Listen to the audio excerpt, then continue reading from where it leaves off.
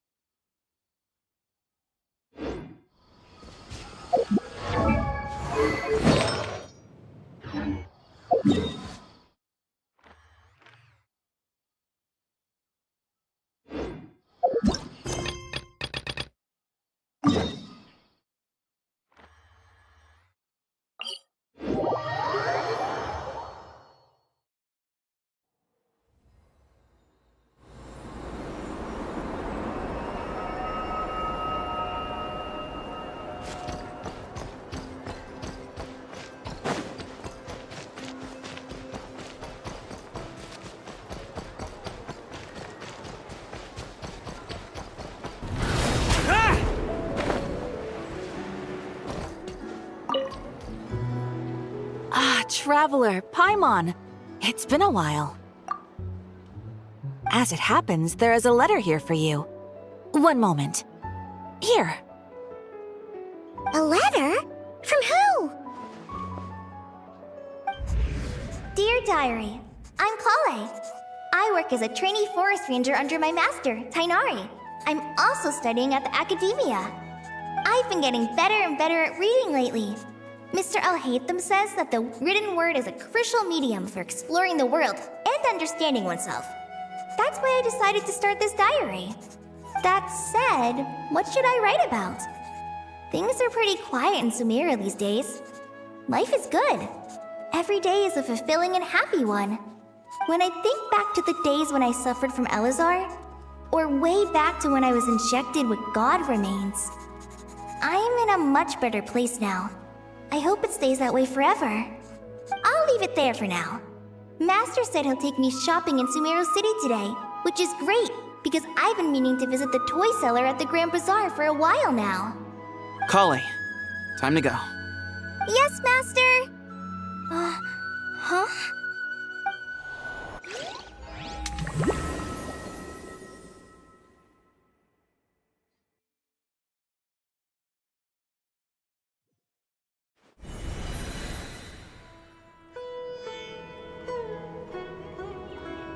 What's wrong, Kale? Is there something on my face? No, sorry. I didn't mean to stare. Did Master Tainari send you to pick me up? Master Tainari? What are you talking about? Tainari is the General Mahamatra. He's probably busy arresting criminals in Sumeru City. I mean, if that's what floats your boat, I can introduce you, but... Wait, Master Tainari is the General Mahamatra? But what about Mr. Sino? Sorry? Oh, you mean that guy who just joined the Vahumana Darshan? Rumor has it he's the leader of the Temple of Silence. If that's true, it's pretty impressive. Sounds like you've been getting to know more and more people since you joined the academia. That's great, but don't let your forest ranger duties fall by the wayside, okay? What's going on? Sethos is acting like he's my master, and Master Tainari has taken over Mr. Sino's job. Is this some kind of prank? If so, it's a weird choice of prank. But anyway, Sethos doesn't look like he's joking. What is this all about?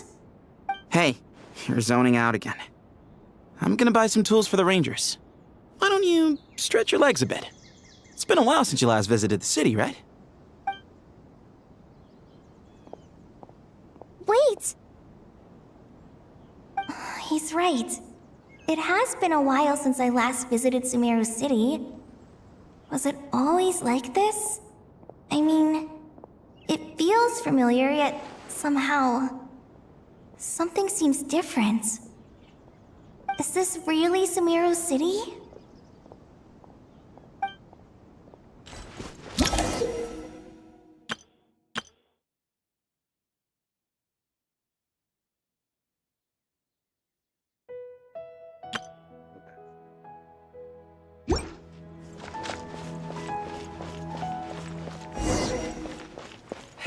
you see who just walked by? I think she... Would you like some fruit?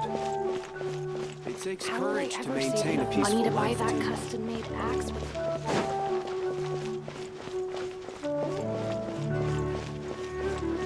I heard that Sage disappears without a trace as soon as he gets off work. It's a little mysterious if you ask me. I heard that Sage disappears without a trace as soon as he gets off work. It's a little mysterious if you ask me.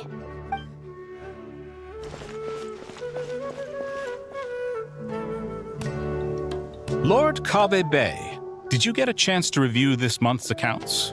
Any feedback? You mean the version you sent over a few days ago? Yeah, I took a look when I received it. I was thinking that maybe our profit margin is a little excessive. I visited some of our commercial partners last month. Their earnings are very slim. Are you suggesting that we give up some of our profits for them? Well, since we have more than we need, yes. Making money for its own sake is pointless. Don't worry, I've already planned for it, and the numbers look fine. We can adjust the rates starting from next month. Also, about that designer you hired, I've had to revise his proposal 3 times now, but he just doesn't seem to... Let's cut our losses. Pay him his fee and send him on his way. I'd like you to get Layla on this instead. She was Cyrus's student, and she designed the Palace of Alcazarzare. Seems like a much safer choice. Who's sneaking around over there?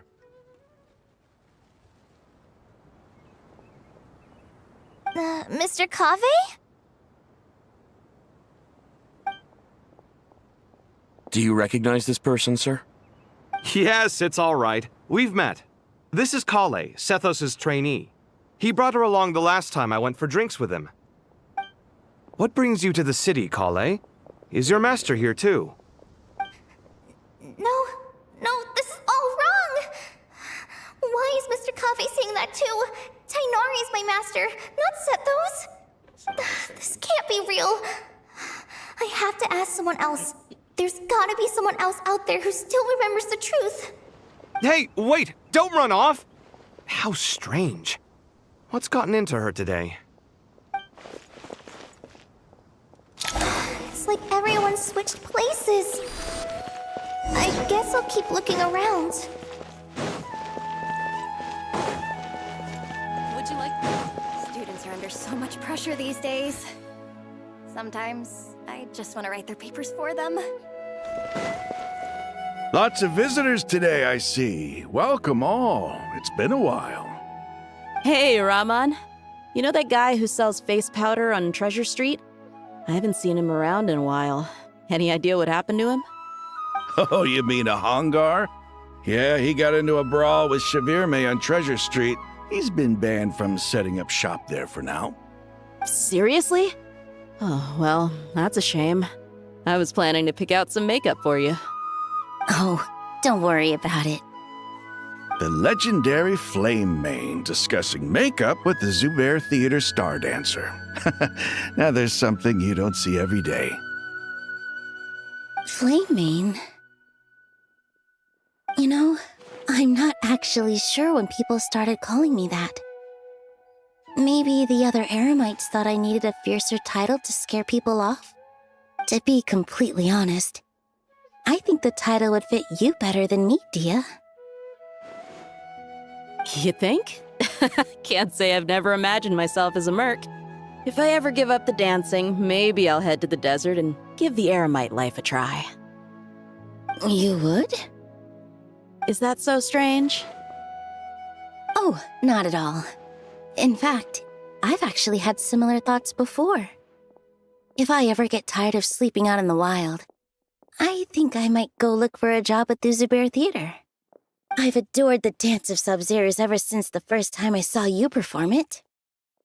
If the chance ever came up, I'd love to try it out on stage for myself. Really? If our manager Sataria heard you say that, she'd hold you to it. Probably grab you by the sleeve and never let you go again. Hey, when that day comes, I'll do your makeup myself. How's that sound? Sure. If the day comes, I'd be honored.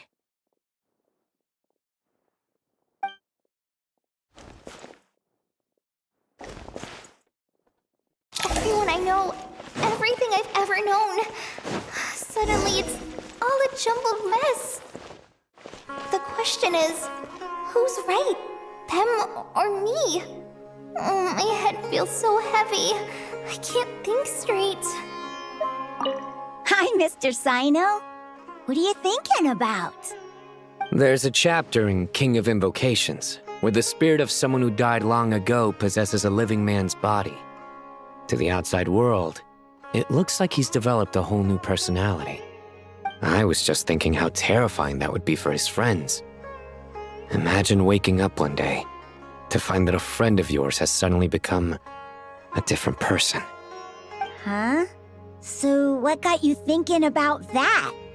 I don't know, but something feels off. Everything looks fine on the surface, but can human perception really be trusted?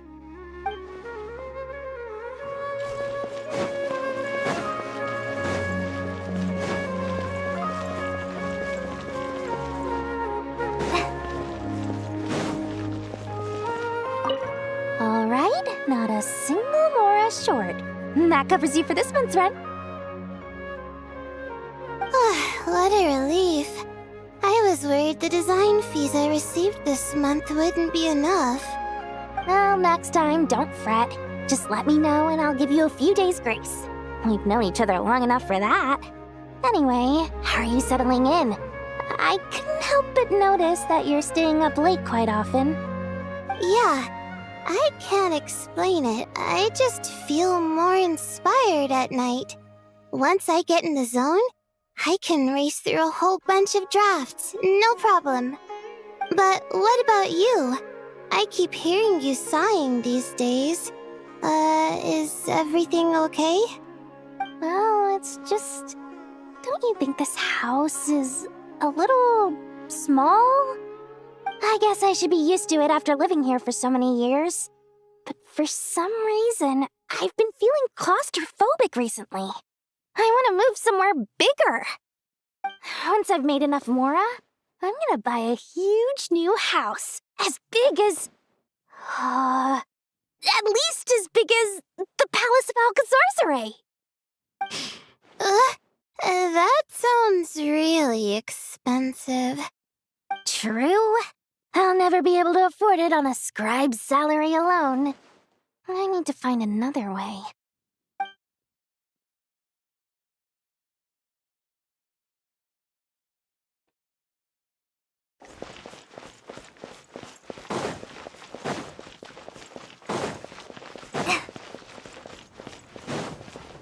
Mahamatra Tainari! We've apprehended the suspect.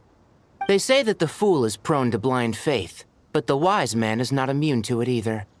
Suraj, do you have anything to say in your defense? Tainari, you were the one who turned the sages against me. Just a few words of caution from you was all it took to destroy my research. And now you're trying to stop me again? You should know that mechanical life is the future! We must cast aside our useless flesh and... That's enough. I'm not in the mood to listen to your lunacy. Anyone could tell you how amateur your work is. Karina, Ilias, put him somewhere safely out of the way. Yes, sir. Next on the agenda is... Master? What is it? Wait, did Professor Zahahati send you? She's been encouraging me to take on an apprentice. Might be getting a bit ahead of herself there, though. No, Master! It's me! Kale! Listen to me. Something really weird is going on in Sumeru City. It's like everyone's identities have switched around. You're not the General Mahamatra. You're a Forest Watcher. Just yesterday, we agreed to come to Sumeru City today to go shopping together and... All right, there's no rush. Let's back up a little. Your name is Kale, correct? Although this is our first meeting, you do seem strangely familiar somehow. Is there anything I can help you with? No.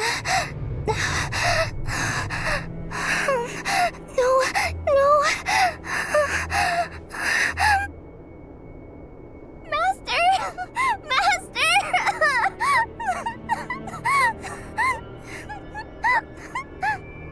What is it? Huh? Did you have another nightmare? I've told you before, when you're tired, lay down on your back in bed and get some proper sleep. It's much better for you than napping on your front. Poor posture obstructs your breathing, which can lead to all sorts of weird dreams. Now, we're supposed to go shopping in Sumeru City today, remember? Cheer up. I'll take you to Hushang's. I heard he's got some new toys in stock. Go wash your face, take some deep breaths, and when you're ready, we'll head out. Okay. Thanks, Master Tainari. So it was just a dream. And yet, dreams can sometimes be a warning of things that will soon come to pass. Who said that? That dream felt unusually real, didn't it? Here's my suggestion. Since you're heading into Sumeru City anyway, you may as well tell Lesser Lord Kusanali about everything that happened. And just to be on the safe side, I think you should also inform your 2 traveler friends who once helped save Sumeru. I'd write them a letter if I were you. Time is short. A storm is coming from beyond the bounds of fate.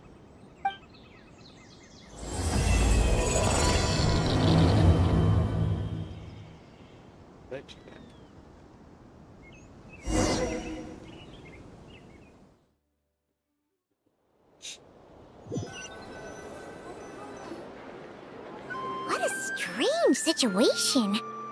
No wonder Kali was in such a rush to write us a letter. Imagine waking up one day to find that everything around you has changed. You might not even recognize Paimon anymore. That's a scary thought. Let's get to Sumeru and find out what the heck is going on. They finally showing the new skin for. Let's see.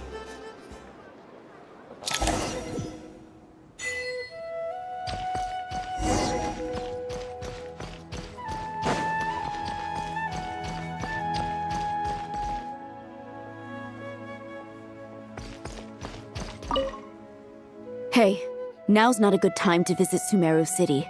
We're actually getting ready to move out ourselves.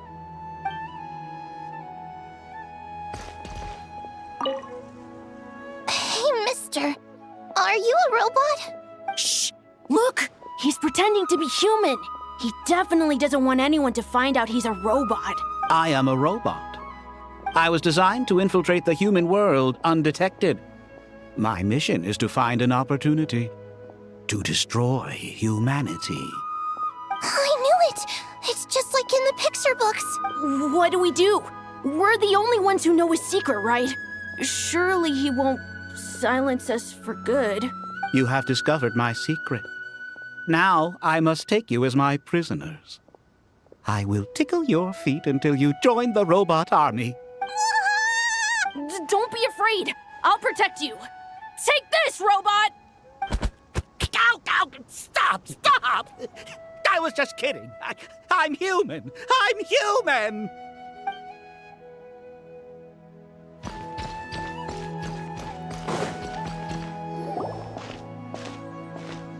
Kali!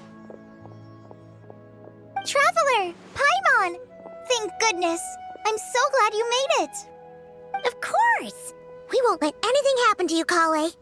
So, what's going on in Sumeru City? Looks like lots of people are moving or something. Yeah, I was just gonna say. After I wrote my letter, Master and I went to Sumeru City and told the Dendro Archon everything that I experienced, from start to finish. She was silent at first. It seemed like she was deep in thought. Then the next day, we got told that she was ordering everyone to leave Sumeru City immediately and move to Caravan Rebot. The entire population of the city has to move? Not just Sumeru City. The evacuation also includes Lokapala Jungle, Avidia Forest, Ashavan Realm, and Ardravi Valley. Basically, everyone living in the rainforest must temporarily relocate to Caravan Rebot. Holy smokes! That's crazy! Yes, it's quite an operation. Even if people only bring the bare essentials, the scale is simply enormous. They've requisitioned almost all the Sumpter Beasts in Sumeru for the task, including the entirety of Dory's Sumpter Beast Park.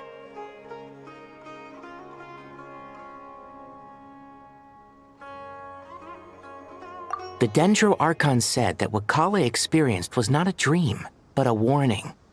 After our meeting, she immediately summoned the 6 sages to analyze the situation and discuss countermeasures. They concluded that the events seen in the dream are very likely to become a reality, and that an unknown danger is rapidly approaching. Oh, please keep that to yourself. We don't want to cause widespread panic. The official reason they've given is a large-scale renovation of the rainforest ecosystem. People are skeptical, but there haven't been any major incidents. So far, at least. The Dendro Archon seemed really worried when we spoke to her. She said you can go visit her in the Sanctuary of Surasthana when you arrive. She also said she'd hold out until the very end. Tighnari? Kale? You got a minute? I need a hand here. One moment, I'll be right there. As a forest watcher, I've been tasked with assisting with the relocation work. There's a lot to be done, and they need all the help they can get. This will be the final group of evacuees from Sumeru City. While they're away from home, they'll be heavily reliant on outside help. Thank you for coming in our time of need. As you can see, another crisis is upon us. Excuse me, sorry to trouble you, but could you help an old man find his medicine? It's buried somewhere in my luggage. Where's my mom? Where did she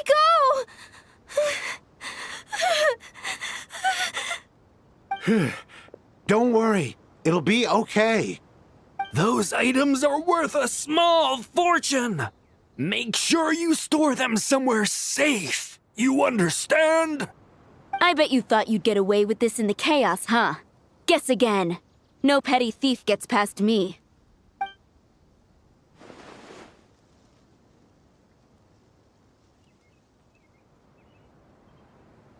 So much going on here.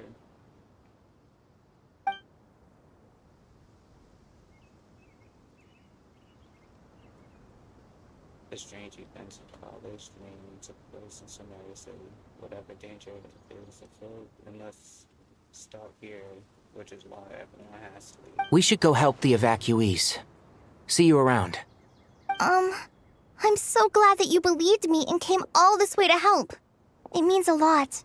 Please stay safe. Don't worry. We may not know exactly what's going on yet, but as long as we stick together, we'll find a way through this. Goodbye! Look after yourselves!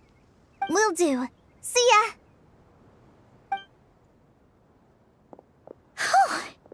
Paimon's not sure how she found the words to comfort Kale because, honestly, she's kind of nervous herself. Let's head to the Sanctuary of Surasthana and see Nahida.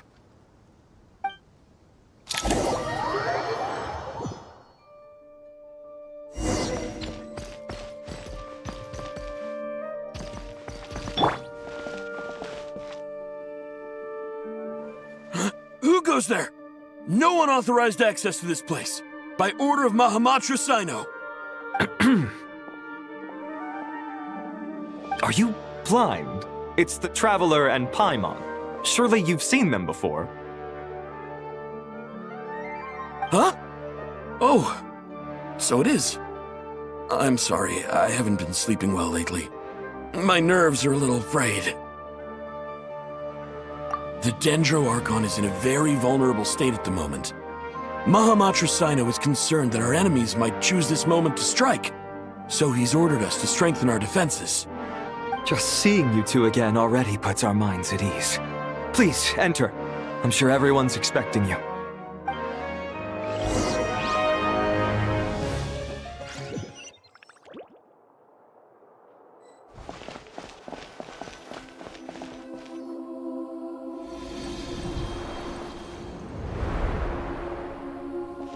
Traveler, Paimon, you made it.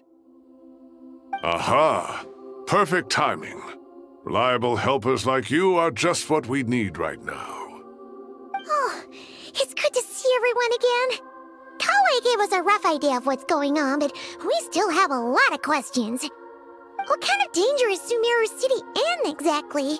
And how come everyone has to move to Caravan Rebot? At this stage, we can't be certain. We're investigating, but no definitive answers yet. I take it that Kale told you about her strange dream? Yeah. Apparently, everyone in Sumeru City was acting super weird. Even you guys. It was like you'd all switched places. That's right. Kale and Tainari reported the situation to the Dendro Archon. She believes that it wasn't merely a dream, and that whatever it was has something to do with Irminsul. It's a reasonable inference. Only through Irminsul can people's memory and cognition be so significantly modified in such a short time. We don't know why Kale would dream of these things, nor who was trying to warn her. The Dendro Archon decided to connect to Irminsul to investigate more thoroughly. Irminsul is connected directly to the ley lines. The tree serves as a central hub where the ley lines converge, and its core function is to record and store the world's knowledge and memories. But something has gone awry, severely compromising the performance of this core function. Information is bottlenecking inside Irminsul, hampering the ley line's flow. If this continues, new information will languish unrecorded, with existing records thrown into disarray. In short, the souls of the dead will be stranded, while the living have their sense of reality warped. In the long run, Kale's dream could well become a reality. And that's just the beginning. There's no telling what other nightmares could end up coming true. The ley lines. I have come this far to use my death to open the gates of the ley lines to my people. In that land, the captain was storing stranded souls inside his own heart. It was only after the rules of the Night Kingdom were amended that they were finally able to return to the ley lines. And that was just one nation. Problem with Irminsul itself could end up affecting all ley lines worldwide. Faced with a growing backlog of information, the Dendro Archon decided to connect herself directly to Irminsul and take over the recording and processing function herself. But it is an almost impossible task. Individual brains aren't equipped to deal with the sheer volume of knowledge and memories involved. All that information flooding in at once would instantly fry any human mind. And for a god, even for a god, the suffering must be unimaginable. The Dendro Archon's power originates from Irminsul. Any issue with the tree itself takes a toll on her to begin with. On top of that, she's subjecting herself to the grueling task of processing all that data. It must be torture for her. And despite all of this, she is somehow finding the strength to investigate the Irminsul situation from within and send us her findings. I finished analyzing the latest data. Looks like our working theory was wrong. There's no signs of Irminsul having been attacked from the outside. So it's internal then? Some sort of disease, perhaps? No. I've spent half my life studying the ley lines. If Irminsul malfunctioned this easily, the world would have met its end long ago.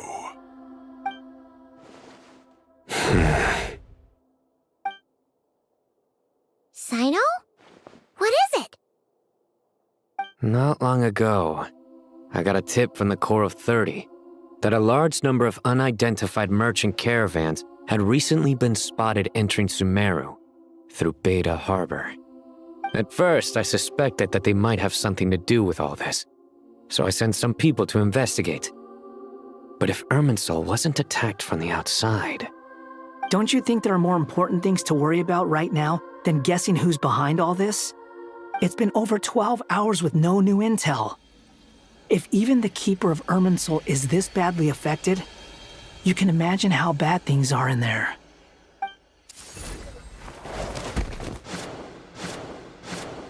Dendro Archon.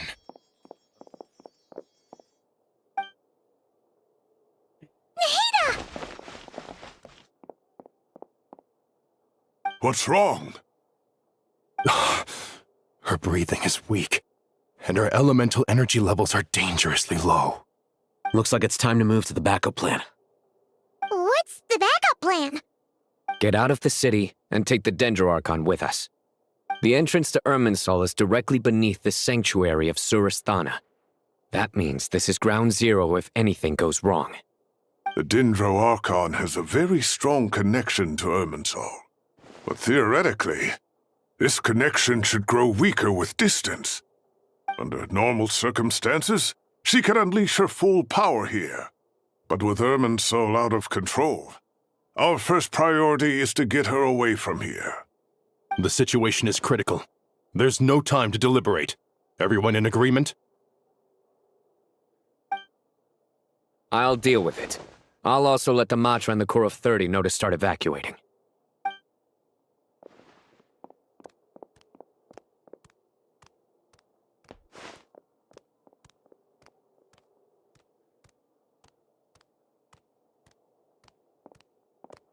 Let's go. No sense grieving when there's nothing more we can do. Agreed. We'll be back as soon as this is over.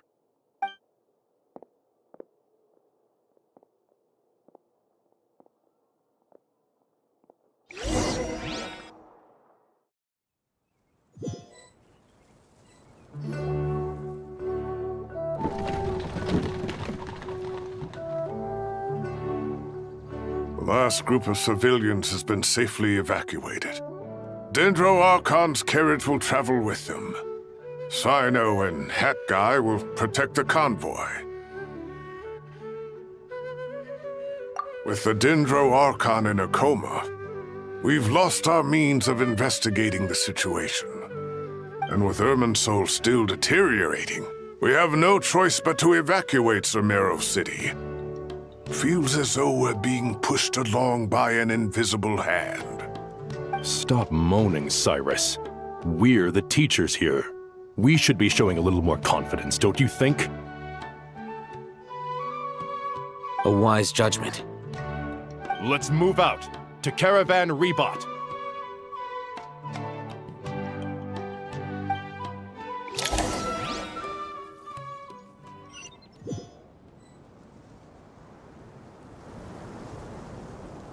Sir, all units are in position.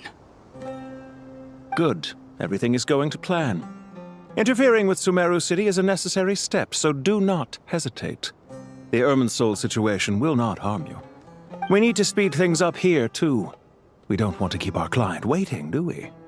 No, sir. You have my word. Everything will be completed on schedule. They say that fervent ambition attracts the favor of the gods, and with it, a vision. But we appear to be the exception. So, is our ambition not strong enough? Or does it threaten the very foundations of this world?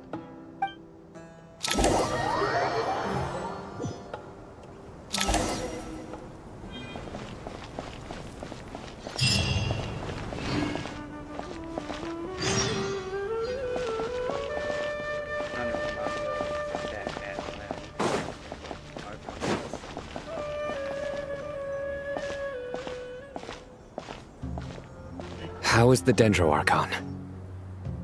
Her breathing is steady. I prepared some therapeutic incense for her, but it hasn't had much effect. Her vitals are still very weak.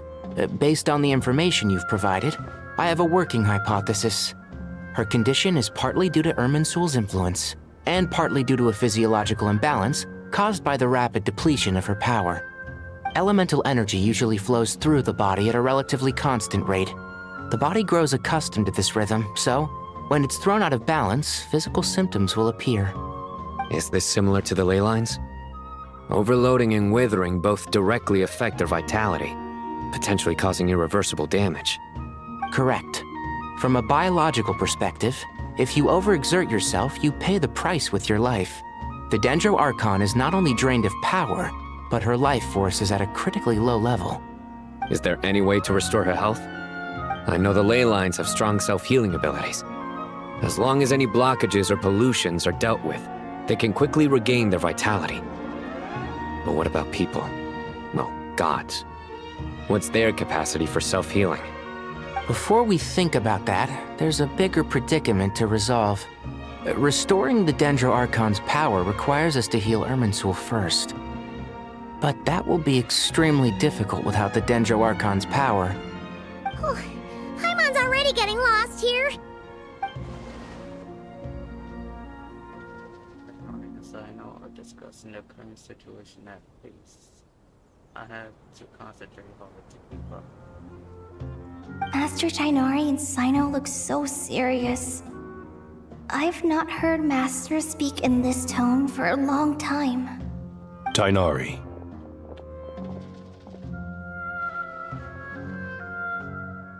Master Nephis, sages. Tainari, haven't seen you in ages. Have you gotten taller? Or did your ears get longer? Hopefully the former, Uncle Baladori.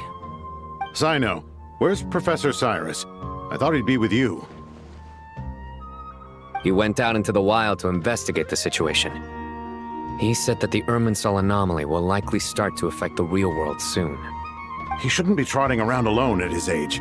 Which way did he go? I'll look for him later. Would someone mind introducing us? Ah yes, of course. Allow me to do the honors. I'm sure we're all familiar with the Traveler and Paimon. They're the heroes who helped foil Azar's conspiracy and save Sumeru.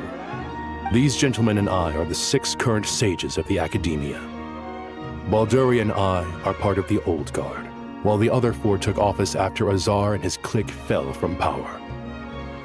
We have Sage Elkindi of the Spontamod Darshan, Sage Farnas of Kasharawar, Rataoist Sage Shakir, and finally Haravatat Sage Rusht. Nice to meet you all! It's an honor. We'll be working together closely to resolve the crisis. I've heard much about you. Delighted to finally meet you in person. You're younger than I imagined for someone with the power to stand up to fate itself. Thank you for lending your aid to Sumeru once more. Once we're on the other side of this, could we get a photo together? My daughter has a friend named Isak. He's always talking about you two. Of course! No true hero would deny a child their wish. Back to business. So with the Dendro Archon currently in a coma, the people have taken temporary refuge at Caravan Rebat, but they cannot stay here forever. We need to come up with a plan as soon as possible. Fernas, any thoughts? Well, firstly, having reviewed the data, I'm inclined to agree with your assessment. This doesn't look like an attack on Irminsul from the outside. Rather, it resembles a malfunctioning machine. Calculations going haywire and sparks flying. That being said, before we consider how to fix it, we need to understand precisely what has gone wrong. Furthermore, we somehow need to ascertain this without relying on the Dendro Archon's power. We have no direct access to Irminsul. However, we might be able to gather the information we need from the ley lines. Study the branches to learn about the trunk, in other words. Wait, is that what Cyrus is up to? No wonder he ran off to research in the wild. Curse's always one step ahead of me, isn't he? I heard that while in the sanctuary of Surasthana, the Dendro Archon had to serve as the central information hub herself. This is a clear sign the situation within Irminsul might be far worse than we can imagine. Irminsul is vital not just to the safety of Sumeru, but to all of Teyvat. We must be the ones to bear responsibility for this world.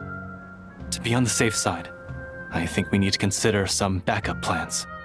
Are you saying we should consider a scenario in which Irminsul is completely destroyed? I'm merely pointing out that the possibility exists. You have a valid point. But until worst comes to worst, I believe we should focus our efforts on resolving the Irminsul anomaly and helping it recover. Kale, I understand that you were the first to foresee this crisis. If it's all right, I'd like to talk with you about it in more detail. Of course! But even I don't know how I came to have that dream. If there are no signs of external damage, could it be a stress fracture? Metals tend to suffer from this issue with long-term use. And Irminsul has existed for centuries, after all. It's possible, but surely a stress fracture would be more likely to cause a complete shutdown rather than chaos. Sages, General Mahamatra, sorry to interrupt, but something has come up. What happened? Some citizens didn't believe that Sumeru City was really in any danger. They slipped away and hid during the relocation, intending to return home. How many people are we talking? About a dozen. Sakura found them while on patrol, but they appeared to be suffering from psychosis. For whatever reason, they were trying to kill each other.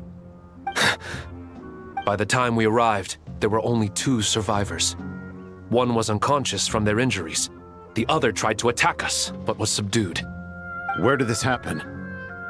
Near Yasna Monument. That's not far from Caravan Rebot. Master. I know.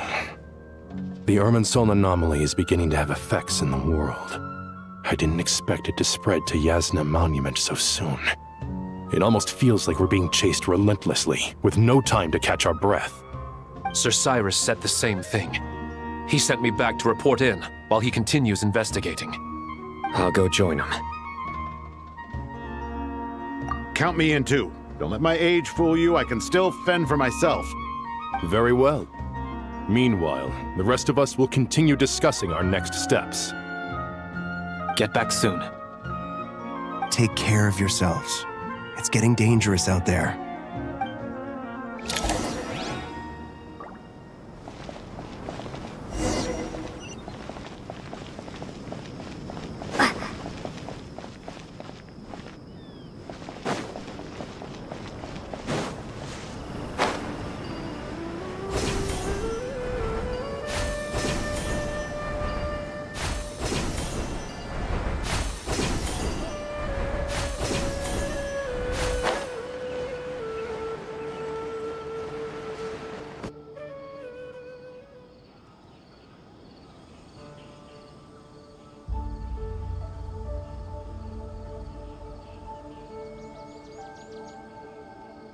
Please, don't go any further.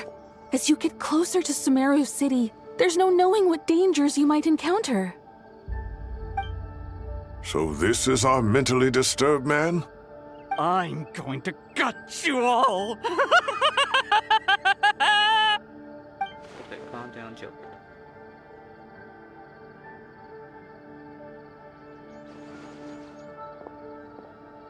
Cyrus, you didn't even bring a single guard? Do you think you're some sort of warrior? It's fine. Come here and look at this. Oh, it's... That's right. Flowers that bloom from openings in the ley lines, indicating some sort of anomaly. I don't believe I've ever seen a color like this before. Did you discover it nearby? Not just here. Way over there, too. They're everywhere. There's even more in that direction. How did you ascertain the situation further ahead? Didn't you just say that we can't go beyond this point? Yes. This area is relatively safe so far. But if you continue forward, delusions will start afflicting your mind. However, some vision-bearing mercenaries were able to maintain their sanity a little better. They're the ones who brought back news from further afield. Sino, do you remember the class I taught on dissecting ley line blossoms? I do, Professor. I received full marks in that course. Good. After all these years, it's time to put that knowledge into practice. There must be anomalous information hidden within these blossoms. Alkindi, I'll need your help as well. Been a while since we worked on a project together, hasn't it? Sure has. Well, what are we waiting for? Let's get to work. Anything we can do to help?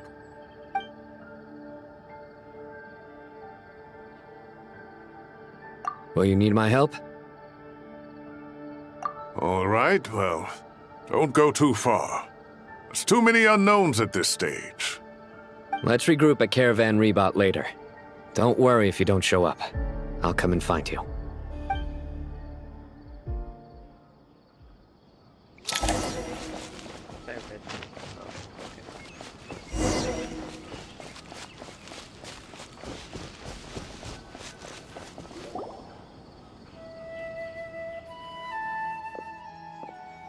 Dark clouds gather in the sky. A sure sign that a storm is approaching. Slowly but surely, the strange weather is spreading.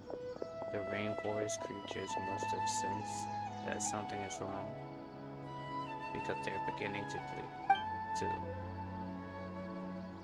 We don't have much time left. Tainari said that to help the Dendro Archon regain her power, we need to heal Urban Soul. By healing Urban Soul requires the Dendro Archon's blood. Is there any way to solve this puzzle? That should be the heart of Oasis. All we need to do is light it with the fire seed, and it'll restore a pep with elemental power. The damage it suffered internally will also slowly begin to heal. That's it. If I use a Pep's Heart of Oasis, I might be able to help Nahida replenish her lost Dendro power without any need to rely on Urban Soul. What is it? You thought of something? I know a way to save Nahida. Really? Then let's get back and tell the others!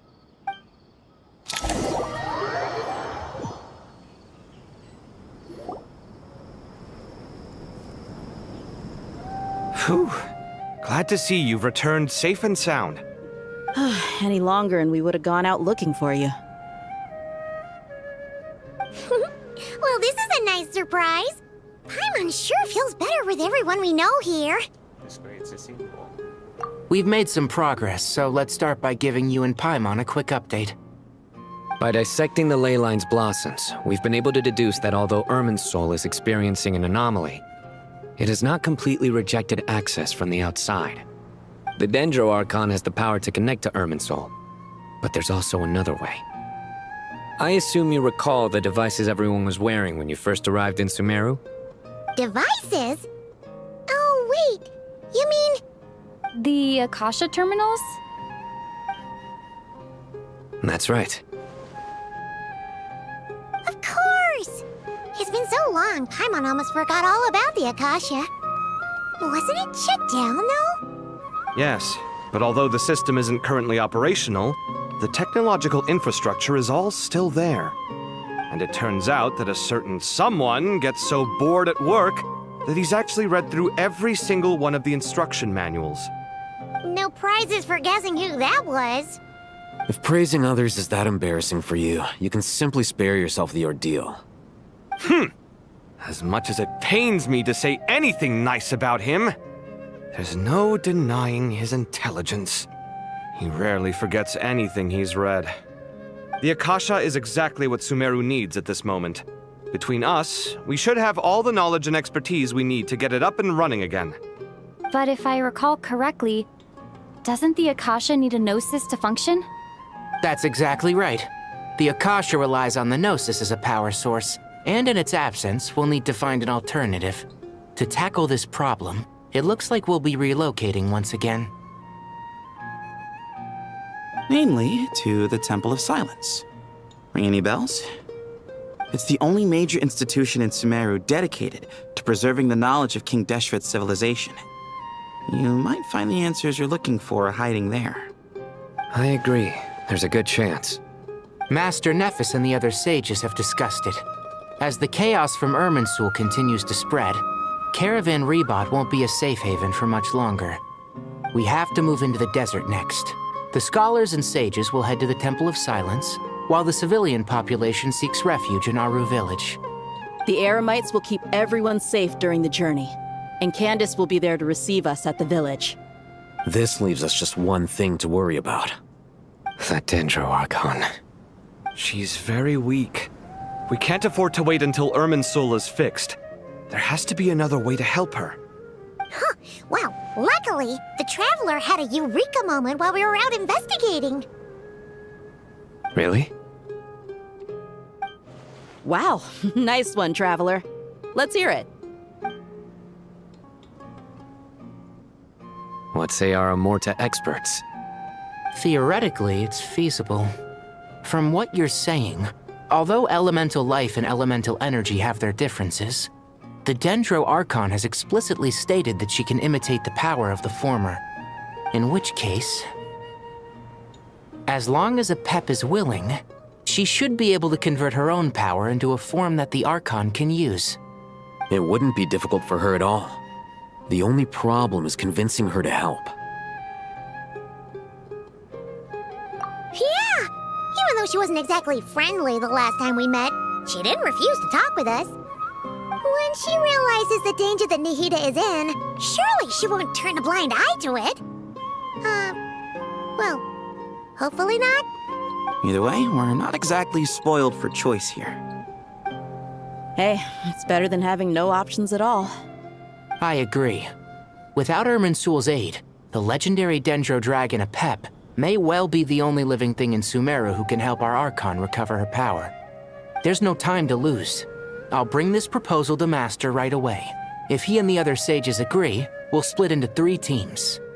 The academics will go to the Temple of Silence to look for a solution to the Akasha problem. The Eremites will escort the civilians safely to Aru village, and the Traveler and Paimon will take the Dendro Archon to see Apep. There's still a long road ahead, and no knowing if we'll make it. But at least we have a direction now. I'll take it over floundering around in confusion. If there are no objections, then let's proceed. But before we adjourn, I would like to leave you all with some parting words. No matter the distance between us, there will always be an invisible force tying us together. May the bonds forged in the past shine bright like stars and open a new path before our feet. Huh. Is that from King of Invocations? No. This one's from King of Invocations, the sequel. What's the difference? The sequel's much cooler. Couldn't agree more. Well, it was very apropos. Once this is all over, I'll give everyone a copy of King of Invocations and the sequel to show my gratitude. Come on, let's get moving. I was just about to say that. I wish I know people make jokes and like tends to be serious it's just me.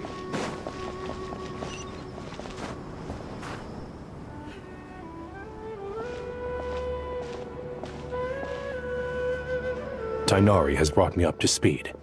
I approve of your plan of action. But we can't proceed with everything right away. The people need to rest. For many of them, this will be their first time in the desert, so we'll need to find additional personnel to help escort them. You two, please go on ahead with the Dendro Archon. Let's rendezvous at the Temple of Silence later. No problem. We got this. Words can't express my gratitude, so let me just say, I hope everything goes smoothly for all of us. Goodbye for now. All right, let's get going. If Paimon remembers correctly, the last time we saw a Pep was in... Traveler, Paimon. Could I borrow you guys for a moment? It'll only take a second. Kale, what's the matter? Well, the thing is, Master Tainari once told me, after you raise a problem, you should think about how to resolve it. But ever since I had that dream, I feel like I haven't been of any help at all. I tried my best to keep up with the conversation, but there was so much new information, I couldn't take it all in.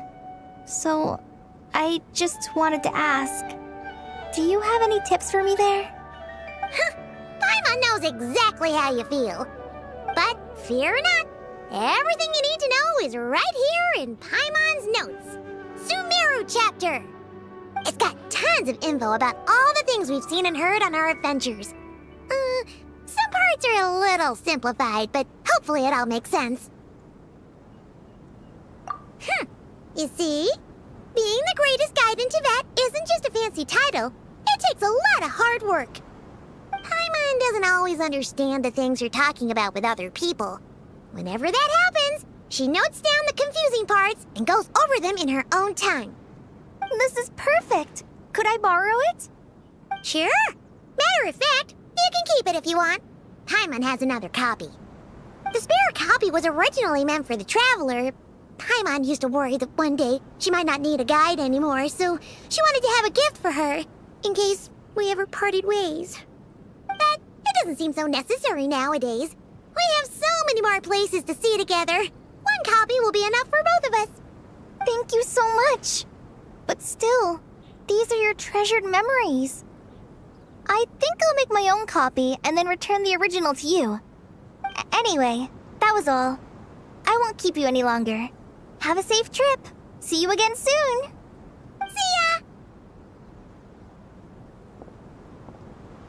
Alright, time to bring the Hida to see a Pep. Let's hope that old grouch is in a negotiating mood.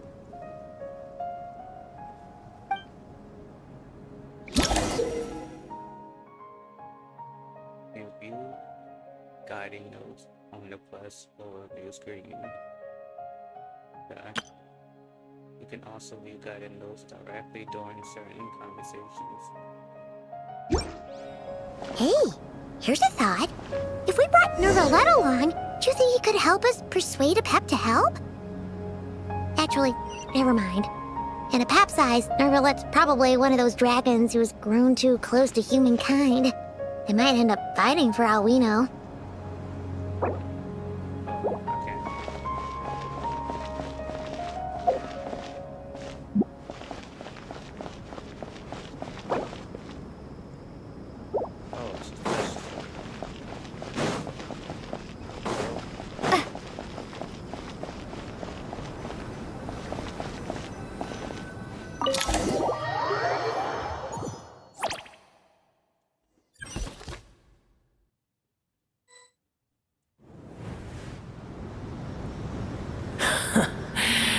I had a feeling your kind might come calling.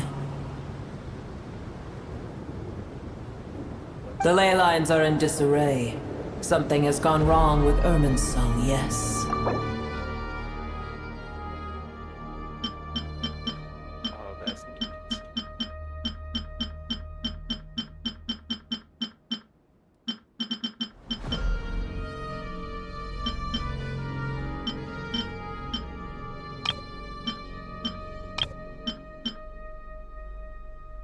This is actually dope.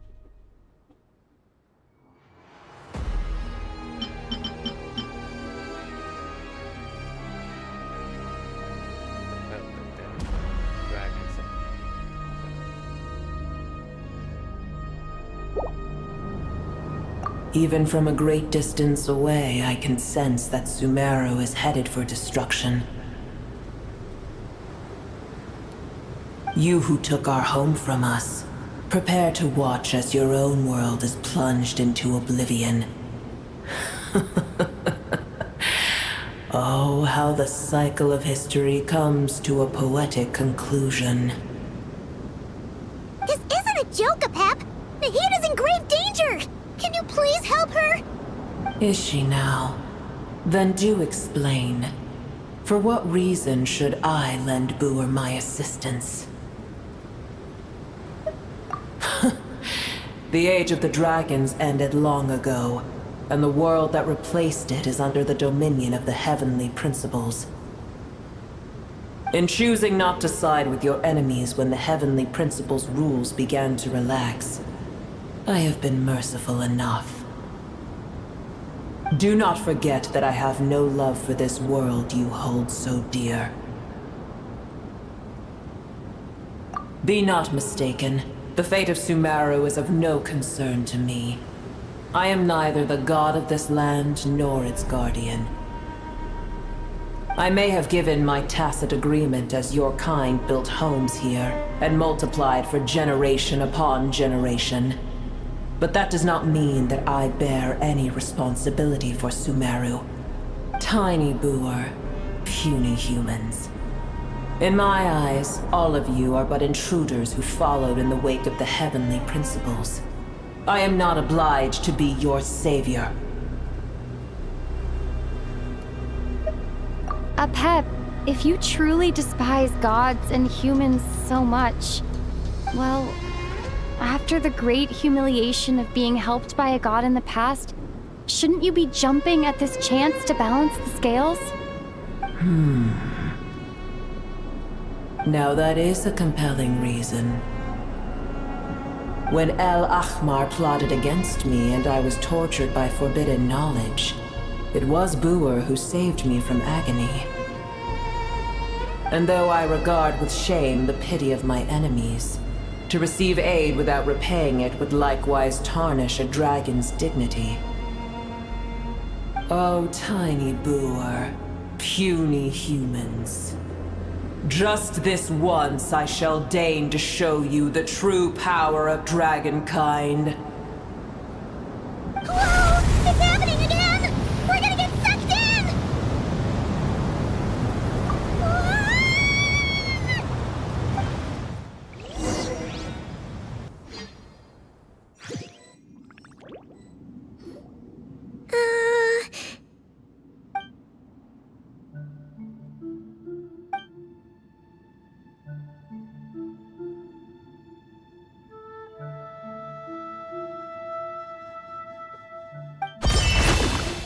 It is done. The heart of Oasis is supplying her with life force as we speak. It shall not be long before she recovers. But I should warn you. Boer's existence is closely intertwined with Irminsul. Unless the issues plaguing it are resolved, she will never completely recover her former strength. Oh, thank you. Spare me your words of gratitude. You may also spare me your feigned concern.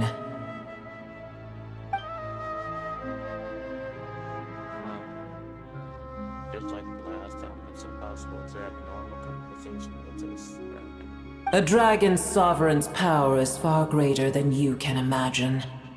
While I was indeed weakened when the heart of Oasis ran dry, providing Tiny Boer with a morsel of my life force shall have little consequence for me. Oh, good to hear.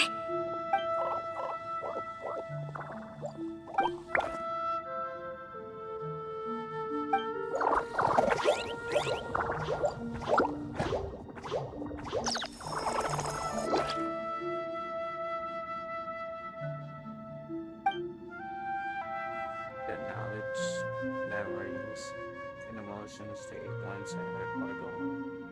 They're brand new individuals now. And yet for some reason they seem drawn to my mind. Ever held in high favor, I see.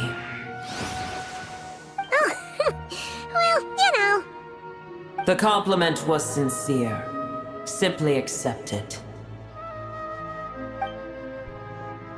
Stick with it, I'm curious. How Apep sensed the ley lines anomaly from so far away, and immediately guessed that something was wrong with her until does she know something that we don't? I did once.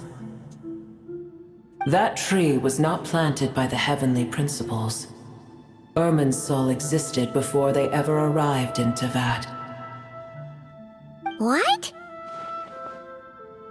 There was a time when it belonged to Tevat, to dragonkind. Its appearance and function then differed greatly from today. The ley lines flowed with an abundance of a familiar, primitive form of elemental energy. You may know it as the power of the Light Realm.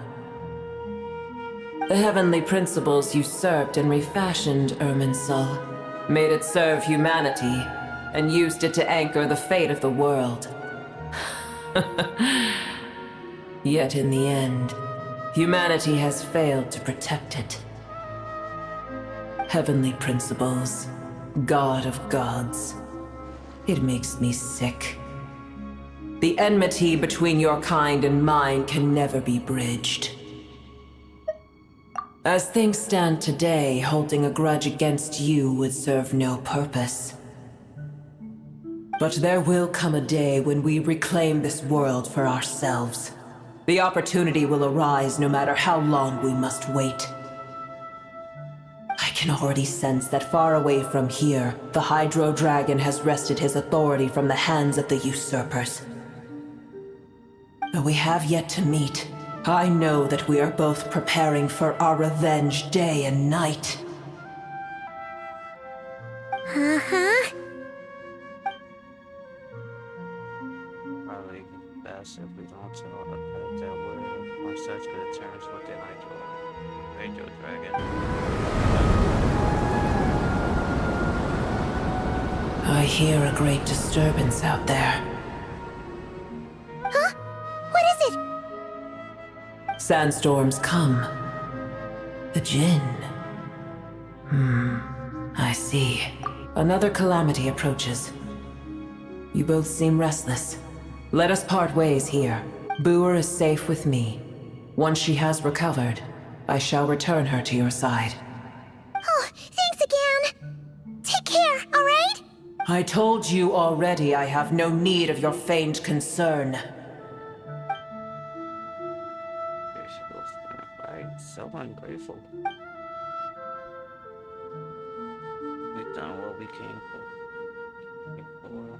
Time to check what's going on out there. What's this? Nahida? You're awake! Are you okay? Cease your interrogation. Yes, she awoke for a brief moment, but she has now lost consciousness again. Take it. We shall talk more at another time.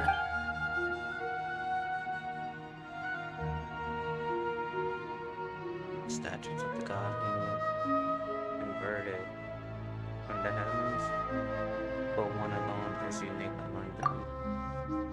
This location is remembered, so no one.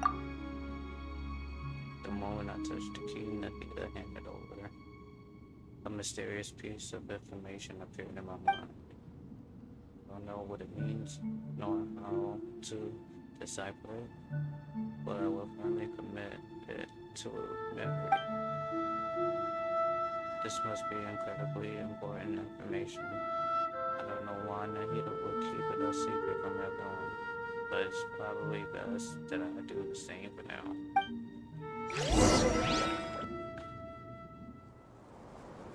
Where the heck are we? Did you just dump us in the middle of nowhere? Tornadoes. Wait. No. Paimon remembers now. The Temple of Silence is over that way. Come on, let's go find the others.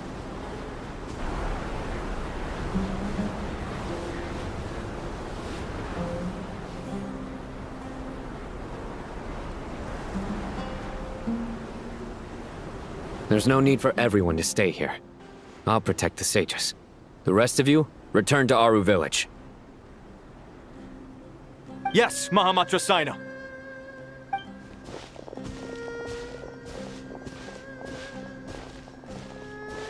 Sino! What's going on? You're back. How is the Dendro Archon? She's still working a pet, but she's recovering. A pet gave Nahida some of her own life force. What a relief. It's the Jinn. Countless Jinn have stirred up violent sandstorms across the desert, blocking our path to the Temple of Silence. Tainari and Kale have returned to Aru village to help. The Jinn are being highly aggressive, so both the village and the merchant caravans require protection. It's just one thing after another. Where did all of them come from anyway? In all my trips to the desert, I've never seen anything like this before. As I see it, the only possible candidate is Gurabad. Gurabad? Baladuri could explain in more detail if he were here. All I know is a rumor I've heard about from previous trips to the desert. Supposedly, a great number of dormant Jinn lie sealed beneath that city.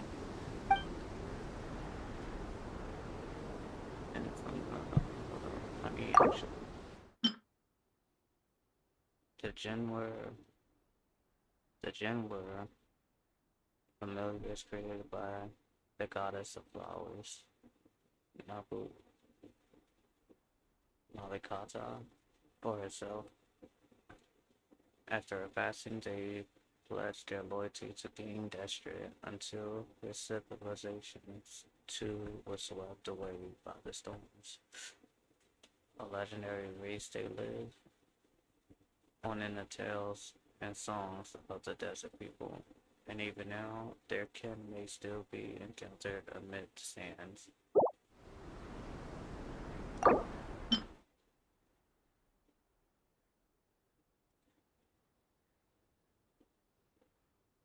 The royal capital of a mortal kingdom that once stood above the great red sand, under the rule of successive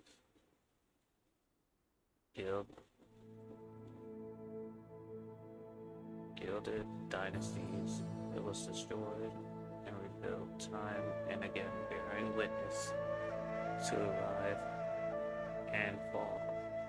rise and fall of King Destrid's civilizations, until it was finally swallowed by the sands, along with the Eremite leaders. To this day, many fables and legends about it still circulate throughout Sumeru. The most famous being the tale of Shiruye and Shiri.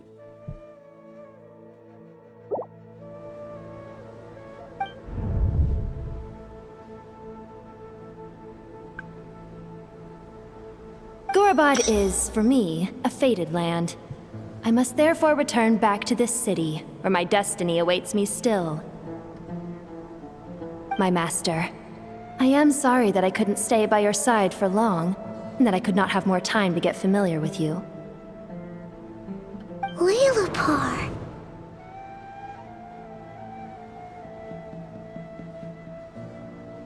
Yeah, we once said goodbye to a friend there. Well, maybe not a friend exactly, but someone we met on the road anyway. She was a strange bottle. If we can find a way to wake her up, maybe she can help solve the situation in Gurubad. Well, be careful. You may find there's more than just the Jinn to worry about. You mean there are other dangers in Gurubad? It's a sensible assumption to make. The moment we arrived in Caravan Rebod, the Irminsul anomaly started spreading in that direction. Now we've moved to the desert, and suddenly we're plagued by Jinn and sandstorms. To call it a coincidence would be a stretch. Don't worry, we've gotten a lot stronger since our last stint in Sumeru.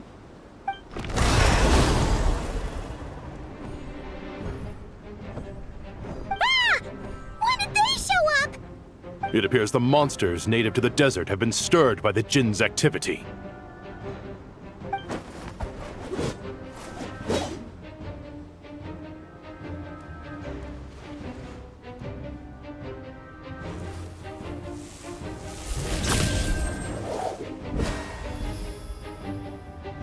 You should get going.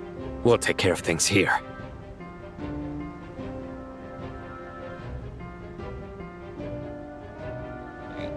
You too. Don't do anything too risky. You got it?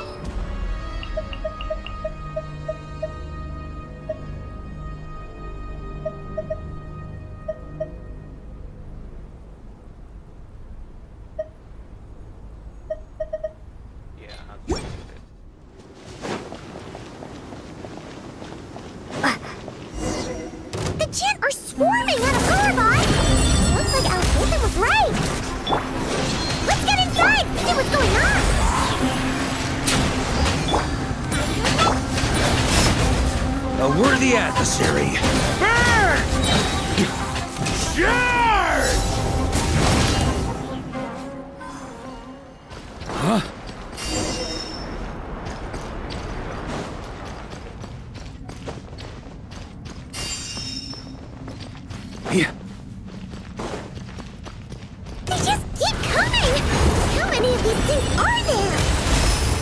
We'll never take them all out! Let's just head further inside for now! Think you can get away? Let's play! A new dawn!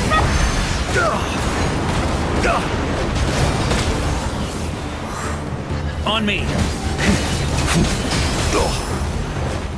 Thunder! Everybody stand up! Time for takeoff. Brace. Burn! Maria sweeping in!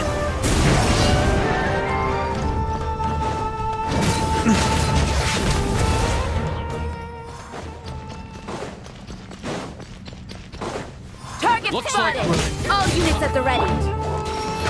The Patchouli!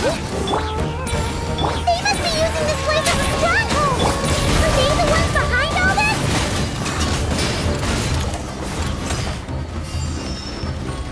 Thunder!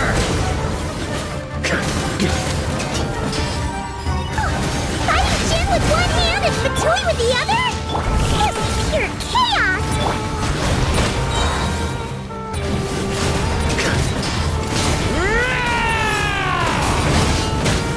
Thunder! Got a bit too cocky. Turns out I can die. Let's light it up! I'm going in! Time for takeoff. Furious. Can't end here. A new dawn rises!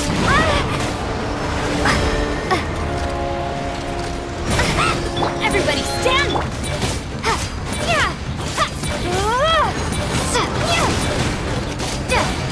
Yahoo! Think you can get away?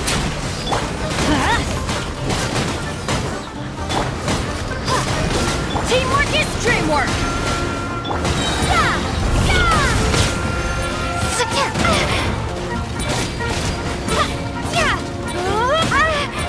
Brace yourselves! Let's light it up! I'm going in! Time for takeoff. Here we go! Blazing light!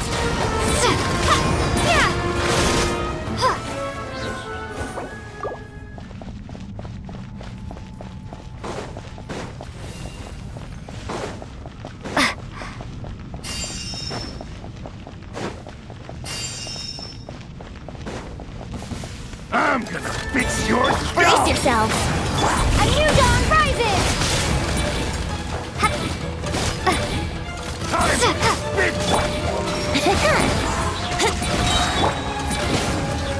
Everybody stand!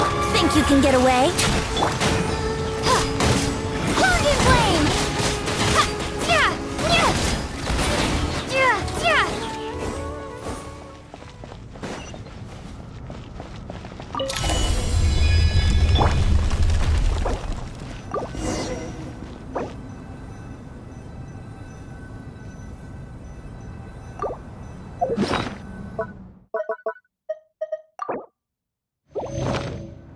You see that strange machine? Paimon has a sneaking suspicion that that's the thing wrecking Gurabad and setting all those dangerous Jin free!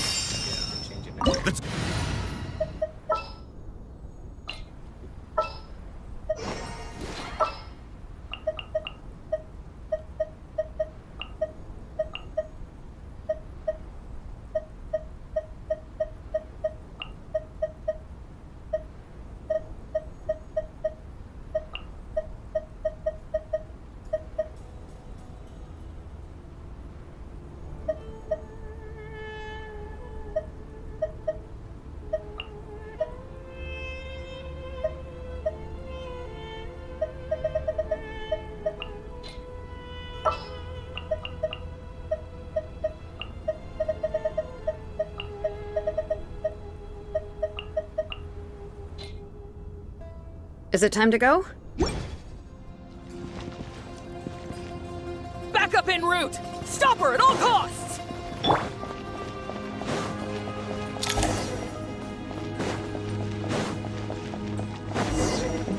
Careful! They're back again!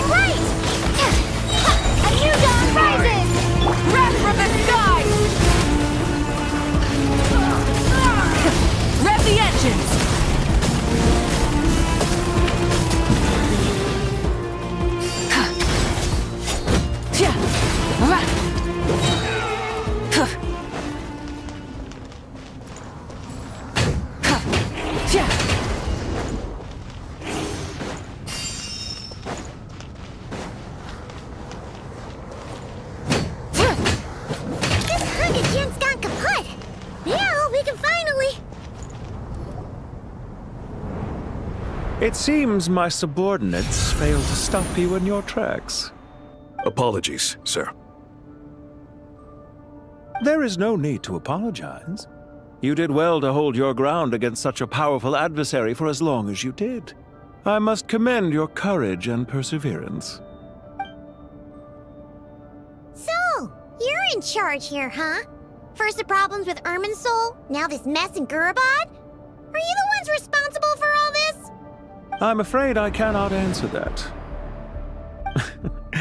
I assume you aren't naive enough to expect answers from an enemy. Oh, this guy is so snooty! However you want to spin it, you're clearly involved in this somehow. So you can either start talking, or we'll have to make you talk. Let's get him! Traveler, what's wrong? Unless he is unusual, sometimes you provoke us. It feels like a trap. Judging by the sense and supplies, there must be many more fortuitous station people than the few we saw on the way in. So we're at the register. You're remarkably calm. Some would act more rashly upon finding the ringleader all alone. But you keep your cool. Even as your enemy, I must applaud you. Did you show yourself just to say that? Is this you trying to take back control of the conversation? Unfortunately, I really don't have anything to say to you. I am here merely to indulge my own curiosity. Your names are well known among the Fatui. Naturally, I wanted to observe you up close while I had the chance. Hey! Don't treat us like we're some kind of exotic animals in a zoo! Oh, I wouldn't dream of it. You seem rather predisposed to misunderstand me. I'm quite aware that you are both heroes of great renown. You have resolved crises in many nations and won countless allies along the way. I've been following your adventures with great admiration. My only regret is that the trajectory of your journey conflicts with our goals. What do you mean, admiration? Sorry, but that sounds pretty weird coming from you. I don't see why. We may happen to occupy opposing sides, but there is no cause for deep-seated enmity between us. To respect one's enemy is to respect oneself. Well, now that you're observing us up close, what do you see? I've observed as keenly as I can. Yet, while I endeavor to understand, your true strength remains a mystery to me. Violence is not my area of expertise either, so, you see, I would much rather converse with you like this than determine a victor with the edge of a blade. Besides, I've heard that even 3 moons in the sky fail to eclipse your brilliance. I know better than to bite off more than I can chew. 3 moons? So, you have a connection with the Harbinger, the Doctor. Well deduced.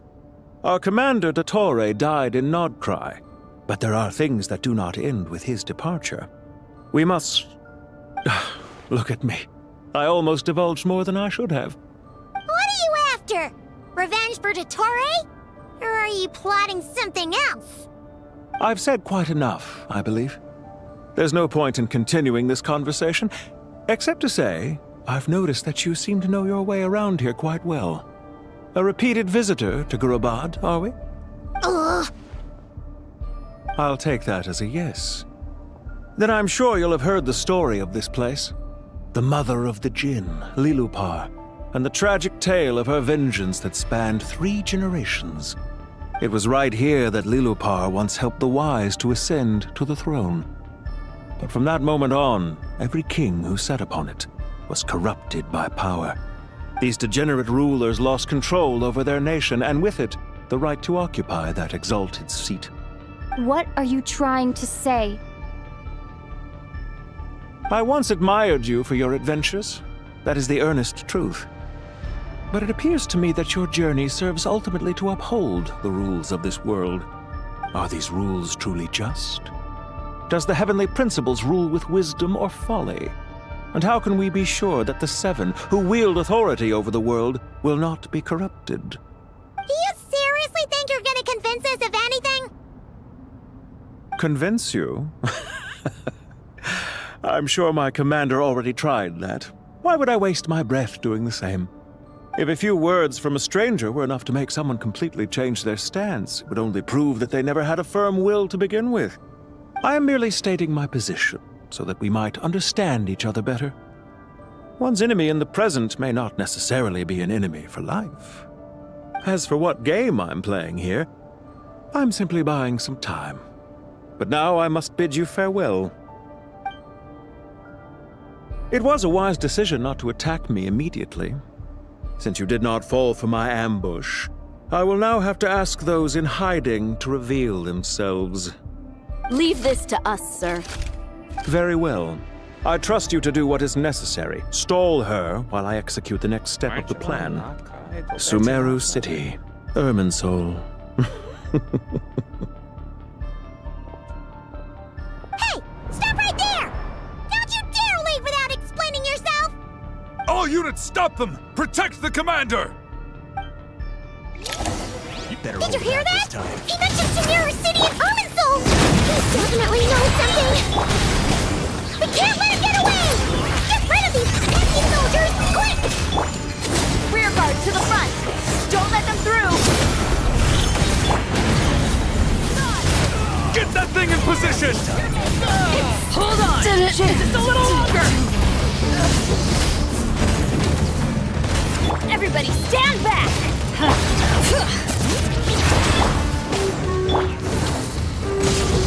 Letting brave names echo!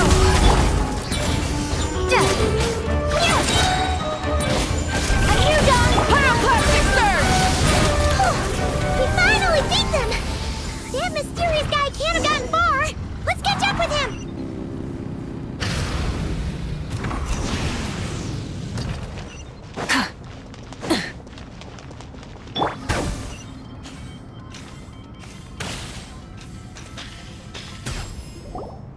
Found him! Over here! You're very persistent. Hey, you! Stop running and explain yourself! What are you trying to...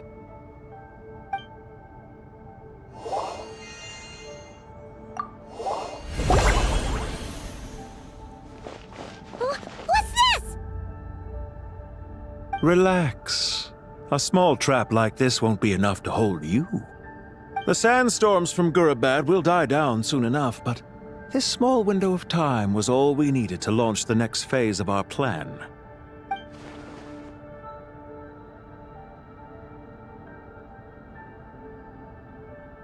Don't be discouraged. I knew that someone would come here eventually, so I planned ahead. Where to chat with you, which door to exit from, even which mechanism to wait by for you. I thought through every detail. You, meanwhile, know nothing of who I am.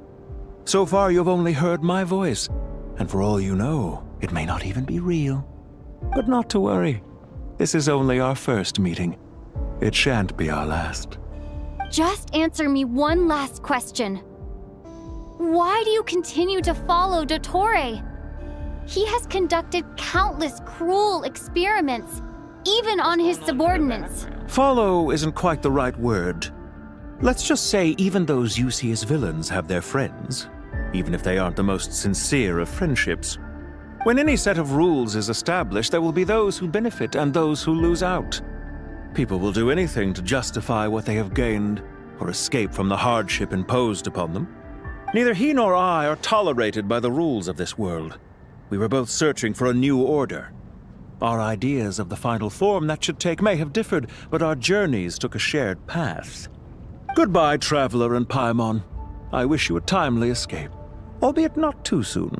I will need a little more time to prepare, after all. Hey! Come back! Wait, this dark wall.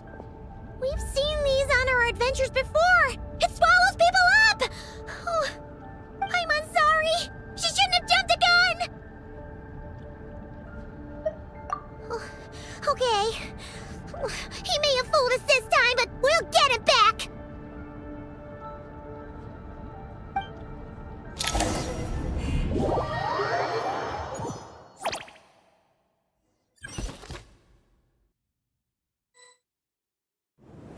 Sino and his team are guarding the north. We'll take this side. There's so many Jinn. We can't let them get into Aru Village! Don't fret. I am well prepared for this situation. Huh. So you have a solution? Perhaps you're unaware that I have a trusty genie partner of my own, Plumpy. If I send her to negotiate with the others, this whole thing will be resolved before you can say Mora. Off you go, Plumpy!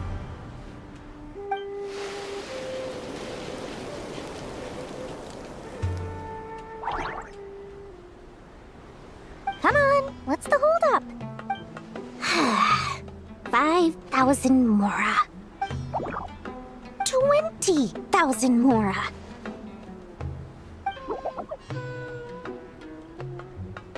100,000 Mora. Final offer. Ah, so she's a hired partner.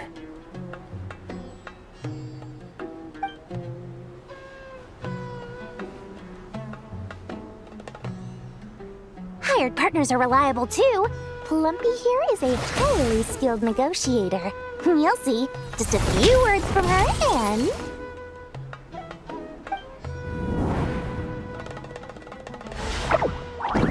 Plumpy! Don't you, Jin, have any respect for the rules? This was supposed to be a negotiation! How dare you treat my messenger like this? You wanna play rough? Two can play at that game!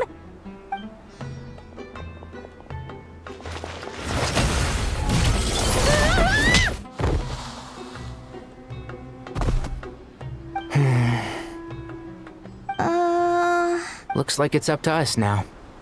Be careful, Kale. Yes, Master.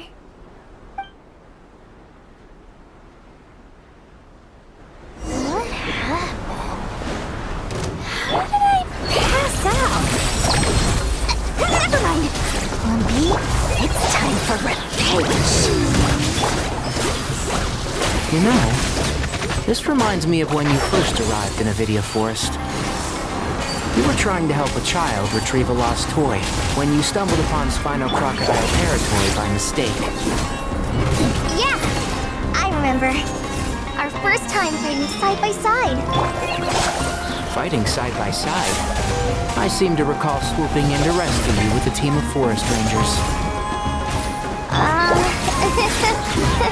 Please stop.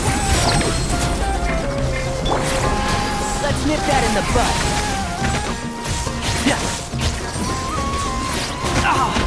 Barry, one with the forest.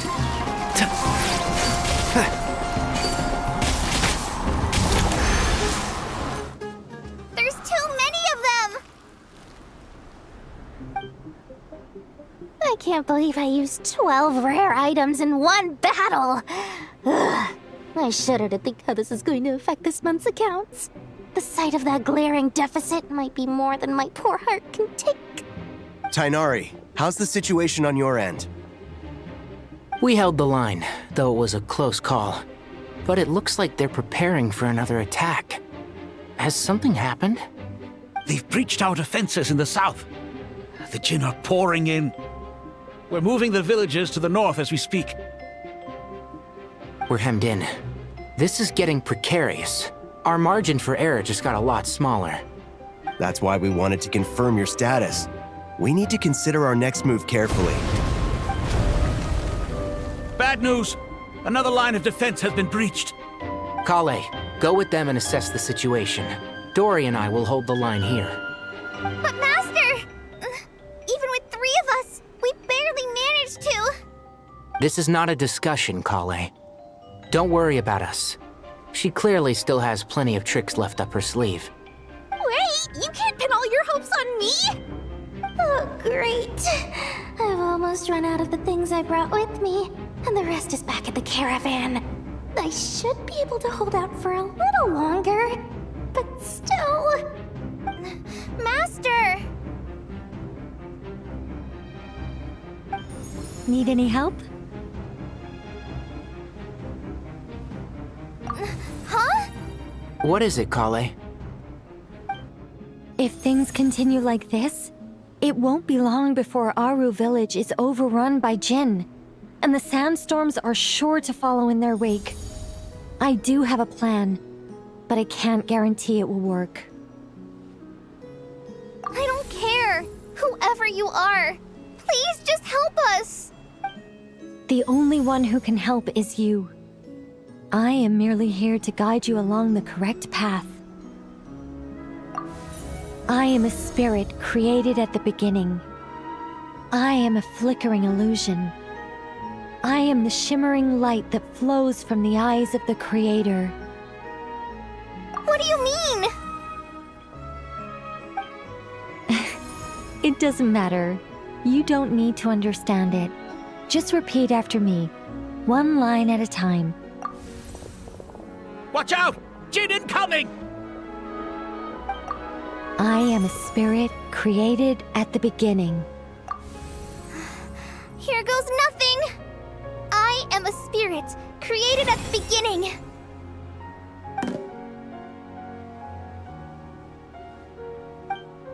I am a flickering illusion.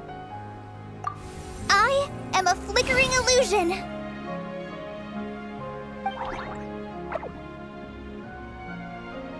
What's wrong, Plumpy? I've never seen you so agitated before. But how do you... Do you know what Kale is reciting? I am the shimmering light that flows from the eyes of the Creator.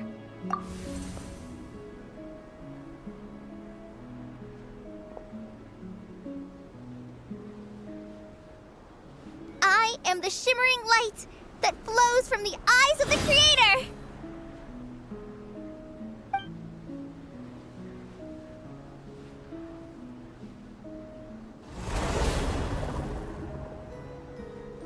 It's a song composed by the goddess of flowers, but very few records of it remain, even in historical texts.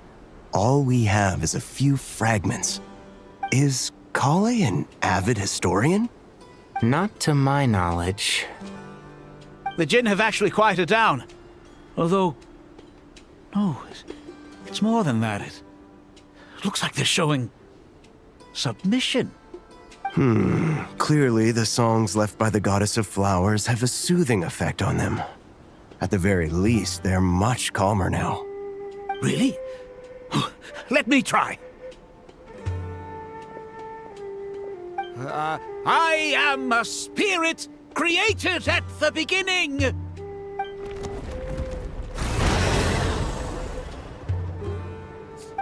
Don't stay away! I'll stop! I'll stop! It seems like the song only works when Kale recites it. But why? Kale.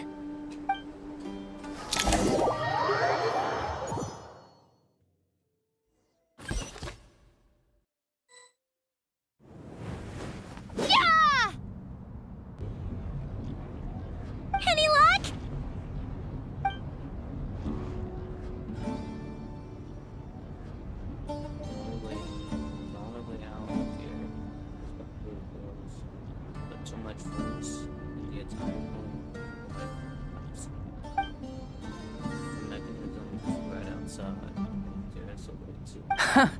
When I heard that loud rumbling in the distance, I thought the shifting sands had bust open the gates to some ancient treasure vault.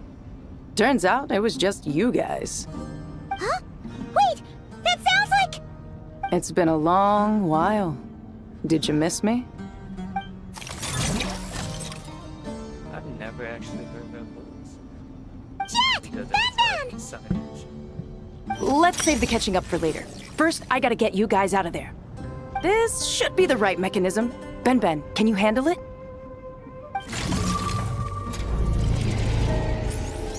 There we go. Come on, let's leave this place.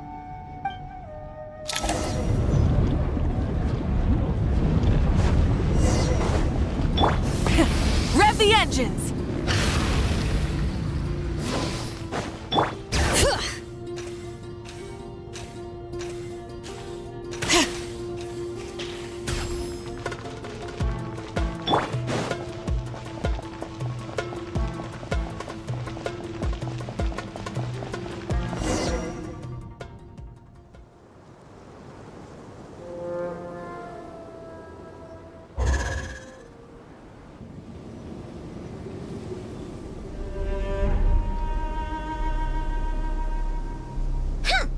Those Fatui sure made themselves scarce.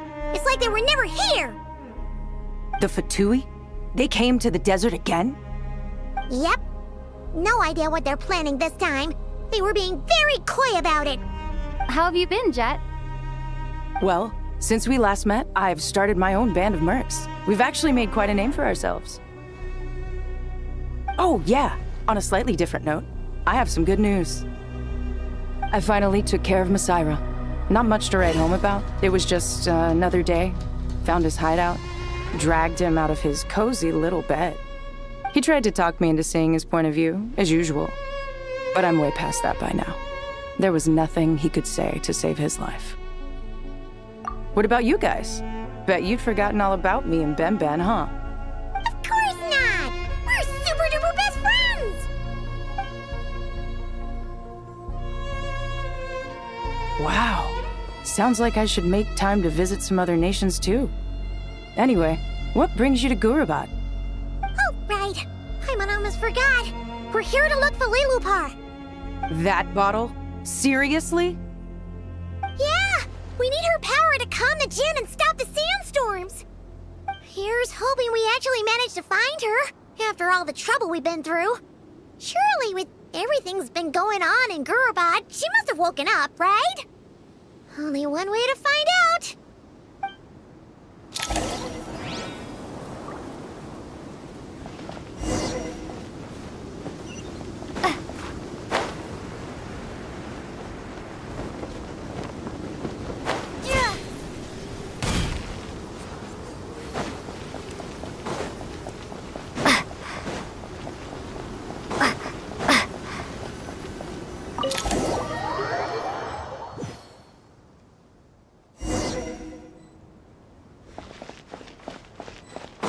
Let's see. She should be around here somewhere. Aha! Found her!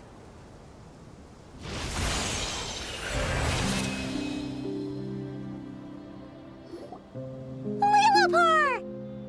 What a long dream that was. It's been a while, my master. Oh, and you're here too, little wildcat. The four of us back together again. Imagine that. After we last parted ways, I merged with the land beneath Gurabad to suppress the dark calamity stirring in the depths.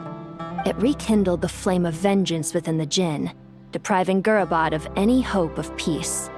I fought against it for a long, long time. Until one day, I sensed a change in a foreign land to the west. Suddenly, the pitch-black abyss fell silent.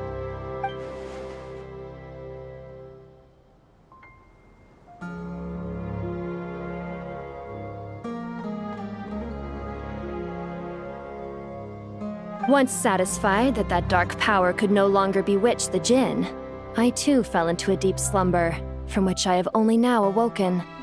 Why have you returned to Gurabad, my master? And why is my sand-swept homeland in disarray once more? Well, basically, Sumeru's in danger and a lot of her friends are affected. Some bad guys messed around with Irminsul and now they've released the Jinn in here. We managed to chase off the culprits, but we have no idea how to seal this place back up and stop the sandstorms. Child's play. I shall quell the Jinn and scatter the storms. Thank you, Lilupar. No need to thank me, my master. I have granted many wishes in my time, and this was the most trivial of them all.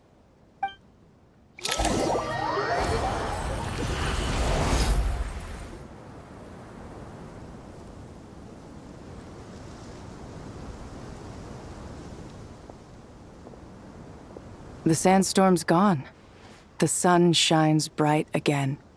When I said that we'd meet again under a lovelier sun, this was exactly how I imagined it. Yay! Although, honestly, Paimon would love to hang out with you more, even if the weather sucked. Well, there shouldn't be any more Jinn breaking out, right? Are we okay to head back? Sounds good. You can introduce us to your other friends. Another adventure begins. Lovely.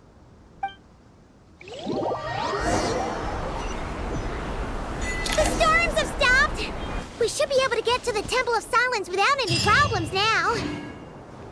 Time to regroup!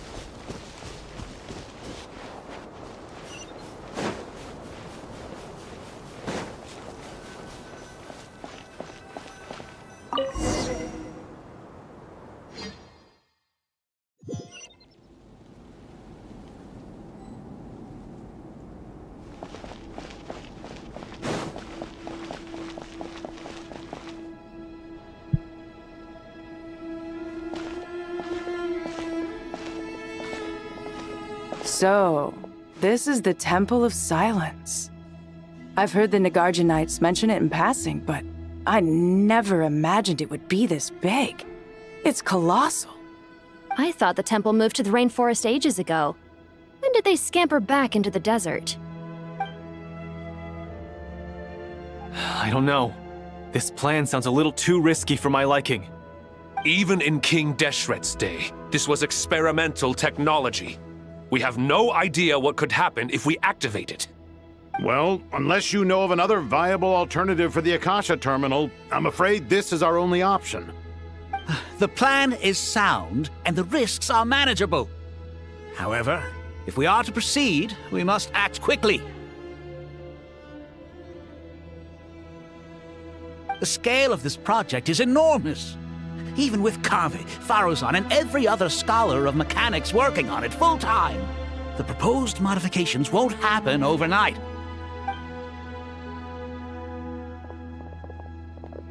You're back. Everything all right? And who are they? Friends of yours? Pretty much everyone in the Temple of Silence is. This guy's Kaveh, and the one next to him is Alhaitham. Hello, I'm Jet, and this is Lilupar. Ah, a famous name from the history books. Pleased to meet you.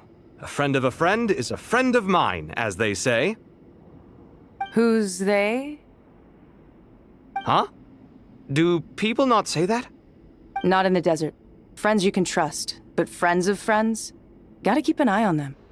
Still, I do trust the Traveler's judgment. I'm sure you're good people. The sandstorms have calmed down. I take it the Gurabad problem is resolved? What did you find?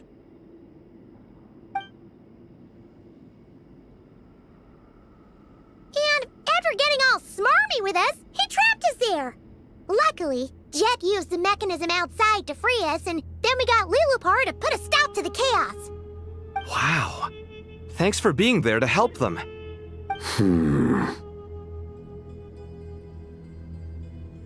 So, this mystery man openly admitted that he was merely a Harbinger's subordinate. Yeah? Is there something weird about that?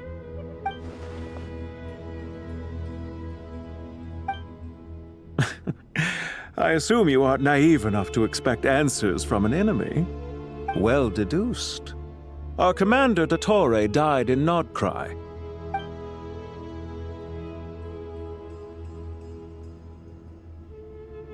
He was clearly unwilling to answer our questions when we first met. So why would he admit to being totally subordinate later? Are you wondering about his true identity? Or do you think there's a big conspiracy behind all this? I wouldn't go as far as to call it a conspiracy. Just the simple fact that having someone to shift the blame on tends to prove useful should trouble come knocking later. The most important thing for now is to solve the immediate problem. Perhaps that man knew you wouldn't have the resources to investigate his background and so didn't put much effort into disguising himself. This is all getting a little cryptic for me. I'll let you guys talk while I take a walk with Lilupar. Jet? Aren't you with the Blazing Beasts? What a coincidence. Didn't expect to run into you here. We're mercs.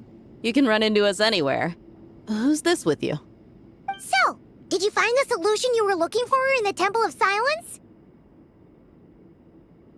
You bet we did. This place is incredible. It has everything. So far, we've discussed a plan and verified its feasibility. Building a new system from scratch is out of the question. So our only option is to modify the Akasha using certain resources we hope to find in the mausoleum of King Deshret. According to certain sources in the Temple of Silence, there is a core device in King Deshret's mausoleum known as Aru. Little is known about this device in academic circles, which suggests it was hidden quite effectively. If these sources prove correct, the energy contained within Aru may be sufficient to power our Akasha renovation plan. However, this raises difficult questions regarding technological integration. The sages are still debating it. Yeah, but I'm sure they'll reach a compromise once they've argued it out. The people of the rainforest are always cautious when it comes to desert technology. But times of crisis like this leave us with little choice. Wait, Paimon has a question. Is this the same Aru we've heard of before? It's sealed off, right? Some sort of prison where the Goat King, Ibis King, and Crocodile King are locked up. Well remembered. Yes, that's exactly right. According to our records, Aru was the most brilliant creation King Deshret ever conceived of. Built by divine and mortal artisans working together. It was a miraculous accomplishment, and it lies hidden deep within the king's mausoleum to this day. That being said, what Aru actually does and why it was built, those are deep secrets we are not privy to. Until recently, I wouldn't have been optimistic that the place even exists. The only reason I'm inclined to believe it now is because we heard it from the Ibis King Thoth himself at his temple. The tale of how the 3 retainers of Al-Akhmar were imprisoned in Aru. Paimon totally gets that. When Paimon first heard about it, she thought it sounded pretty unbelievable too. Do you guys still remember that? The Ibis King told us they were trapped in Aru and that they had to answer 3 questions to get out. I think I remember. What causes our rise and fall? What obliterates love and hate?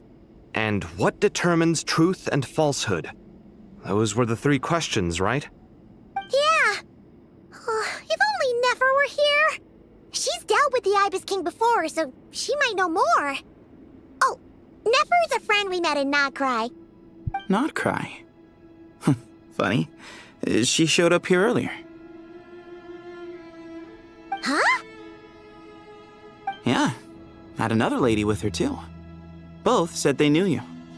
They contacted the sages, claiming they might be able to offer some assistance. Really? They came here to help out? Yes, really. It was just before you got back. One of them said she's made Nodcry her home.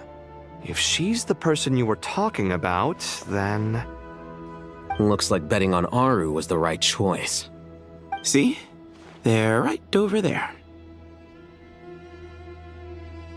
Nicole! Nefer! Why, hello! We're here to help.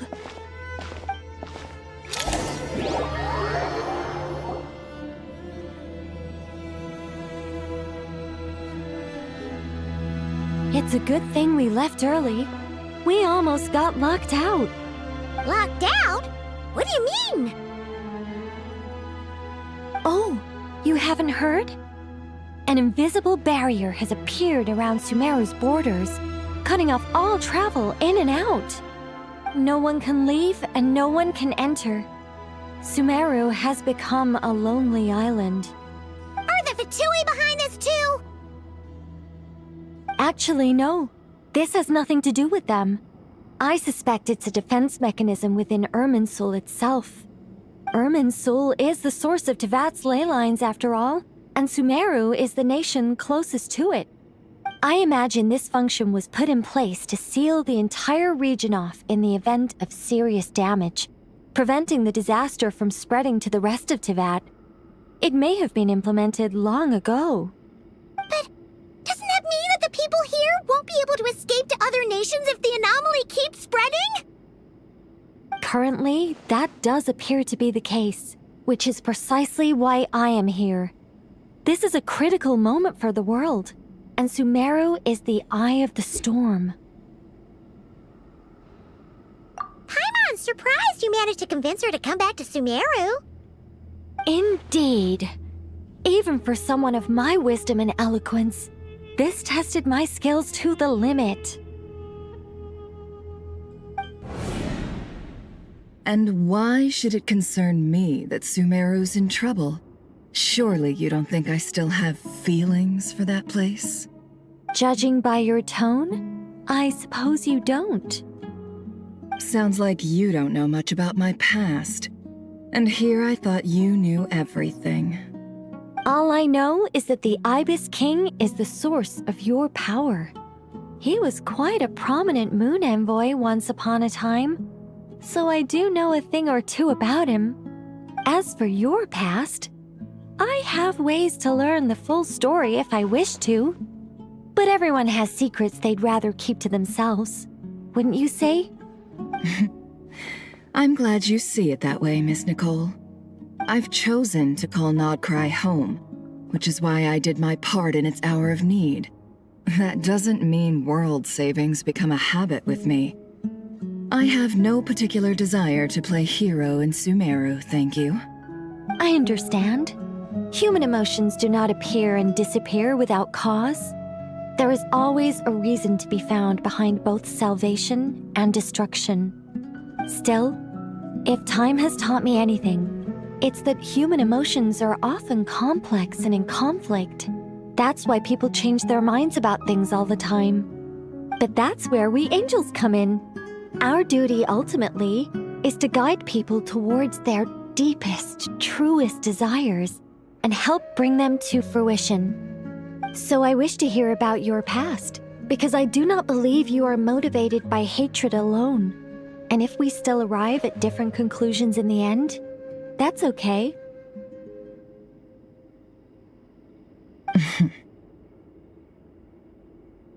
I refuse. Wait, what? But I set the atmosphere and everything. Isn't this supposed to be the moment when we finally open up to one another? Is it? Maybe I'm not so good at reading the atmosphere. You're right, Nicole. There's more to me than just hatred. Had it consumed me, I'd be left stuck in the past forever, never living in the present. But I don't think that your guidance can change my mind. The all-consuming sands, the bloodshed, both deserved and undeserved. Those old emotions cling to me like a shadow. Do you wish to shake them off? No. I hope to remember them forever. Those emotions and memories shaped me into the person I am today. They'll always be a part of me. In that case, would you like to hear my perspective, at least? Sure. It's not every day you get to hear an angel's opinion. A long, long time ago, when the angels still walked freely upon the earth, I found life tedious. Monotonous work, lukewarm relationships. Things weren't nearly as interesting as they are now. And yet, since the angels' demise, I have found myself missing those days on more than one occasion. Human emotions are often attached to a person, a place, or an object. When those things are gone, the memories quickly fade, and the emotions slip away along with them. If Sumeru were destroyed, both rainforest and desert would be no more. With the object of your hatred wiped from existence, it would not take long for the memories buried deep in your heart to slowly fade. Both love and hate are intense emotions, but they are nothing compared to the void left behind when they disappear. Most sophisticated, Miss Nicole. But anyone focused on the future could only ever applaud the destruction of the things they hate. Still, I'm a special case. Someone once told me that human memory is more selective than a Mora-hungry merchant choosing between customers. We all need a reality check once in a while, so we don't forget the truth. As much as I dislike Sumeru, this is no way for it to perish. All right, you win. I'll help you out a little, but I won't work for free. How much will you need? You're not gonna milk this for all it's worth, are you? What do you think? I'll be upfront with you. I don't have much more on me. If that's what you need, I could borrow some from Alice. Or perhaps I could pay in sculptures. The ones I carve are actually worth quite a lot. Just cover my travel expenses. Huh? Is that all? That's all. Given all the people I owe favors to, I can just about justify a trip to Sumeru. Yehoda! Here, boss! What do you need? I'm going back to Sumeru for a while. While I'm away, you'll be in charge of the curatorium. Me? I'm in charge? Whoa! Don't worry, boss. You can count on me! And that was how the ingenious Angel Nicole brought you the perfect person for the job in your hour of need. Hip hip hooray! That was far more detailed than necessary. Not lacking in embellishment either. I never thought I'd return. Especially not the desert. But life doesn't always go as planned, I suppose. What's Candace up to? I don't think I've seen her yet. She is still taking care of things in our village. Should be joining us before too long.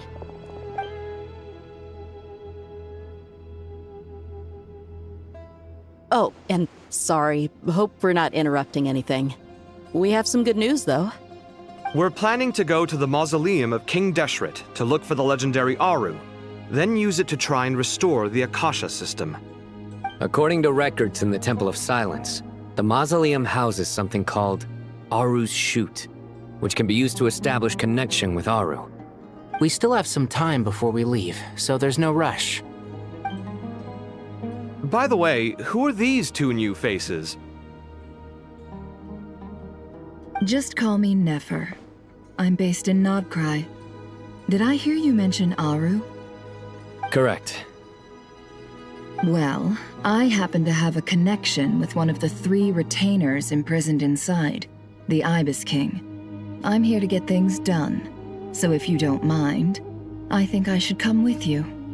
That sounds perfect. Miss Nefer, are you from the desert by any chance? Why do you ask? I don't know. There's a familiar air about you. Plus, you mentioned Candace.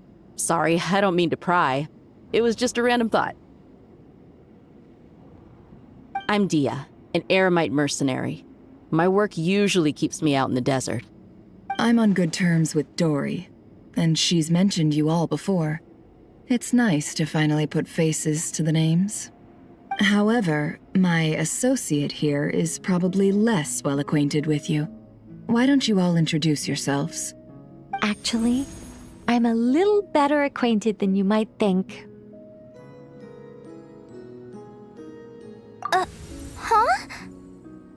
Huh. Are my eyes playing tricks on me? It looked like you spoke without moving your mouth. Ventriloquism. I have heard tell of it before. What is it, Kale? It's you! You're the voice who's been speaking in my head, aren't you? You encouraged me to report my dreams to the Dendro Archon, and got me to recite that magic prayer. Mm-hmm. I have many titles, but let's go with the most pertinent one. I am Nicole Rain, an angel who has lived since ancient times. An angel? Sounds like a big deal, but, what exactly is an angel? Oh, Well, we're a rather long-living race of beings. Not gods, technically, but we can still tell you a lot of stories from ancient history. Yep, and she's also an amazing sculptor. You could say she's a real creative type. Well, ma'am, if both the Traveler and Paimon give you rave reviews, you must be pretty impressive. Oh, please don't call me ma'am. I find it so awkward when people get too formal with me. Just relax and be yourselves. No need to be nervous. Miss Nicole, if it's okay, could I ask you a few questions? Yes, you may. I can see your heart is filled with confusion, and you are desperate for answers. I also know which questions you want to ask me. Why did you dream of Sumeru City in disarray? Why did those verses soothe the Jinn only when recited by you? I can guide you to the truth, but it involves a personal secret of yours. I'd prefer to speak with you alone, if possible.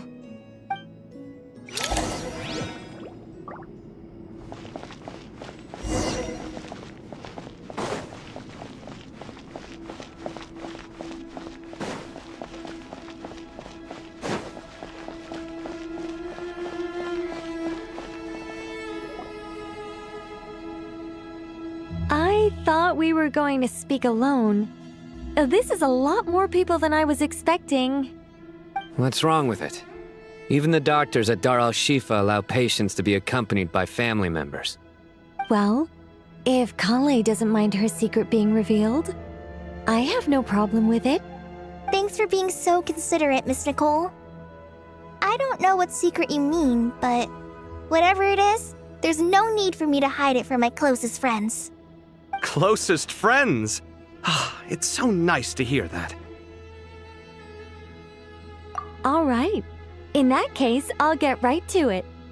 Kale, are you aware that there are god remains inside your body? I am. When I was young, I got sick with Elazar. Nothing could cure it. The Fatui convinced my mom and dad that they could help, and I was sent to an unfamiliar place. There were a lot of other kids just like me there. This creepy guy injected us with some strange medicine, which I heard contained god remains. I can still remember the pain like it was yesterday. But thanks to the friends who've stuck by me all this time, I've gradually been able to overcome those memories. Anyway, so you're saying that what happened to me has something to do with the god remains they injected me with? Yes. Those were the remains of Nabu Malikata, the goddess of flowers. What? Huh. Fascinating. You don't seem surprised like the rest of us. Why? The possibility crossed my mind when Kale recited the Goddess of Flowers song and calmed the Jinn. You made Paimon jump! What are you doing here, Lilupar? I was merely passing through when I heard the name of the Goddess of Flowers. Be assured that I share your surprise. You, with the hat. Are you certain? I sense no trace of the Lord of Flowers within her. Well, it is a very small fragment. Unless special methods are used to manifest its power, even her closest acquaintances would find it near impossible to detect. After the goddess passed away, her remains were scattered across the desert. King Deshret gathered all the pieces he could find and buried them in the eternal oasis. But some fragments remained unaccounted for. Eventually, the Fatui must have found a way to track some of them down. Presumably for use in some experiment. It's not an uncommon occurrence. You're more shaken than I thought. In one sense, you've been extraordinarily lucky. So many people who yearn for this kind of power never attain it, yet you have coexisted with her all this time without even realizing it. I don't know what to say. I'm glad that I could help everyone with this power, really. But knowing that a fragment of the goddess of flowers is inside my body is... it's a strange feeling. Well, people value their autonomy very highly. Even a well-intentioned intruder can shake one's sense of self. I understand how you feel, Kale. But once you get used to it, you'll find it's nothing to be concerned about. Huh. I guess you, of all people, have a good reason to speak on this. 2 good reasons, in fact. Incidentally, 3 is the maximum number of Hermanubis' Ba fragments that I could bear. Let me guess. Because 2's company, but 3's a crowd? Thanks for helping to explain the joke, Tainari. Not my intention. Goddess preserve me. I should take my leave. This boy in his wolf's head hat speaks much too differently from the Hermanubis I remember.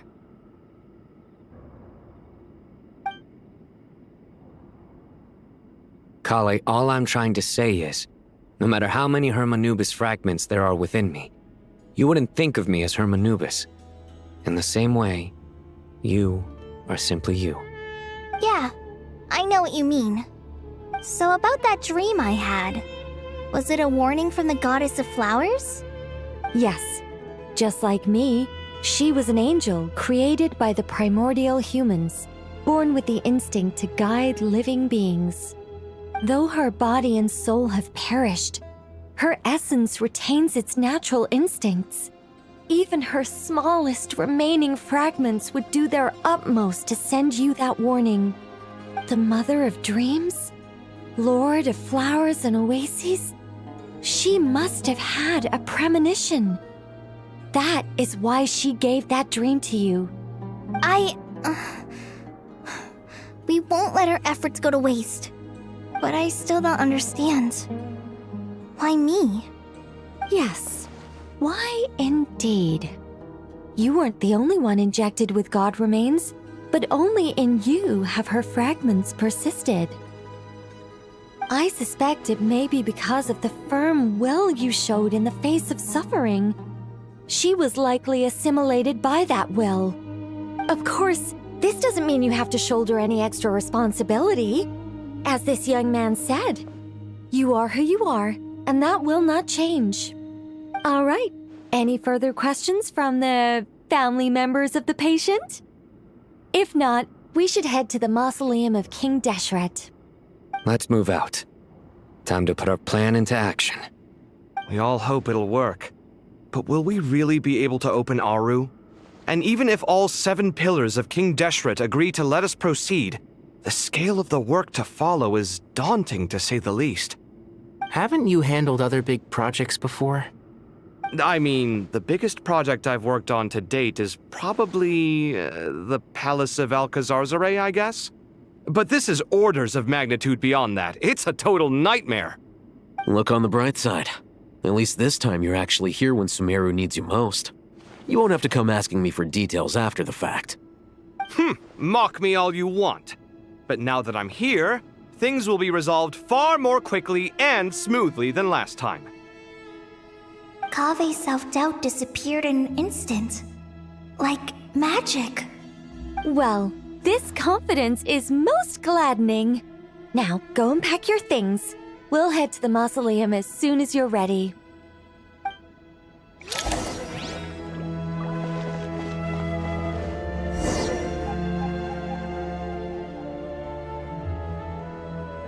Okay, still works.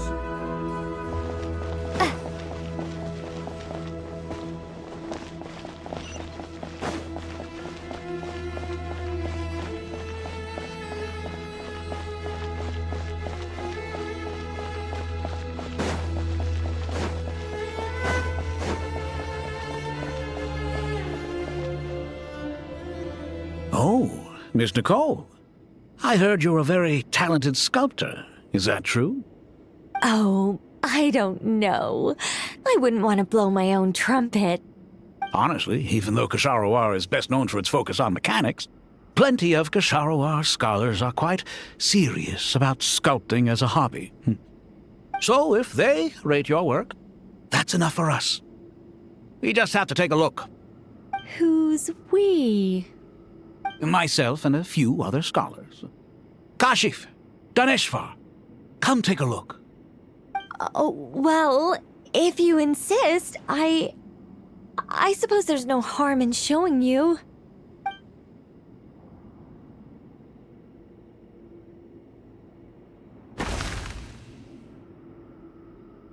Whoa! Where did that come from? Look at the level of detail. It's so lifelike. The squirrel descends from the heavens like a champion, and the earth trembles beneath its feet. What do you think? Striking, isn't it? Kaveh? Kaveh, come here for a sec. Oh, and Madame Farazan, didn't you used to study in our darshan? Come take a look. All right, but hang on a moment. I have to finish reviewing this proposal first. You called? What is it, youngster? This squirrel statue. Isn't it cute? Oh, a squirrel. I wouldn't say cute per se. The realism is what stands out to me. Were you trying to carve a statue of a hero, young lady? Oh, a hero? I suppose so. Actually, I didn't really have a specific theme in mind. I just started working on it, and this is how it turned out. I see. Well, do you tend to read novels about heroes in your spare time? As a matter of fact, I do quite enjoy those. Everyone loves a good tale of daring do, right? Then perhaps this statue represents the heroic tale you long to see deep down inside.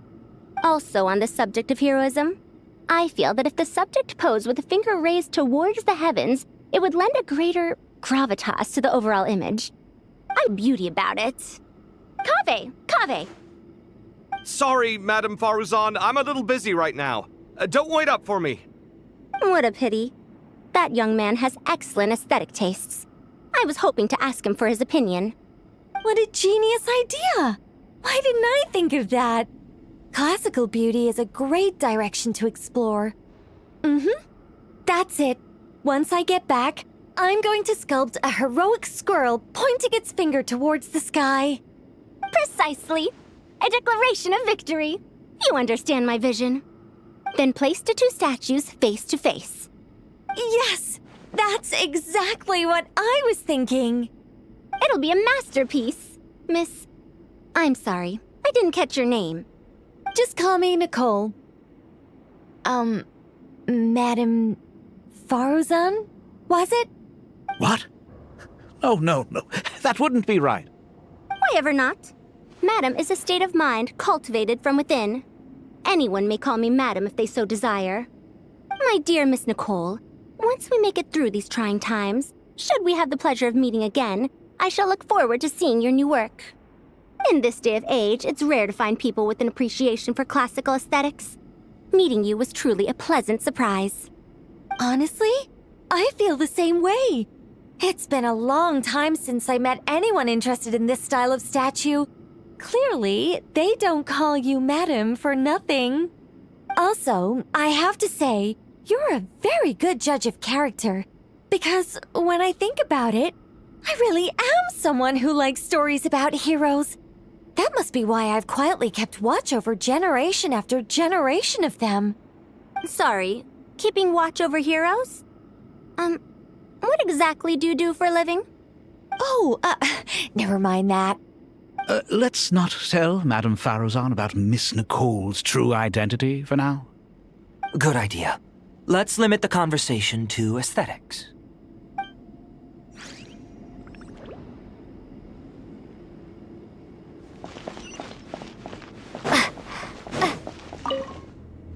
What's wrong? You look a little depressed. Kale got a fragment of the goddess of flowers, and all I got was one of the 7 pillars who served under King Deshret. I lost out, didn't I? That's what you're upset about? You're such a child.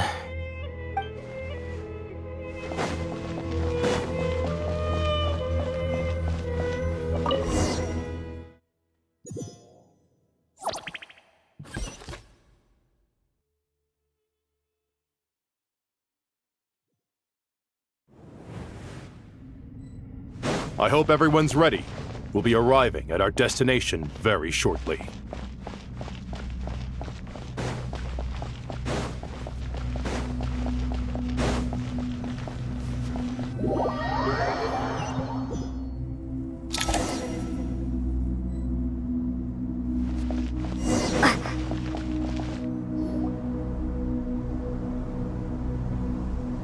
Why, we've not seen so many visitors ever, really. What is this place now, a tourist attraction? Ah, closer inspection reveals many familiar faces. To what do we dusty old fellows owe the honor? Surely you're not just here to chat. You surmise correctly. We are here to carry out a rather enormous project. Ho, enormous, you say? How large, then? Larger than the gaping void in our lives? Why, you've even put a smile on Goatee and Crocco's faces. All this activity is making for quite the special day.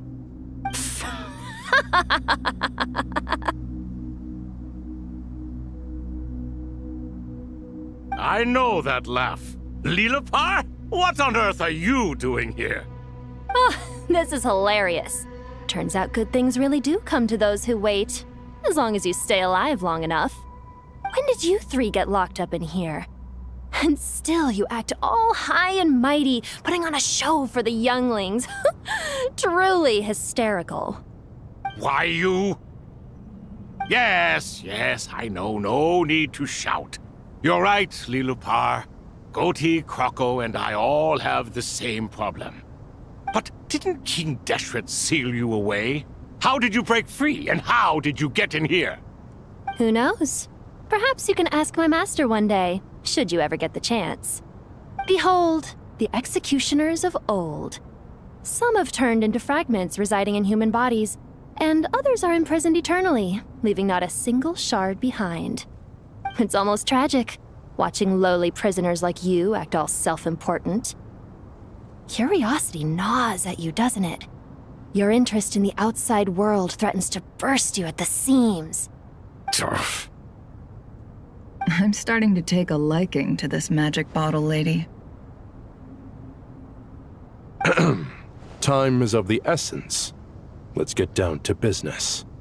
We come to you, O three ancient lords, to request your assistance on behalf of the Academia. If we can help you regain your freedom, then please consider lending us your aid. As for precisely what we need your help with, it's a long story. So, to demonstrate our sincerity, we are prepared to first resolve the problems that plague the three of you. All right, stop arguing, Crocco. And Goatee, don't you start. What's the harm in letting her speak? It's not worth getting so angry about. Forget about her. The three questions are the crucial thing here. But do you really have a way to answer them? You once answered the final question, Nefer, but the seal did not open. Unless, with the passage of time, you have found a new answer? You could say so. When you first asked me what determines truth and falsehood, my answer was a liar's soul. Liars are the best at seeing through the falsehoods of the world. But if you want them to tell you the truth, you have to reach their soul. I think that makes sense. I found it quite compelling myself, and I told Nefer so. Unfortunately, it brought us no closer to liberation. Well, that's simply because it was my answer, not the one King Deshret was looking for. Can you guess which answer Al-Ahmar wanted then? Time. And that's not only the answer to the final question, it's the answer to all three of them. All things wax and wane with the passage of time. Love and hate eventually fade into nothing. Current affairs are always fraught with conflict and controversy. Only time can distinguish between right and wrong. You once described King Deshret as a proud man. I'd say that the prouder someone is, the more inclined they are to believe that only time is qualified to be their judge. Time. Well. Indeed. Perhaps in building Aru, Our king was in fact attempting to reverse time, to bring love and hate, right and wrong, the rise and fall of all things back to their point of origin.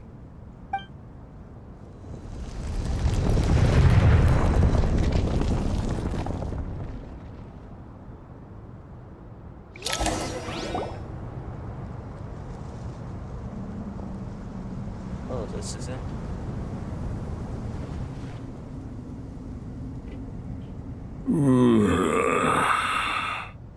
This is the most eventful day I have experienced in a long, long time. You have my sincere gratitude. Are those 3 of the 7 pillars? Turns out the statues were quite faithful to the source. You 3 seem to be in good spirits. Prison can help a person grow and learn to cherish what they have. Nevertheless, after everything you've done for me, I sincerely hope you never have to experience it for yourself. Hello, Nefer. It's good to see you, Thoth the Ibis King. Nice. Definitely puts my mind at ease, seeing you 2 getting along so well. Should we maybe introduce ourselves, or... Sure. I'm Sethos, the current leader of the Temple of Silence. This is General Mahamatra Sino, and this is the former Spantamat sage, Cyrus. But I'm guessing none of that means a whole lot to you. Everything is equally new to us, in truth. We've been gone from this mortal world for longer than you can imagine. Let's hold off on the introductions for now. We can always ask Nefer about you later. It'll give me something to talk about with my chosen disciple. You're like a helpless parent. Gods and people of yore are not necessarily welcome in today's world. Self-awareness is one of my finest qualities. I thought I ought to share its fruits with you 2. Is that so? Well, I think we'll take it in stride, just as we did with the 3 questions. Let's not forget, it was my persistence that won you both your freedom. Fair point. I have to applaud your persistence. And I must praise you for your wisdom. Now, state your wishes, young ones. I'm sorry? Why, your tremendous accomplishments deserve a reward, do they not? You must let us do something for you in return. General Mahamatra, what do you think? I won't beat around the bush. Sumeru is facing a crisis the likes of which have never been seen before, and we need your help. Every calamity throughout the ages has been connected to us in one way or another, whether we were its cause or consequence. Whatever is wrong with Irminsul, it severely affected the Dendro Archon. She fell into a coma, and is currently receiving treatment from the Dendro Dragon. The Dendro Dragon? I'm sorry, the Dendro Dragon is helping to heal the Dendro Archon? Not a pep, surely. Not vicious, cruel a pep who possesses no virtues aside from her basic instincts. Good heavens. Oh, I shudder to think what could have caused Lesser Lord Kusanali to suffer such a plight. Still, why would the Dendro Dragon lend you her aid? She has always held nothing but contempt for the Archons. I suppose she and Kusanali must have some history. You can help us make history too. A smooth talker. Well said, lad. Currently, no one can connect to Irminsul. We hope that by opening up Aru and making some modifications to it, we can use its technology to our advantage. Unfortunately, Aru is an imperfect creation. King Deshret never managed to realize his full vision before his death. Much remains to be done if it is to be pitted against Irminsul itself. Besides, I hear your reasons, but to give Aru up over such would be... The archaeological records clearly indicate that although Aru's construction took a long time, it was not beyond human means to achieve. Modern technology should solve the efficiency issues. We have no choice but to go all in on this. This is by no means a threat. But the only reason we helped you escape from Aru was to gain the necessary leverage to negotiate with you. You asked us to state our wishes, and we have. Each one of us here needs your help, as do all the thousands of people living in Sumeru.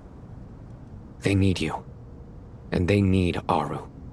What do we think, my fellow old fogies? Shall we lend our support or not? Since you ask so nicely, naturally. Naturally what? Are you for or against? I simply mean we shall do what comes naturally. You claim that you wish to open Aru.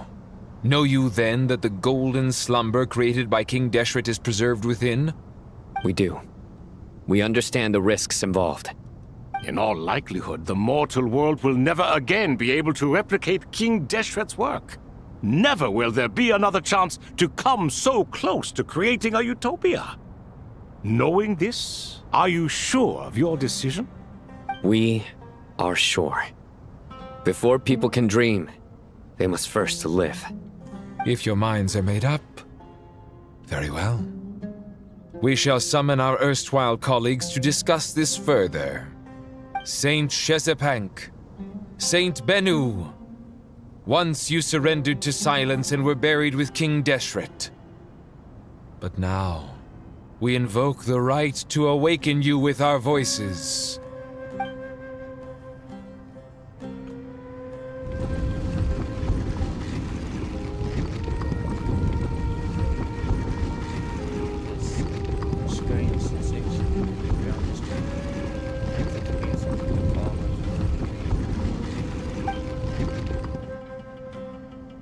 Saint Bennu, responding to your call. 3 kings detected.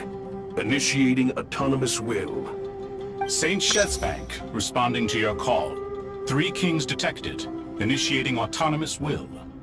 Ah, Lord Herreshoff. What a long time it has been. I trust you are keeping well. Then your trust in my well-being has long outlived your physical body. You have always opened with that same phrase, in life, death, and now even beyond. Al-Akmar is long gone. What is the reason for this meeting? You're awake? Good. We are voting on whether to give the people of present-day Sumeru access to Aru and permit them to perform technological renovations. You have the right to support or oppose the motion. Aru is the pride of Al-Ahmar. Opening Aru requires the unanimous consent of the 7 pillars. I hope you have a convincing reason to present to us. Sumeru is currently in the midst of a major calamity. Let us not forget that while Al-Ahmar was a stern ruler, he was also a teacher of wisdom. A god without his people shall cease to exist, and King Deshret's greatest wish was to provide protection for his people. Let us then honor our God King's wishes as we consider our decision. I do not mean to mock these proceedings, but what is the point of a unanimous vote when we know that the last of the 7 pillars, the Dendro Dragon Apep, will never communicate with us? This will no doubt surprise your mechanical mind, and I have no intention of trying to persuade you it is true. But Apep is, in fact, healing the Dendro Archon as we speak. Huh? Can someone attest to this? Do we have any proof? I ask the 3 kings. Can any of you vouch for the truth of this claim? Naturally, the Ibis King, Thoth. What? It was Thoth's disciples who revealed the truth to us. We need not debate its veracity. Simply let Thoth bear accountability. That way the rest of us may have a clear conscience. Herreshoff, you diabolical fiend! I awakened our former colleagues for you, supported your opinion, and backed your decision. What sort of fiend would do that? I miss the days when Hermanubis was still around. At times like this, he would offer to take accountability. What are you trying to say? Is my word worth less to you than Hermanubis's? Hypocrite though you are, Lord Thoth, you are humorous in equal measure. How could we bear not to associate with a character such as you? I, Saint Shezpank, approve the Goat King's proposal. Since King Deshret is no more, we shall receive no reprimand for acting beyond our remit. Nevertheless, I sincerely hope that those before us understand the significance of what they intend to do. Remember, the moment that Aru is liberated, the myriad souls residing within the Golden Slumber will return to the ley lines. And once the ley lines flow again, these souls shall in turn be received by Irminsul. To take this step is to bring the perfect afterlife created by our king to a permanent end. We understand that well, and we have decided to proceed regardless. Furthermore, the contemporary human perspective would contend that confining souls in this way is no act of benevolence. The deceased have a right to rest in peace. King Deshret's creation is clearly a place of rest and peace. It is just that many do not see it this way. But no matter. Saint Binu approves. Hermanubis' representative and the Dendro Dragon Apep made their choice ahead of time, while the Goat King, Ibis King, and Crocodile King have also granted permission to liberate Aru.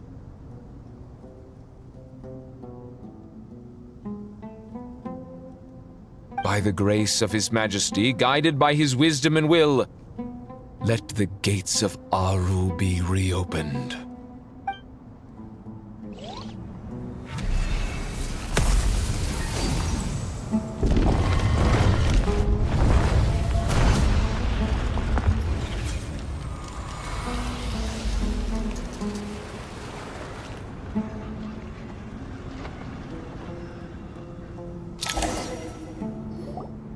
Hey! Look at that! What's this? Are we under attack? No. Wait, it's...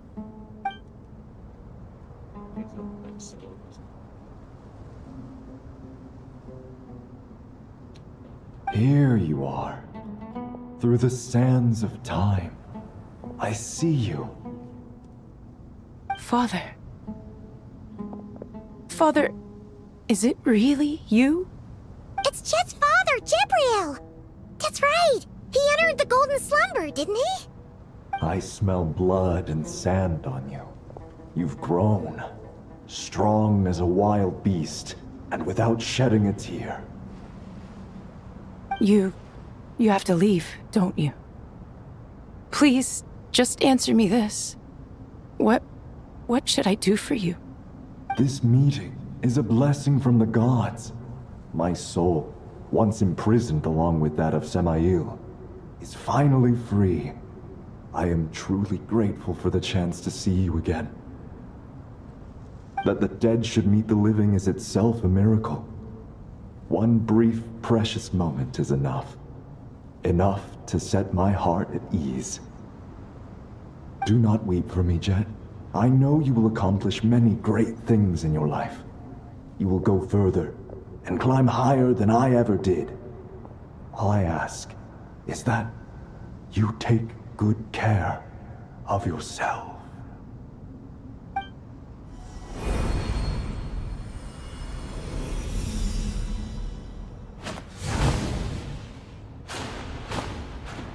Father! Father! Father. Hey, Jet. Do you want something to eat? Maybe it'll help you feel better. I'm fine. Thanks, Paimon. It was just a little sudden. The chance to see my father again meant the world to me. He was trapped in the Golden Slumber for our sake. And now, after all this time, he can finally rest in peace. I'm glad. It's a huge relief. You've grown strong, Jet. More than enough to fend for yourself. Yeah. I'll leave the past in my memory where it belongs. My family, the good times and the bad. Goodbye, Father.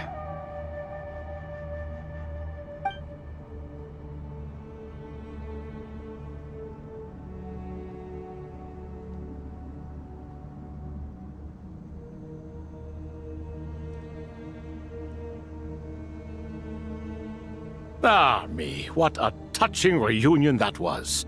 It seems we did a good deed today. We three retainers, once imprisoned for our iniquity, are surely the least qualified to judge whether this deed is good or bad. Either way, Aru is open. Now you have your opportunity, and with it, whatever trouble may ensue. Although Aru was created by a god, human craftsmanship was nevertheless required to build the gate that connects it to this world. Perhaps the relationship between gods and humanity follows a similar principle. As for your proposed renovations, we cannot determine which functions to keep or discard. Proceed as you see fit, but please entrust the task to your most accomplished scholars, or Bennu will be most displeased. It matters not. The Ibis King shall be accountable if any problems arise. Ibis, you chose to take on disciples, and so it follows that you must accept the risks of associating with humans. If I'd known you'd be like this, I would have locked all of you away in Aru, never to leave again for all eternity. All of us? What does this have to do with me? Vilify me no further. Scholars, since you have liberated Aru, allow me to present you with a gift. Using Aru's power, we shall install a defense mechanism at our king's mausoleum. You must be guarded even against Irminsul itself. This shall afford you some convenience. Unseen and unheard. From this moment forth, none may by sight or hearing perceive anything said or done within the mausoleum. Amazing. And all this is achieved just with the power of Aru? With technology from the heavens, the possibilities are endless. Just because King Deshret did not use it for this purpose does not mean that it cannot be done. So, marvel away. This is the reward you have earned. All right. Well, that resolves the issue of confidentiality. What about the technical side? Do we have the manpower? Why, yes. I've already contacted them. They'll be here soon.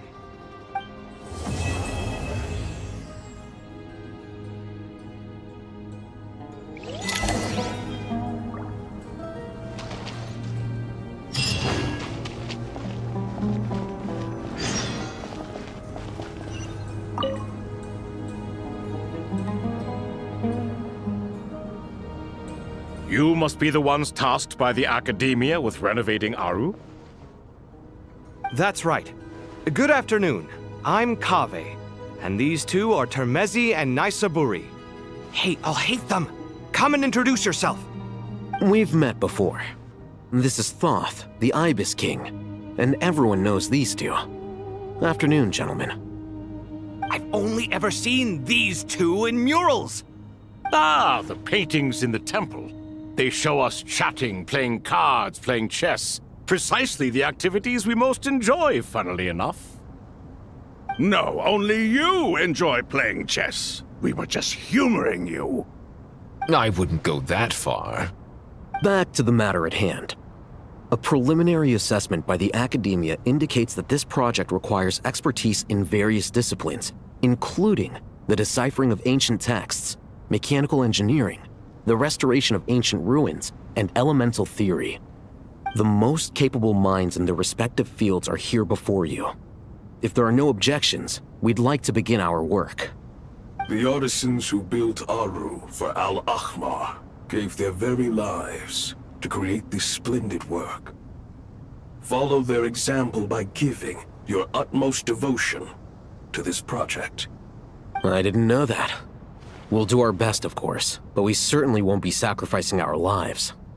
Such brazen words. Humans these days are a far cry from their ancestors.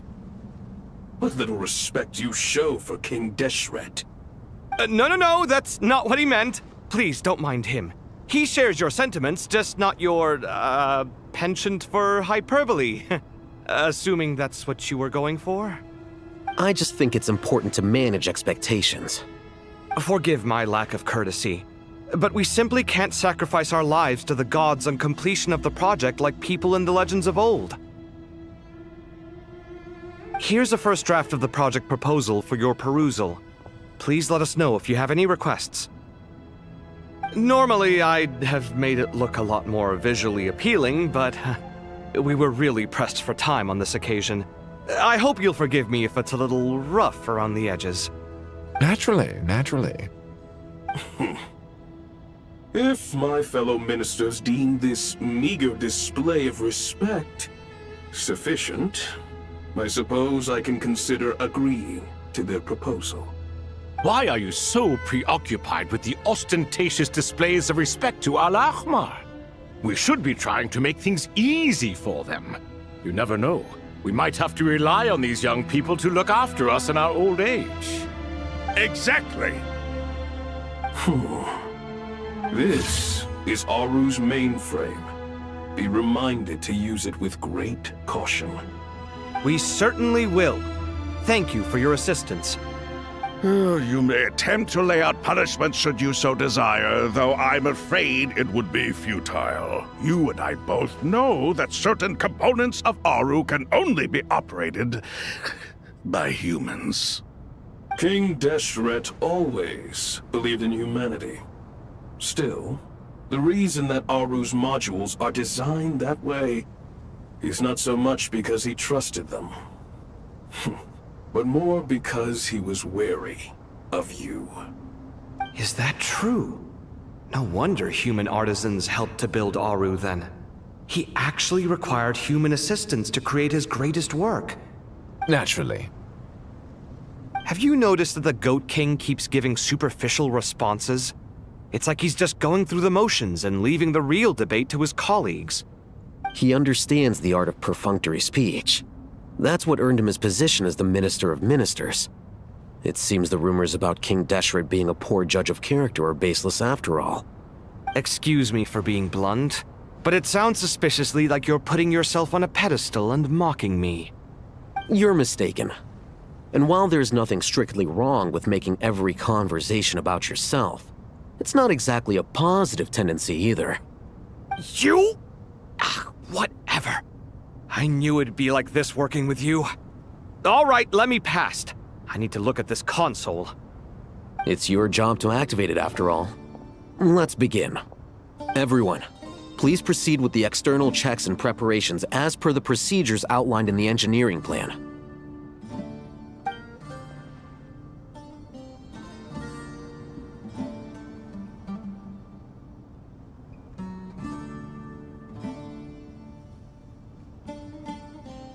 Hello there, youngsters. Whoa, the Ibis King came to life. What do you mean, came to life? I've been alive the whole time. You did say we could start our research, right? Are you having second thoughts now? I've reviewed the proposal. The work you're planning to carry out on this grand device is ambitious in its scope. You have ample confidence in your abilities, I take it? I wouldn't say I'm feeling hugely confident, but given how bad things are, I'd rather at least try something than sit around waiting to die. You are the top scholars of your day. I trust you are aware that there are countless links between Aru and the Akasha? Aru and the Akasha? But I thought the Akasha was the Academia's greatest technological accomplishment, created years ago by the Dendro Archon to help her people access knowledge. And you too? Do you not know either? You've read the instruction manual, right? You tell them. An instruction manual? The Akasha has an instruction manual? The Dendro Archon is a kind and thoughtful god indeed. It used to sit on a shelf in the corner at the House of Dana. Not the most popular read. If the manual is to be believed, Aru was in fact the original inspiration for the Akasha system. What? But there are so few records about Aru anywhere. And practically none of the scientific expeditions into the desert had anything to do with it. Ah, but this is something you could not possibly have known. You may have heard many stories about the desert, but what is the most important aspect of history? Consider this a quiz. Anyone from Vahumana present? I'm from Vahumana. It's, well, veracity. Precisely. And a large part of veracity is the chronological order in which events occur. I may as well tell you. In the beginning, Nabu Malikata, the goddess of flowers, descended upon Sumeru. The glory of the heaven was within her. She brought life, oases, and knowledge to this land. Then she created the Jinn, enlightened them, and ordered them to serve her. 2 other gods also walked upon this land where wisdom flowed in abundance, and the 3 met beneath the great green trees. It was the first and greatest alliance. We should speak with reverence of this covenant between the 3, which transcended both time and life. For they promised that in Sumeru, wisdom would be shared with all. All the great changes in Sumeru's history began with the goddess of flowers. For King Deshret's sake, she pried into the secrets of Celestia, and for this was burned to ashes by the flames of wrath. So grieved was King Deshret by her passing that he lost all interest in state affairs and devoted himself instead to the knowledge that she had brought back. It was after learning of the technology from that floating island in the sky that he first conceived of Aru. And so, the Akasha was inspired by Aru, while the basis for Aru itself came from Celestia's technology. Well, if the 2 share a common technological origin, then connecting one system to the other is an entirely feasible idea. Unbelievable. Have you no reverence at all for celestial technology? No, I do, but there's no time for that. The schedule is too tight. Blame it on the deadline. Perhaps you could try coming up with our cutoff dates. You know what it's like having to turn around 5 different drafts in one day? I wouldn't wish it on my worst enemy. Yeah, also, Sir Ibis, King, you don't plan on getting directly involved at all, do you? Yes, well, you strike us more as having come to give a popular science lecture. Or, wait, does this count as more of a first-hand witness statement? Neither. Anyway, this sounds like far too much work for me. Still, if Aru is so powerful, why didn't King Deshret use it for more ambitious ends? Because it was never fully completed. King Deshret had grand plans, but he perished before they could come to fruition. In the beginning, his wish was to create something that could rival the very world itself.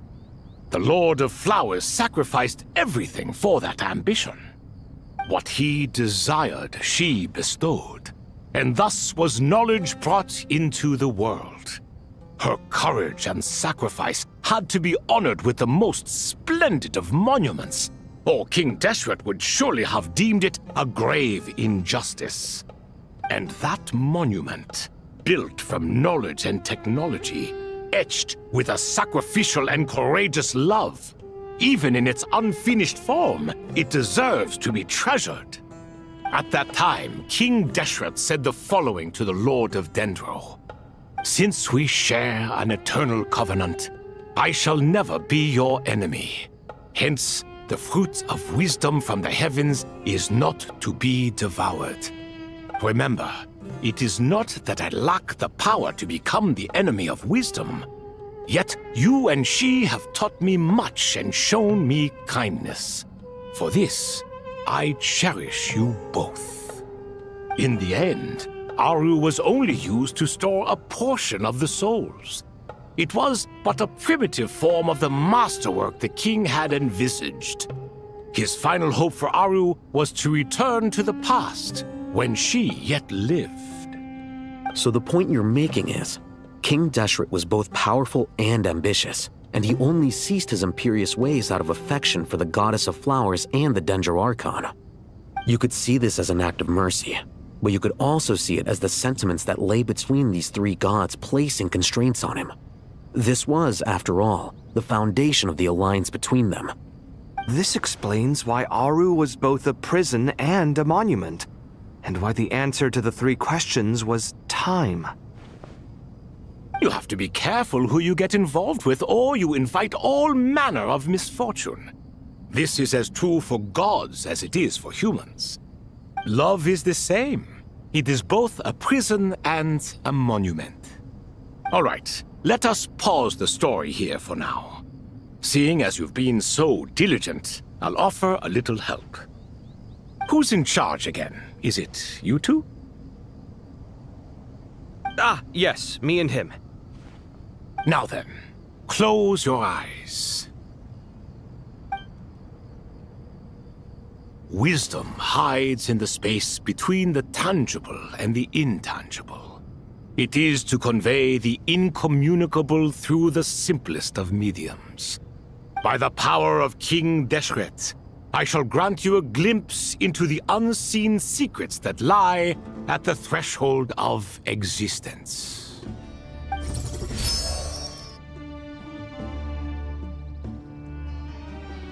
Where did this come from? Is it a new mechanism? It looks more like some form of externalized information.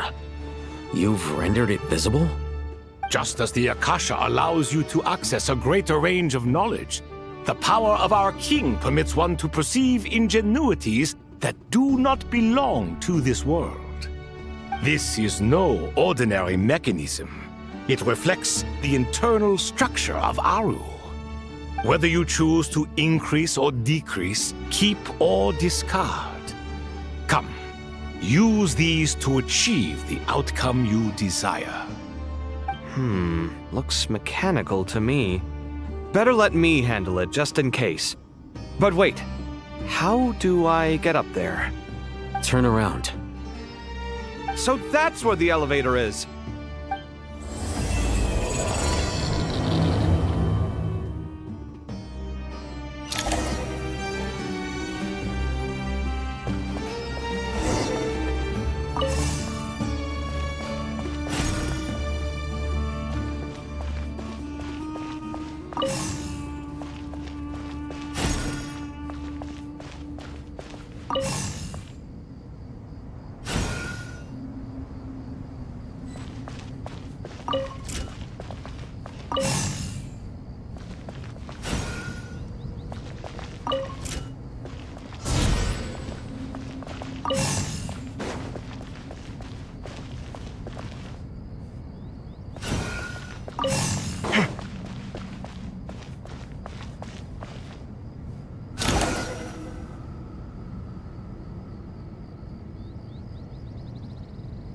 Obelisks were used to record important information in the ancient desert civilization. Hey, Alhaitham, there's some writing here I'll need you to decipher. I've sent it to your screen. Do you see it? Got it. It's a little blurry, but I should manage. Take a look and tell me what it says. Oh, and I'll send any other similar text directly to you from now on. Let's start with this one. It's a variant of an older script. Herein lie verses written for the Yellow Sands. Looks like cultural information from the age of King Deshret. If so, I suggest you delete it. Words thrown together merely for fun. I had no idea Aru kept a record of this. Well, as long as you're certain that this is strictly private information, that's fine. It is unimportant. All right, well, I guess I'll start now.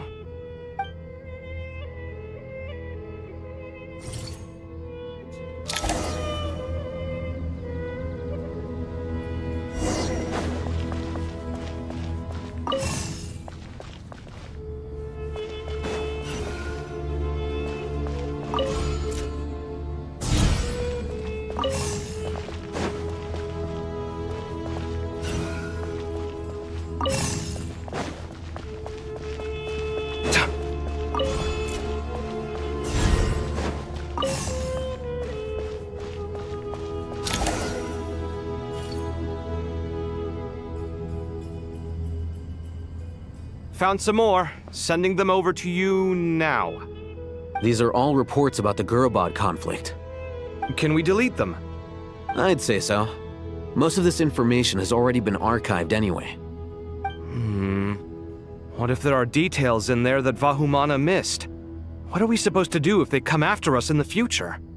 They'll just have to live with it. If we don't resolve these issues now, there won't even be an academia in the future, let alone a Vahumana Darshan. Yeah, you're right. Okay, done. There's some other similar monuments nearby. I'll check them out.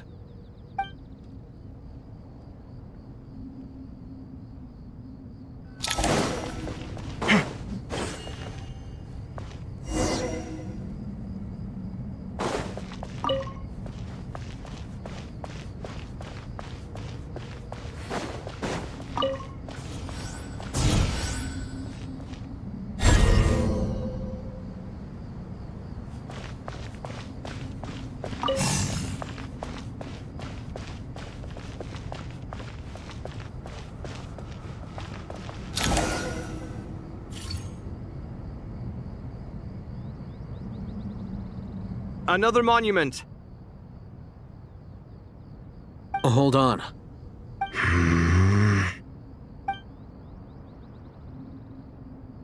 You're still reading it? How long is it? It records the development and governance of the Oasis civilization. Most of it concerns the Jinn, but it also contains records left by the artisans who built Aru. Is it important? Some of it. There was no way for me to read the whole thing in its entirety, so I had to rely on my intuition to pick the parts worth keeping. What about the artisans' records? What do they mention? They're speculations, mostly. For instance, they were wondering how to protect themselves if King Deshret decided to silence them after the construction of Aru was complete. Sounds like pure mythology to me. Surely that kind of thing didn't really happen. The records do emphasize that this was merely their conjecture based on various myths. Still, the artisans did leave details of their plans to survive, including blueprints for their escape route. Even that got recorded? Okay, well, I'll make a copy of this first before I delete it. Is that truly necessary? You won't be needing those. No, the blueprints are important. I want to keep them as a memento.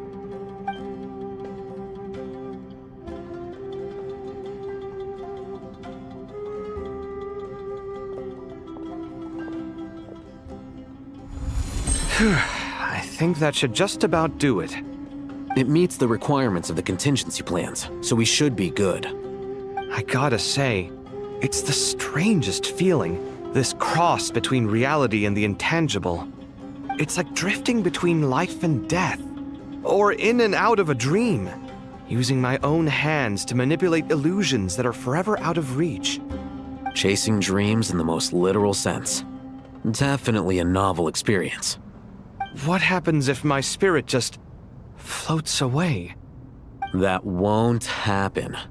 Anyway, I wouldn't celebrate just yet if I were you. There's likely to be a phase 2 of this project. All right. I'd better keep my wits about me then.